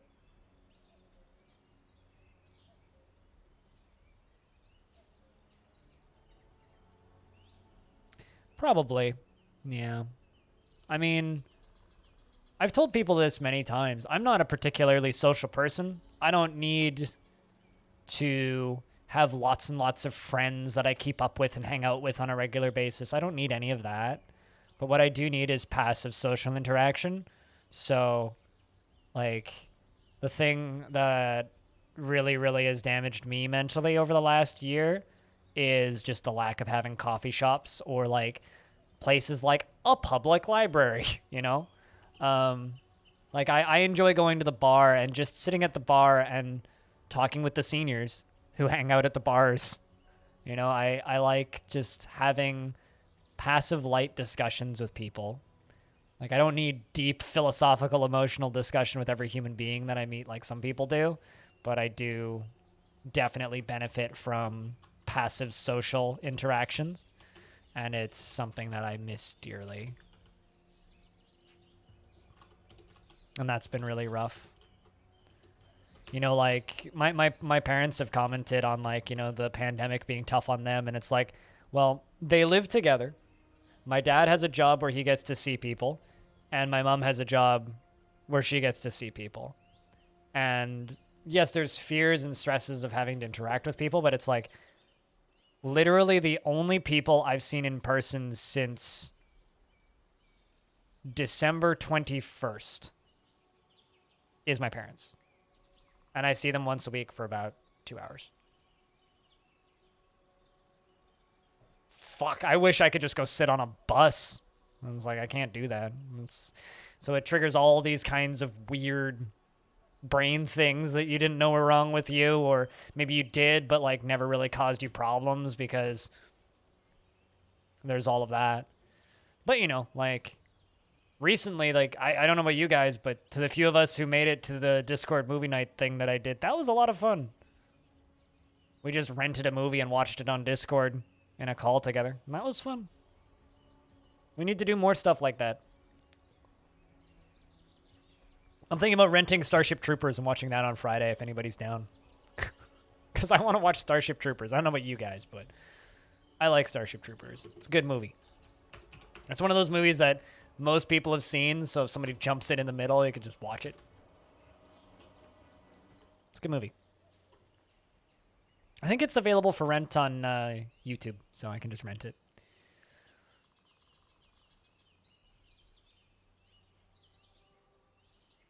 Exactly, Hayes. And like that's a movie that you could jump in halfway through and be like, I know this movie. You haven't watched it? Fair enough. That's one of those movies where I've seen it enough that like if I'm like staying with somebody or living with somebody where they have TV and I just see it randomly on Sci-Fi on a Thursday night, you bet your ass no matter how far through that movie is, I'm leaving it on until that movie is over. That movie's like the second I see it on TV, it's like, yep, that's staying on. Don't care how far in it is. Rags Wolf has become a child. Would you look at that? Rags Wolf has graduated from Babby and is now child. So if mom dies, baby won't starve to death. I watched Spaceballs after I moved out. So like the first time I watched Spaceballs was after I was an adult, and I kind of hate it. Like, unpopular opinion, I don't like Spaceballs. I don't think that movie's funny in the slightest. Like, I get why people think that, like, I get why people enjoy that movie, but, like, I don't find it funny. It's just not my sense of humor. Have I seen Hot Fuzz? I have, and I enjoy bits of Hot Fuzz, but I don't think that movie's particularly funny. I think it's interesting. I don't think it's particularly funny. Which is funny, because, like, I like most of the other stuff that those two are in.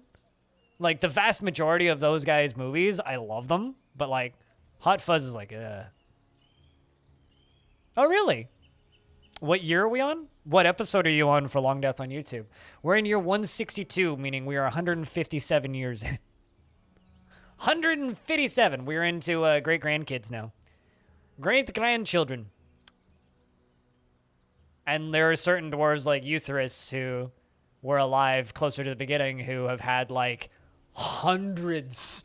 It feels like at this point artifacts dedicated to them. Not quite hundreds. More like tens of 20s. Yeah. Yeah. Wasn't that movie just called At the End of the World, Archie? I know what movie you're talking about, and that movie was really boring.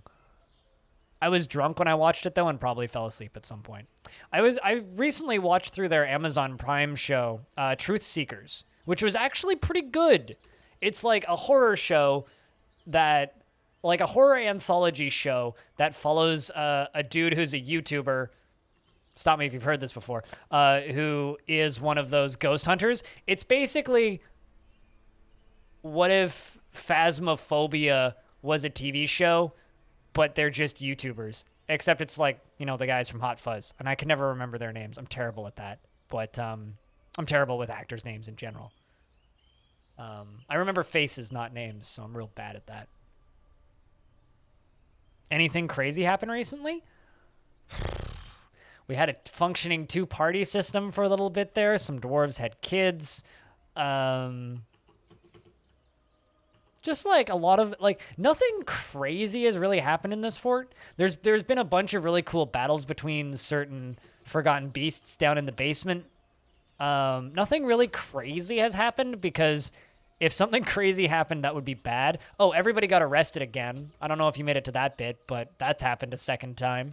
So it was a bunch of years of like dealing with all of the dwarves, like having to go through prison sentences or getting beaten.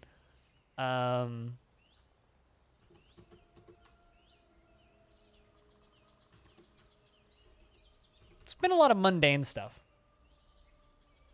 I never saw Paul, actually. That's a movie I haven't seen. Simon Pegg, that's his name. Yeah. I mean, The Hobbit was terrible, so I don't blame you there. I barely made it through that movie. I barely made it through that movie.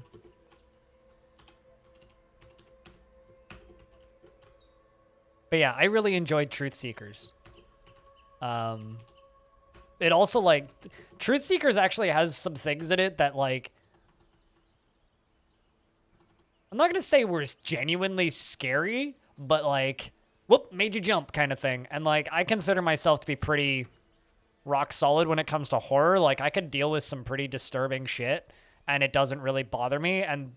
But there's a few camera angles in that show, even when, like, they're showing pretty minor scary things. Like, here's an example. I'm going to spoil the end of the first episode of Truth Seekers, so maybe, like, plug your ears if you're going to watch the show. So I'll hold my hand up until I'm done spoiling. But essentially, the end of the first episode of Truth Seekers, an old lady gets possessed by the spirit of her dog. And there's this scene where she just says goodbye to them when they're leaving. And she just, like, contorts over backwards.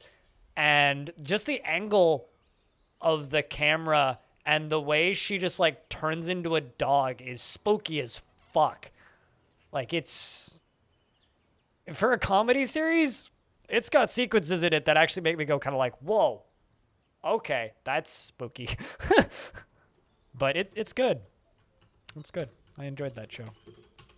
At least the one season they've done of it. I hope they get a second season. Hardly ever leave the Age of Myths. Are you talking about, like, during World Generation? Or are you talking, like, just in general? It never leaves the Age of Myth. Because the Age of Myth is easily the most common age, and the one that generally lasts the longest. Some fairly specific things need to happen for the Age of Myth to end. Just during World Gen? Yeah, that makes sense. I mean, unless you're generating really long worlds, you're not going to see the Age of Humans or the Age of Death. The Age of Death is relatively common if you let the game generate for really long periods of time. That's basically when there's no intelligent races left, outside of, like, necromancers, basically. But I've certainly seen the Age of Legends in World Gen. It's not as common. That sort of stuff does happen. You kind of need to really generate worlds for a pretty long time. But the Age of Myth is fine because the Age of Myth is the most fun. It means there's humans. It means there's elves. It means there's dwarves. It means there's forgotten beasts. There's big, exciting monsters. There's all sorts of fun creatures to fight with. Like, the Age of Myth basically just means that the most fun stuff is still alive. So you kind of want the Age of Myth. One thing that I think is kind of neat is I generated a world. I don't know how much of my YouTube stuff you've seen, but I generated 2 worlds in the background of the most recent Tarn Adams interview, which I put up just a couple of days ago. And the Age of Myth ended. It went into the Age of Legends, which means there are more, like, sentient races like elves alive than monsters. So big monsters have all started to die. So the myths have become legend, essentially, is what that means. So I've actually moved out of the Age of Myth, but then we went back into the Age of Myth, into the second Age of Myth, out of the first Age of Legends, which essentially means that, all right, so it went from 50-50, like big ancient old titans and creatures of old, to it's mostly sentient races alive, back to it's mostly beasts and 50-50. And then it went back into the Age of Legends, and then back into the Age of Myth, and then back into the Age of Legends, and then back into the Age of Myth again to have the third Age of Myth, which is really fucking cool. So at some point I need to dig into the legends of that world and figure out how all that stuff happened. What wars caused those great creatures and titans of old to die? What made the populations contract and grow like that? Like, I want to know. I want to go look that up. So that's going to be a fun afternoon, I think we'll spend doing that.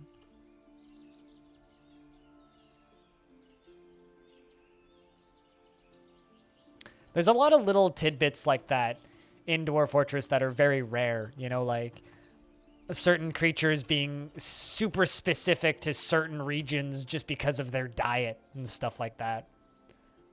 Legends is super fun to read through, which is, I think, why so many people watch my Legends mode videos. Considering the last one I put out was literally just like 2 hours of me scrolling through one faction's history. People seem to like them, so I keep doing them. It triggered the Golden Age? Oh, really? Which one's the Golden Age? I need to actually go look that up. I don't know that one by heart. I've also seen the Age of Goblin before, which means all civilizations are destroyed except for goblins. Do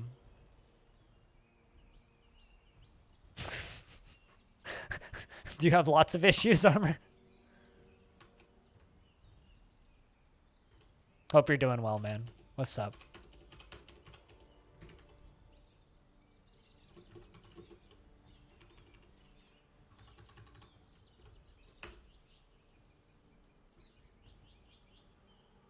Just freezing your ass off? Yeah. Welcome to the rest of the world, man. Although that I shouldn't make fun of that storm. That storm's pretty intense. Especially for people whose power are out. That sucks. It's like being in that polar vortex and then also having no power. Yeah, that sucks. Hope everybody's power comes back sooner rather than later. If it's Age of Dragons, it means the only great titans that are left are dragons. Age of the Bronze Colossus means the only great titan left are Bronze Colossi.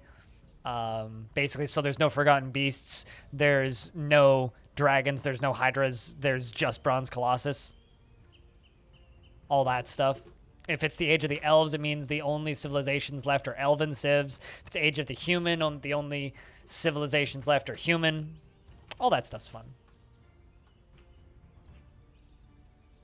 When there's no fun creatures left and everybody's at peace, yes.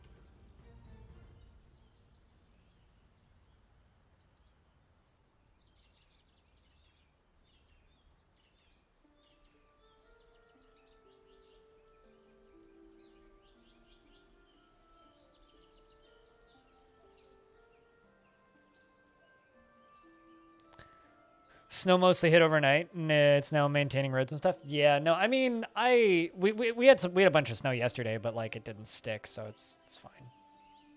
It's fine.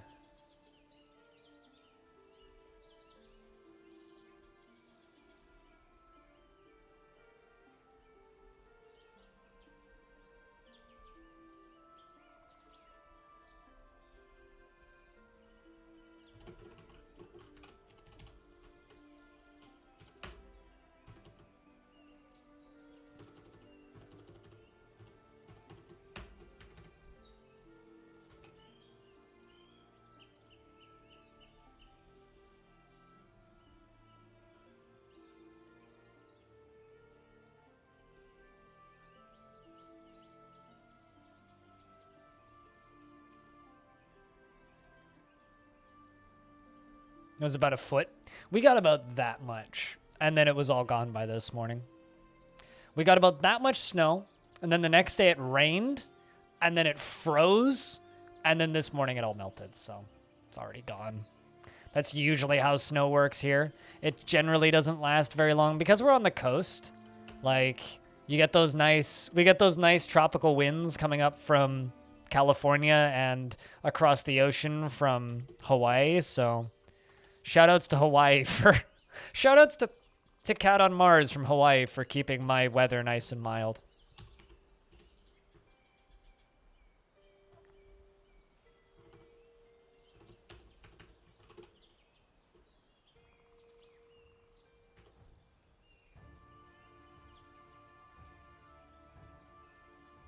Where are you from, if I can ask, Sheepeasy? Because up here in Vancouver, like, it never sticks around very long. Well, Vancouver, Canada. Vancouver, British Columbia, Canada.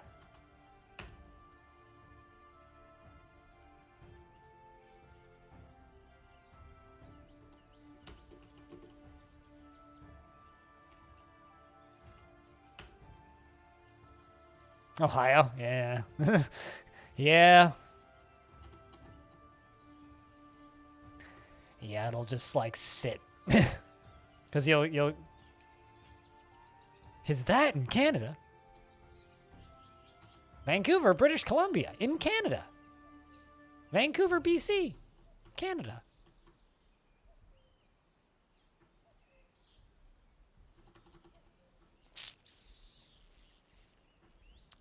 Why am I having a hard time finding mudstone? The fuck's wrong with me? Ohio gang Lamau.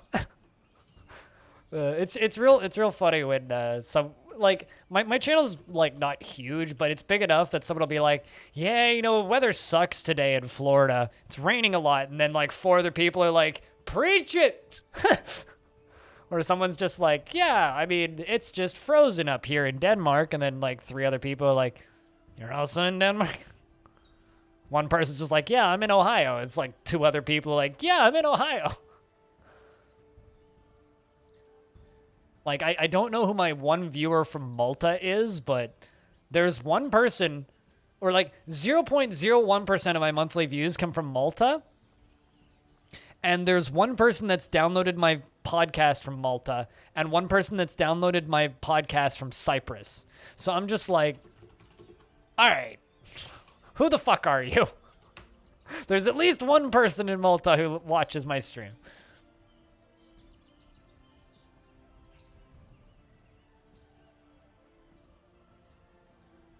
I mean, I said British Columbia, not DC, but anyway. You knew that.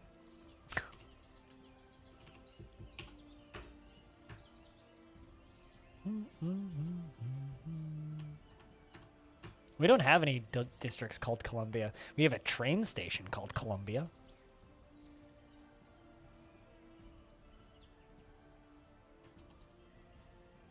But yeah, if to anybody who's new to DF, if you have questions or need help with anything, I can either just show you live, or I can help you later on my Discord, or people on the KitFox Discord can help. There's lots of great locations to get questions answered quickly if you don't feel like looking them up on the wiki. Besides, people like helping.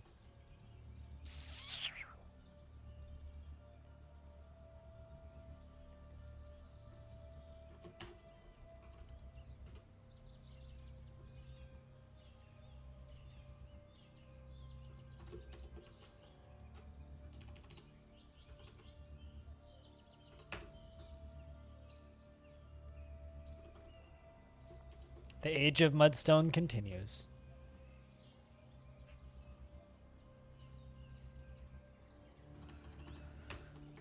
All right.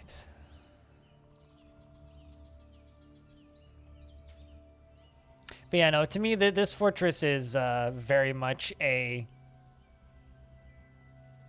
proof that Dwarf Fortress doesn't just keel over after a bit. You can play a fortress more or less indefinitely.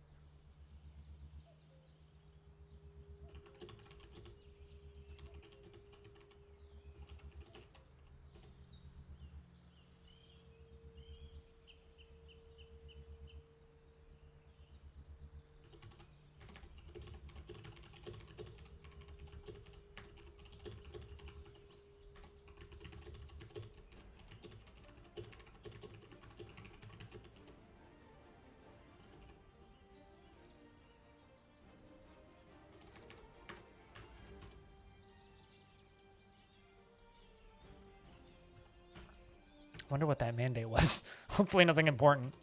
Otherwise, somebody just got put in prison.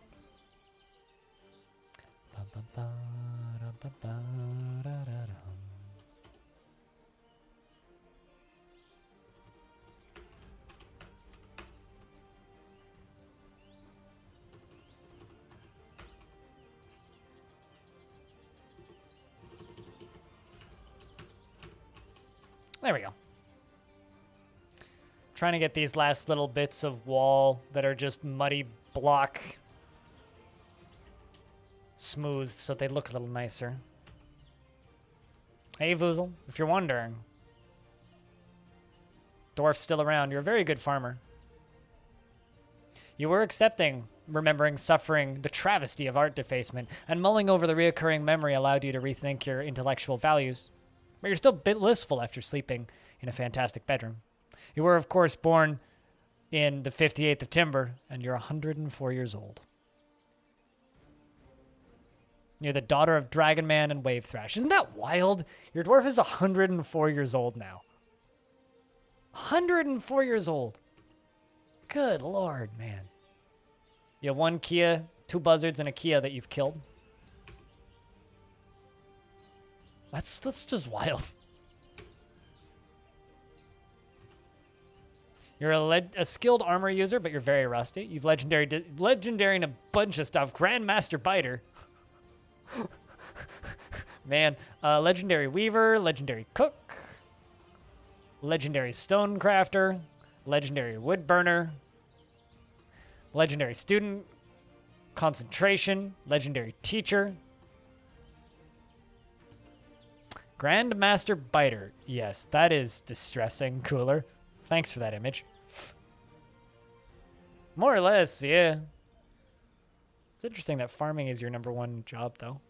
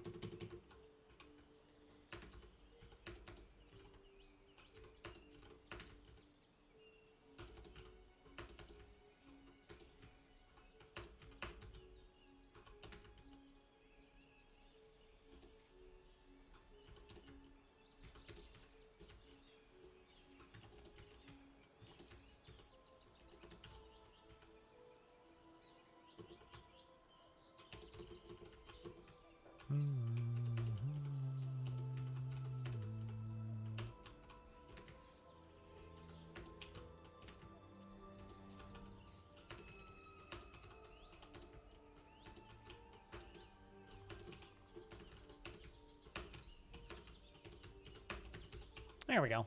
Let's let that dig out. Although I kind of need to go all the way down to the bottom, too.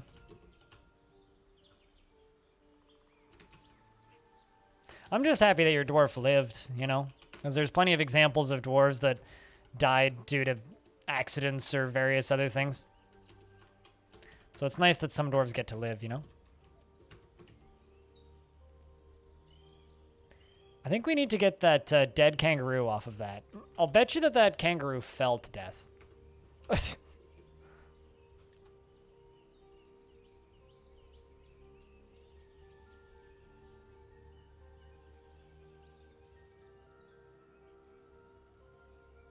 Wait, did you not know that you could have an underground lake with fish in it? Why do I hate on Kia? I do really like the way that looks. The heartbroken Kia. It's the way every Kia looks when I kill it with my spear. Perfectly legitimate accidents. Woke up feeling awful. Oh no, feel better, dude. Get well soon, Stone.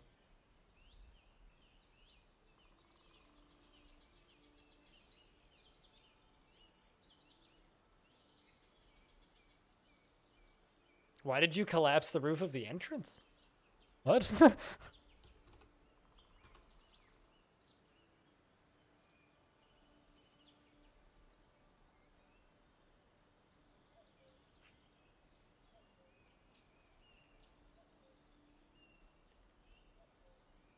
That's good. As long as it's like nothing major.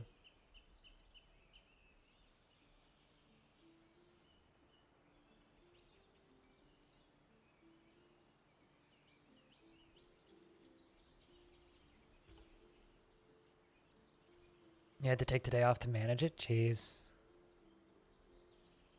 Yeah,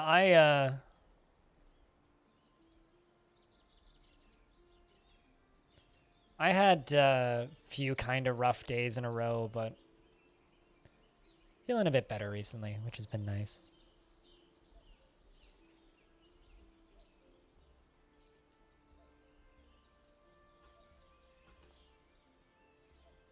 I think I need to just like mine all the way around this edge bit. There's so much ore there.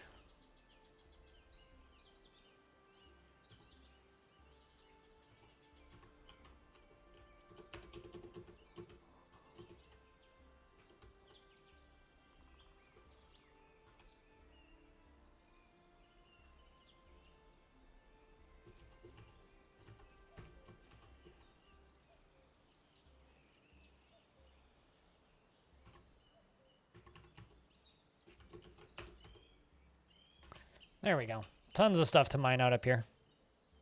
Tons of stuff to work on.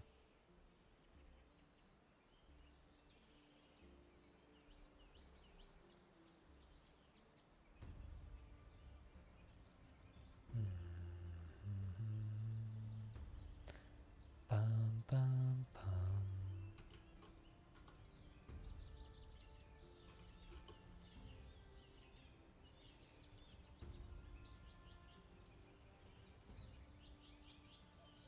There's something about just watching dwarves mine which is super satisfying. So satisfying.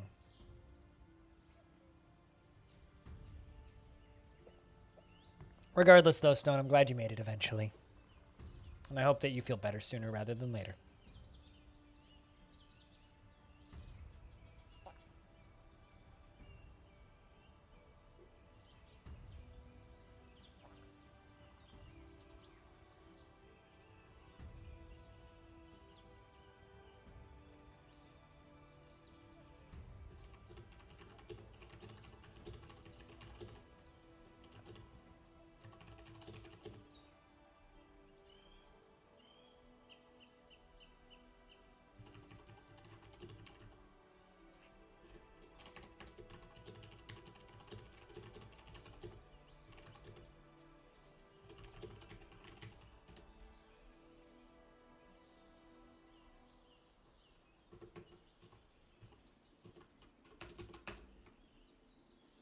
All right.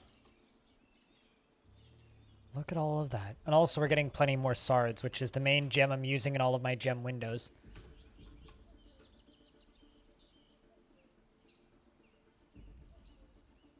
For its most, if not all of the stream. Yeah. I kind of figured we were getting close to there.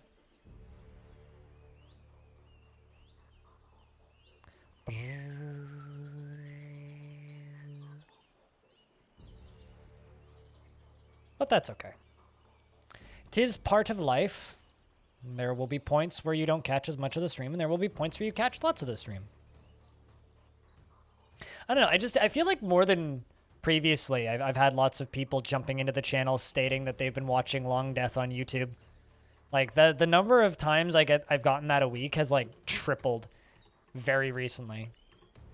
Like, basically since January, I've been getting a couple people a day, I would say, that have just had, like, more or less stated, yo, I've been watching Longdeath on YouTube. It's really neat. It's been really cool seeing that.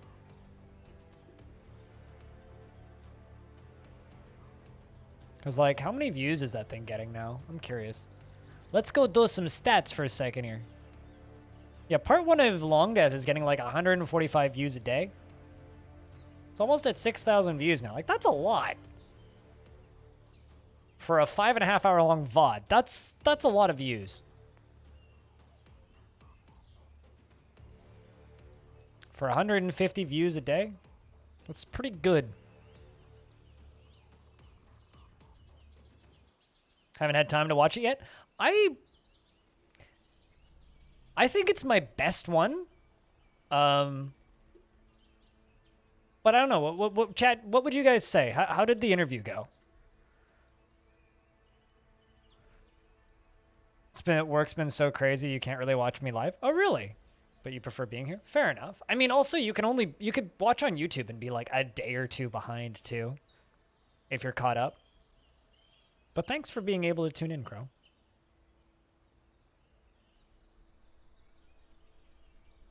It's about limits on DF content, especially since you've run out of DF stuff there.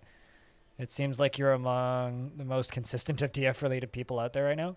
I mean, it's basic. Like, if you want consistent Dwarf Fortress, like, your options are me and Krug Smash. And obviously, you should watch Krug Smash because he puts out a 30-minute video usually once a week, except for when he does stuff like Murder Hall. But, like, generally, like, it's very easy to keep up with Krug Smash stuff because of how he uploads. And then there's me. Or I'm just kind of always here, always uploading, always putting out stuff. But it's a completely different style of content, right? Like, as much as I hate calling my work content, the show that I run is very different than the sort of stuff Krugs does. Yep. I mean, if you just want passive sounds of people talking that you don't really need to pay attention to, I've got lots of that. I haven't watched all of Murder Hall because I'm used to watching one Krug Smash video a week, and then he put like 5 up in a week, and I haven't caught up, so. Yeah, see, I usually keep caught up. I usually watch one episode every Friday, so I'm like suddenly behind because like I watched the most recent episode of Watchful Eyes and was like, oh shit, he put out 5 of those. So I'll probably get caught up on Friday. Because that's, or Thursday actually. That's usually when I watch stuff, is on my off days. But I've seen the first half of the first part of Murder Hall.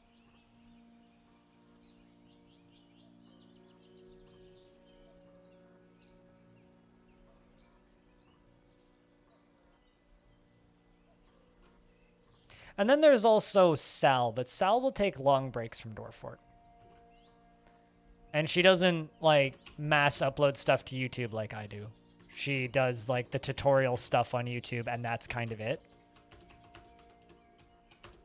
Sal is also really consistent. Just not in the same level of volume that I put out. And then there's a bunch of other people who also stream Dwarf Fortress pretty consistently, but again, it's not the same amount of volume.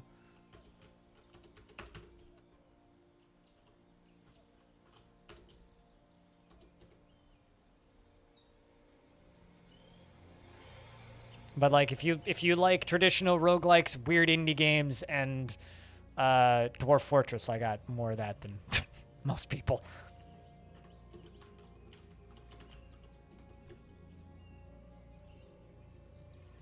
Or if you're just interested in the Steam version of DF, I got you covered there. So I got all those news videos.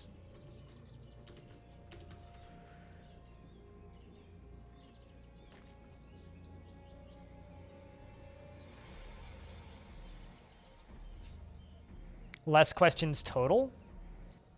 I don't think that's incorrect, actually. I think I cut it down a bit, but I don't know. I feel like it was... I don't know. What do you guys think of the interview, actually? Just open season feedback, please. What do you think? How did we do versus the other interviews I've done? Or if you have a favorite one, which one is your favorite one and why?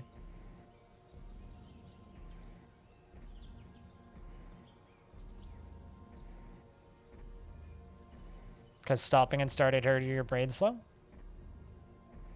Do I think we'll get Steam DF in 2021? That's not a fair question to ask me. I'd like to get Steam DF in 2021. Do I think we will? I don't know. That's a small caravan. It's only 2? Really? I guess there's also some other guys, but like, really? Just 2? No royal treasure? Weird. Humans have been weirdly inconsistent recently. Leather shoe. I hope you guys like leather shoes because I got a lot of them.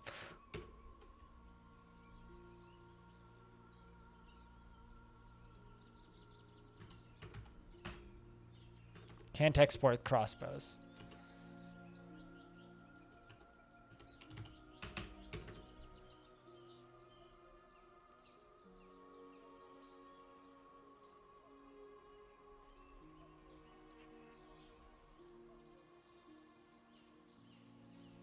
Yeah.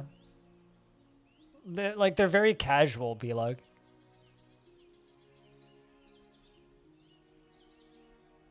I just like hearing Tarn be excited about Dwarf Fortress. Like, I think, because I rewatched the whole interview last night again, while I was just hanging out in my apartment getting ready for bed and doing some chores. And the one thing that, like, I really noticed is my favorite questions to ask him are the ones that just get him excited and talking about Dwarf Fort. Like, the whole flamingos and mammoths question, I think, is maybe my favorite question from the last interview. It's like the dumbest question that I threw in almost as like a joke, but man, it's or like the whole discussion we had about like centaurs and like human meat versus horse meat. And at what point does it become centaur, become human, and whether or not they'd be butcherable and all that stuff. Though that shit's fun for me. Like that's entertaining. Like actually talking to him about stress and balance and stuff is like, I'm less interested in that personally. Like I do it because it's like, I know people like hearing his take on that stuff. Mist, rain, and fog, yeah. Hearing him talk about like illusionary trees and stuff. Like, isn't rain just a giant waterfall? It was genuinely a joke that like a question that I threw in there as a joke. And then it was like 10 minutes of combo. Also, Cooler, I think part of the reason there was less questions asked is because I'm trying not to do repeats. And I'm trying to avoid asking questions I've asked in previous interviews. So, like, there was 160 questions submitted, right? I deleted 90 of them before I even started, like, selecting questions for interview. Just because there was so many repeats from previous interviews that I've done, or repeats from interviews that he's done, or, just people typing in the same question as the person 10 minutes prior, right? So it's like, I deleted almost half of them just because they were doubles. So I think that's probably got a degree to do with it.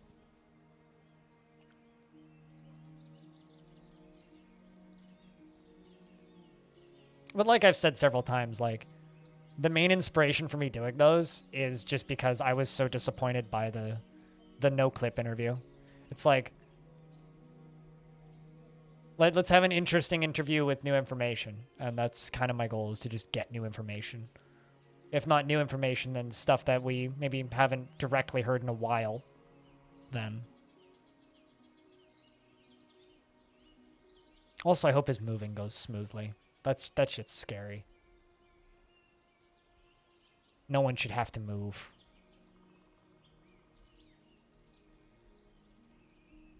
Yes, you did.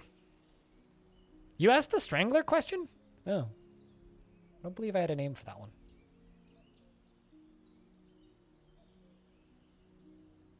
The Strangler question was also fun. That one was also very fun.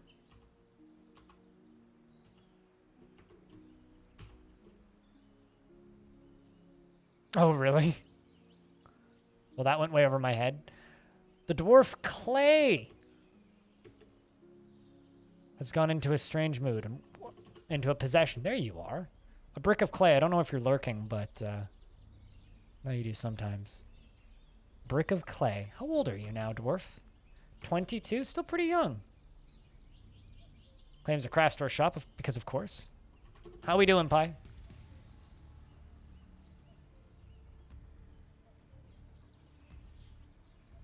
Oh, it's available on mobile? I think it was available on mobile day and date, wasn't it?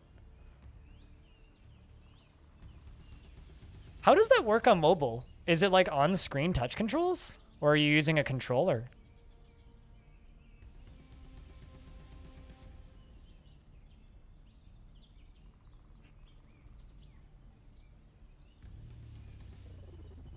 Right, yeah, it was just a non-name. I didn't realize that was you. Otherwise, I wouldn't have asked it, because I didn't want to give people doubles. No, I'm joking. Probably still would have asked it. It was a good question.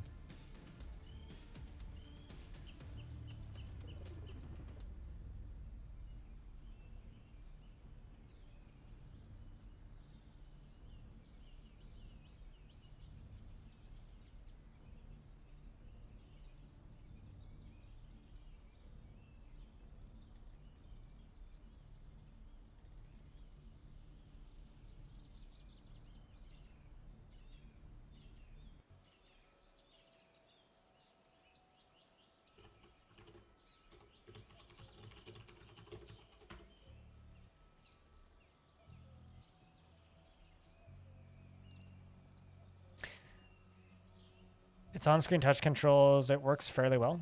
Yeah. That's interesting to me. I wasn't aware it was on mobile, but it makes sense.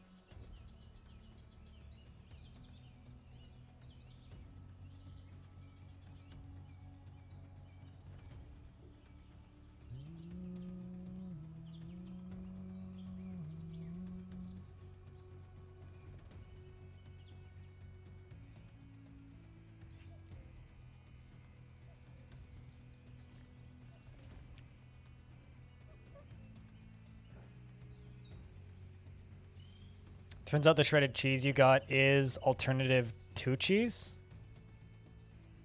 So vegan cheese or like weird fake processed shit?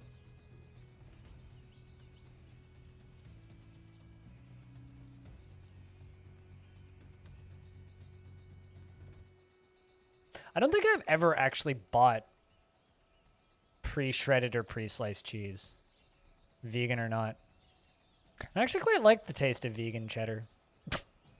I think it tastes fine. Assuming you know it's not cheese when you bite it, it's fine. It's sort of like being told, here, have a glass of water, and they give you a glass of Sprite, and you're expecting water, but instead you get flat Sprite. It's kind of the same thing with cheese. It's like if you know it's not cheese when you're taking a bite out of it, it's fine. But if you don't know it's not cheese, it tastes disgusting.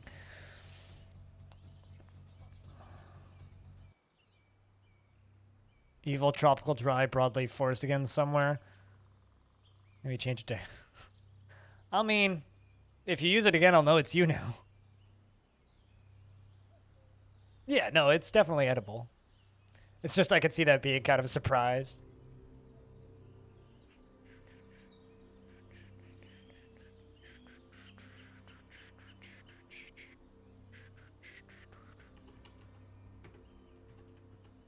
What are you hauling? Electrum. It's gonna be a valuable artifact.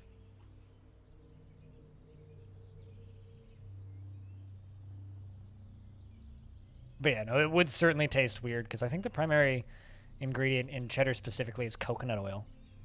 So it's like a coconut cube. Tasty coconut cube. Can be made into tasty coconut sauce. But still a coconut cube.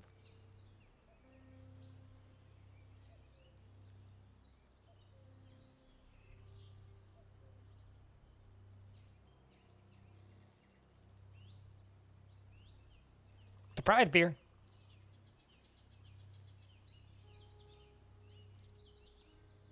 Haul that block, you silly dwarf. Haul that block, you silly dwarf. Haul that block, you silly dwarf.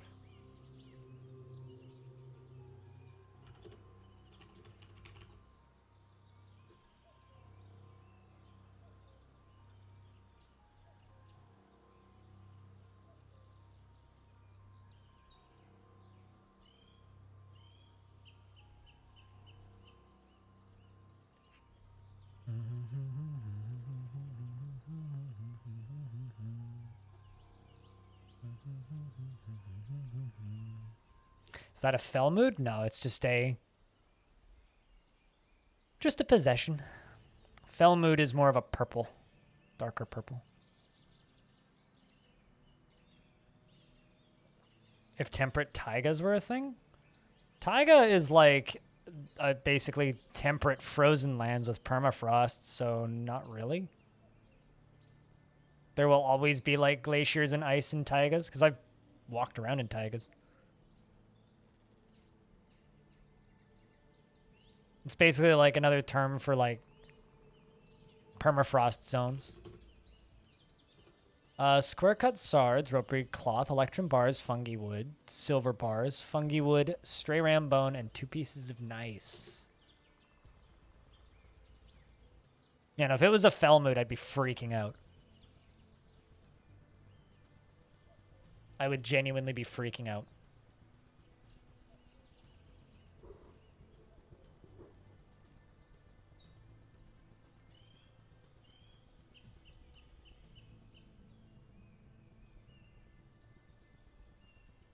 I mean, not nobody on Earth.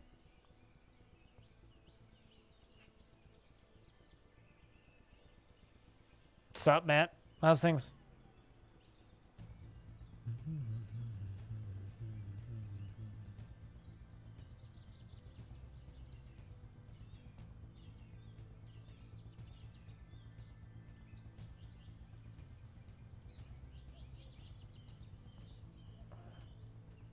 Man, I wish my shoulder would stop hurting. I slept funky night before last, and my shoulders have just ached since.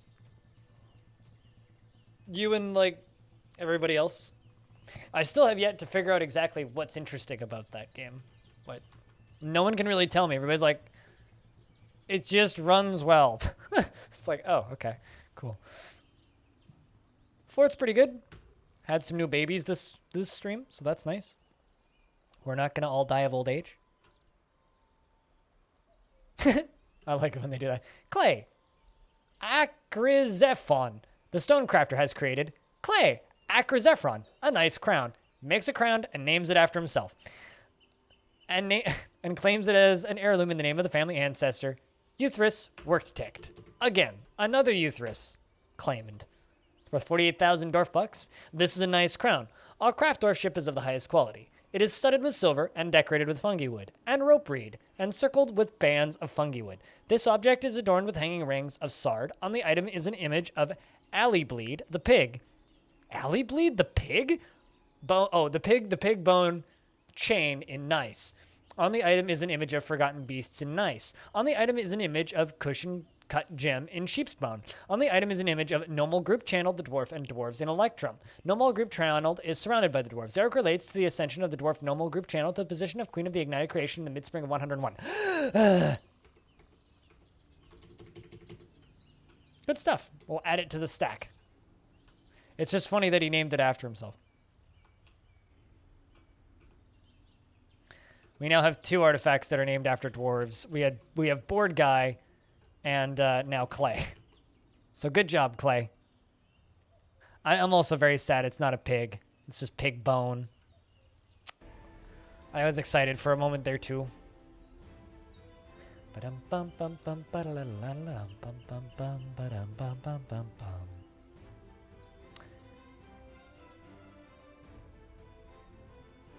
And this is the house that Jack built, yes. All right, chat. So we've spent almost 3 years in this fort. Well, 2.5 years, I think. And I think it's time for us to swap games for the evening. So I have a brand new game to check out that I've never. It should have been made from glazed clay. You're completely correct, but live and let live, I guess. We have a brand new game to check out that I've never streamed before, so this will be interesting. But overall, today was pretty good. We made some progress on the big tower up top, which is this guy. We got this whole circle thing in. Still need to like finish out the bottom. Right now, it's kind of teardroppy shape. And I think we're gonna maybe do like a gem window dome around the outside. We'll do some cool stuff. I got some ideas. And then we're gonna have to roof the whole thing off, and then we'll work on this side over here, and that'll be a good time. But yeah, I think that's it for this fortress for today. We will continue working on this tomorrow, which is Wednesday? Yes. And then I will be taking the 18th and the 19th off this week. So I will not be streaming for 2 days this week because I'm still kind of recovering from prepping for the interview. And then also because I have a doctor's appointment on Thursday. But then we'll be back Saturday. So we're gonna save Longdeath for today. And we've got a brand new game to check out, which has been in early access for a little bit. Dev sent me key for it, so. The game we're going to be checking out is called In the House of Silence. So that'll be interesting.